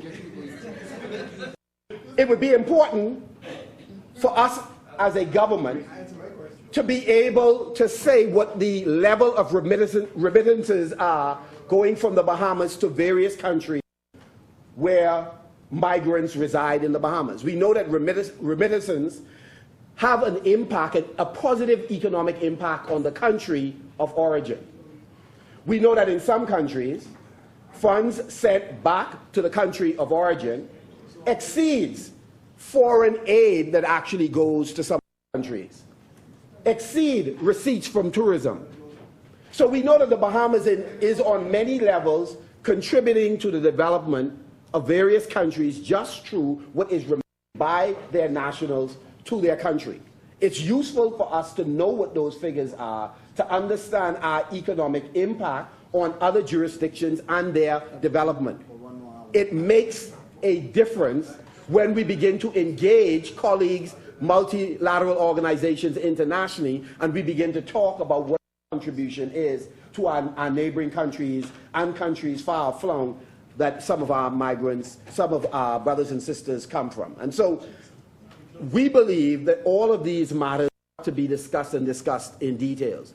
It is our hope that in the same way the member for Angliston and Minister of Education has entered into arrangements with the Policy and Planning Division at UB, that we might look at the migration issue so that the policies we come up with can truly have the effect that we desire.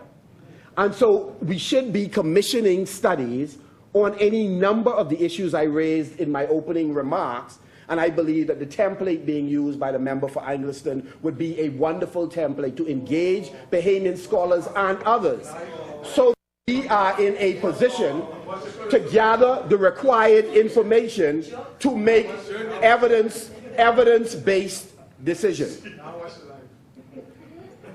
Mr. Deputy Speaker, as I wrap up my remarks for this discussion, I want to I wish to go back to a couple of things raised during the course of this debate. One of them, Mr. Deputy, relates to the Prime Minister's presentation last evening. We thought that the Prime Minister would outline this comprehensive plan that he had in mind. Unfortunately, the presentation fell short of that. But let me say this. I heard the member for Carmichael make the point that the way in which we tackle the fundamental crisis we face with illegal migration in general, illegal migration of our brothers and sisters from Haiti in particular, is to first solve, along with the international community, the crisis that is in Haiti. And again, it is a misguided perspective. We ought to be working on parallel tracks, that while we collaborate, that while we, well, let me help you out then. The member clearly gave the impression that a disproportionate amount of our energy and time and resources should be spent trying to solve the domestic matters of Haiti, rather than us working on a parallel track to tackle the issues here in the Commonwealth of the Bahamas. Tell us the housing plan that will take care of persons who are going to be displaced. And so I gave you 3 different ways it could be rephrased. You must be able to work with one of them. And so my point is, we ought to be able to work on parallel tracks to address this issue. And so I want to just say to the Bay people, we are committed to working on your behalf and in conjunction with you, because we have confidence that 39 in this House cannot be consistently right on behalf of 400,000 plus. We have enough respect for you, which is precisely why our team intends to travel throughout the Commonwealth of the Bahamas, holding town meetings with residents to hear their concerns, to lay out our recommendations as it relates to the immigration issue, as it relates to the crime issue. And we believe this is what a caring, sensitive government ought to be doing, to get ideas from the public, to incorporate those ideas in their policy plan. But instead, these folks who have knocked on your door relentlessly, chase you down the street to ask you for the support, feel that they can discharge their responsibility from the perchy loft where you have placed them. And despite our best efforts to collaborate with them, they demonstrate unwillingness to do so. And so with those words, Mr. Deputy, with those words, I leave you with this. Far too many lives are being lost of persons who are traveling from other countries seeking to come to the Bahamas for a better way of life. Far too many Bahamians are anxiety-stricken. They are hurting because they do not believe that those who they have invested their trust in politically are doing sufficient to address their concerns. The opposite, we gave them an opportunity to hit the reset button, to work in tandem with members of the opposition to tackle problems that we believe, Mr. Deputy, are bigger than any one administration. But what they said to us today is, we got this. We don't really need y'all. And when they say y'all, they really mean they don't need the people of the Bahamas, many of whom are much smarter than all of us, who are waiting to be engaged in solving the big problems that we have not yet been able to wrestle.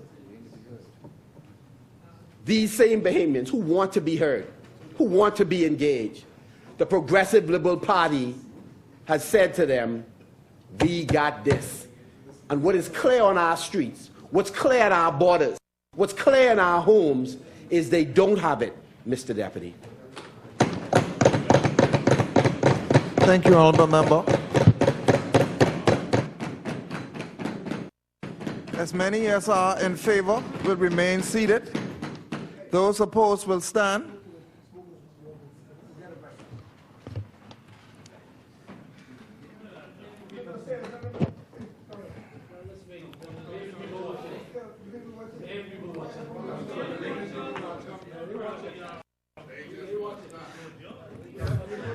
The motion is defeated.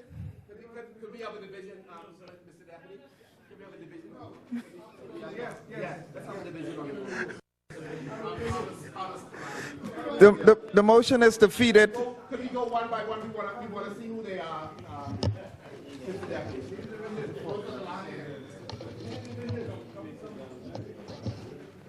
Further appointments of select committees. No.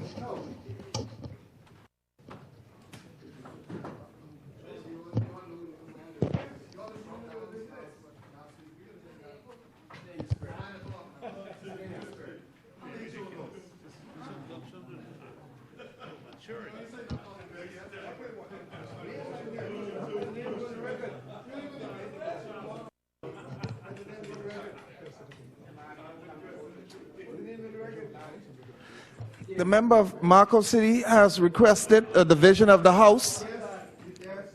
Please listen carefully.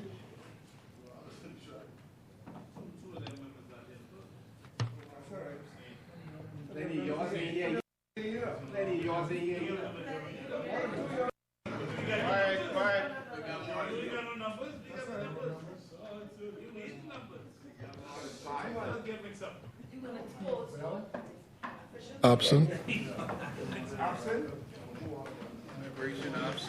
Michael Bonamy. Nay. Mario Boleg.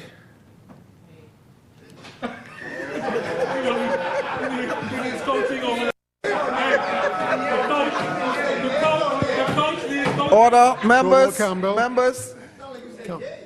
Nay. Shannon Dawn Cartwright.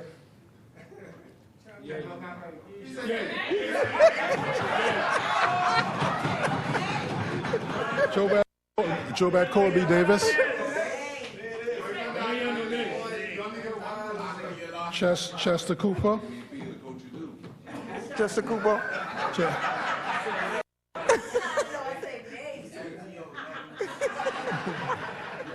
Kurt Cornish. Absent. Kurt Cornish. Michael Darville. Michael Darville.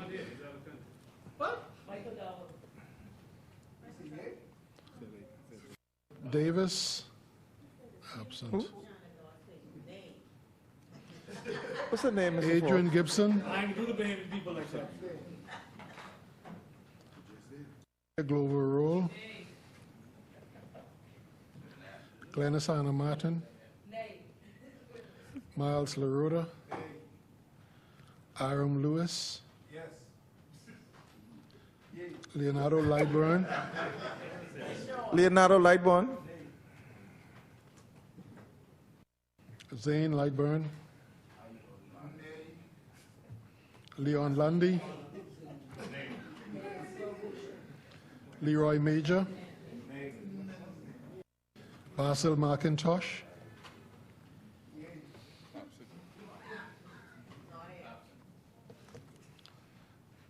Frederick Mitchell.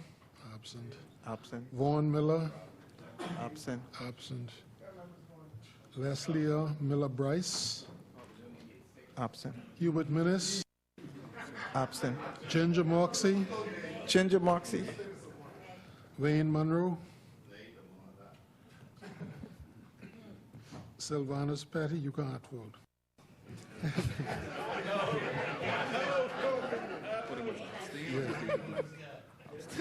John Pinder, I can tell you.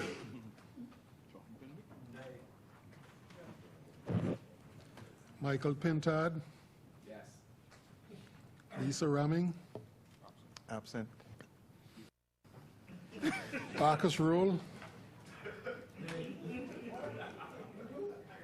Alfred Sayers.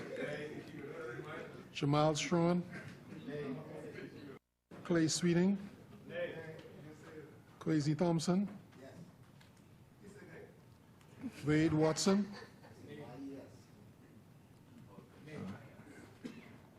Adrian White. Yes.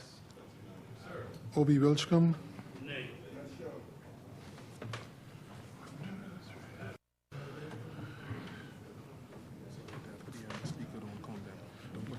He's residing, yeah.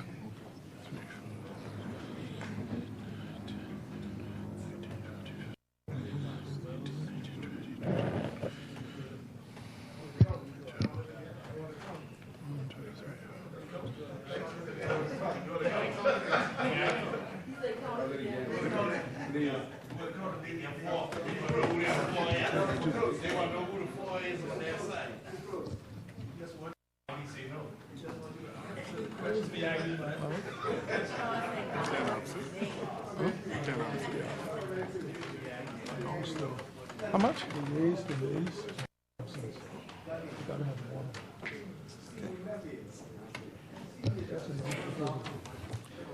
Honorable members, yeas 5, nays 22, absent 10. The bill is defeated. The motion is defeated. Further appointment of select committees. Instruction of select committees. Discharge of select committees. Notices for future meetings. We do notices. John. We have notice for further questions, Mr. Deputy. He's doing it. Are they written now? The chair recognizes the member for Marco City. No, they have to be written on a piece of paper. Thank you very much, Mr. Deputy. Notice of questions. Some of these, Mr. Deputy, we also raised in the Public Accounts Committee. 1, will the government and Prime Minister Davis provide the following documents from the Ministry of Finance and the Central Bank? 1, the MOU for the SDRs, $232 million, the amount drawn down on, and the purpose for which the amounts were used. 2, will the Honourable Minister provide the breakdown of the $150 million in arrears at BPL? 3, will the Honourable Minister provide the record of the bidding process to select the driving certification company with the Ministry of Transport and secure the contract and or MOU that was signed with the company? 4, will the government provide all expenses, receipts, and donations toward the trip to Bermuda that was made by Prime Minister Davis and delegation to attend the convention of the Progressive Labour Party? 5, will the government provide... Sorry? Progressive. No, Labour Party. Yeah. Will the government provide the record of payments that were made to the following persons? Former Cabinet Minister Shane Wilson, Clayton Fernanda, Lamont Delaveau, and Simon Wilson. 6, will the government provide a travel cost for each ministry and the government corporation from September 16, 2021? Will the government provide the records of all funds owed to all government corporations by FTX or any of its subsidiaries? And will the Honourable Minister provide the records, this is number 8, will the Honourable Minister provide the records of all loan arrangements in which housing or the mortgage corporation was involved? 9, will the government or Honourable Minister provide the extent of the government exposure as a result of the re-engagement of retired permanent secretaries and other senior civil servants? 10, will the government or Honourable Minister provide a statement of all increases in responsibility allowance across the public service? And finally, will the government provide a list of all lease arrangements entered into by the various agencies since September 16, 2021? Thank you, Honourable Member. Order that the notice be brought up.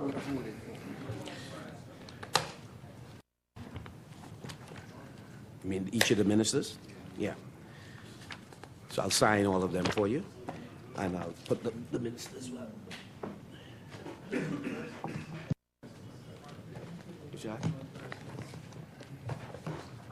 Thank you.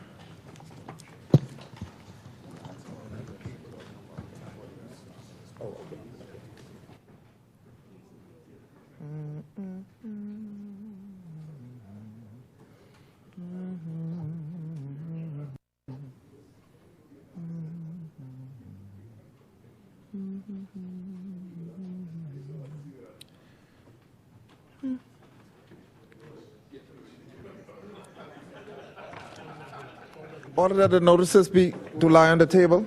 Sorry. Further notices? Of the government.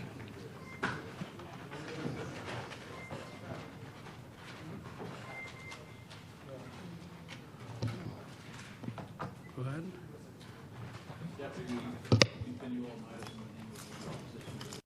Thank you, Honourable Member.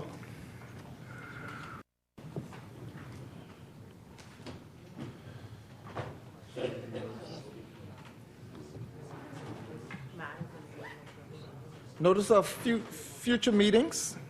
Mr. Deputy, I wish to move to the adjournment. Mr. Deputy, I wish to move the adjournment to Wednesday, February 22nd, 2023 at 10 a.m. Is there a seconder? It has been moved and seconded that the House and its rising do adjourn till the 22nd of February at 10 a.m. 2023. As many as are in favor will remain seated. Those opposed will stand. Final adjournment. Mr. Deputy, I move that the House now stands adjourned to Wednesday, February 22nd, 2023 at 10 a.m. Is there a seconder? Second. It has been moved and seconded that the House do adjourn till the 22nd of February at 10 a.m. 2023. As many as are in favor will remain seated. Those opposed will stand. The motion is carried. The House stands adjourned until the 22nd of February, 10 a.m. 2023. All right.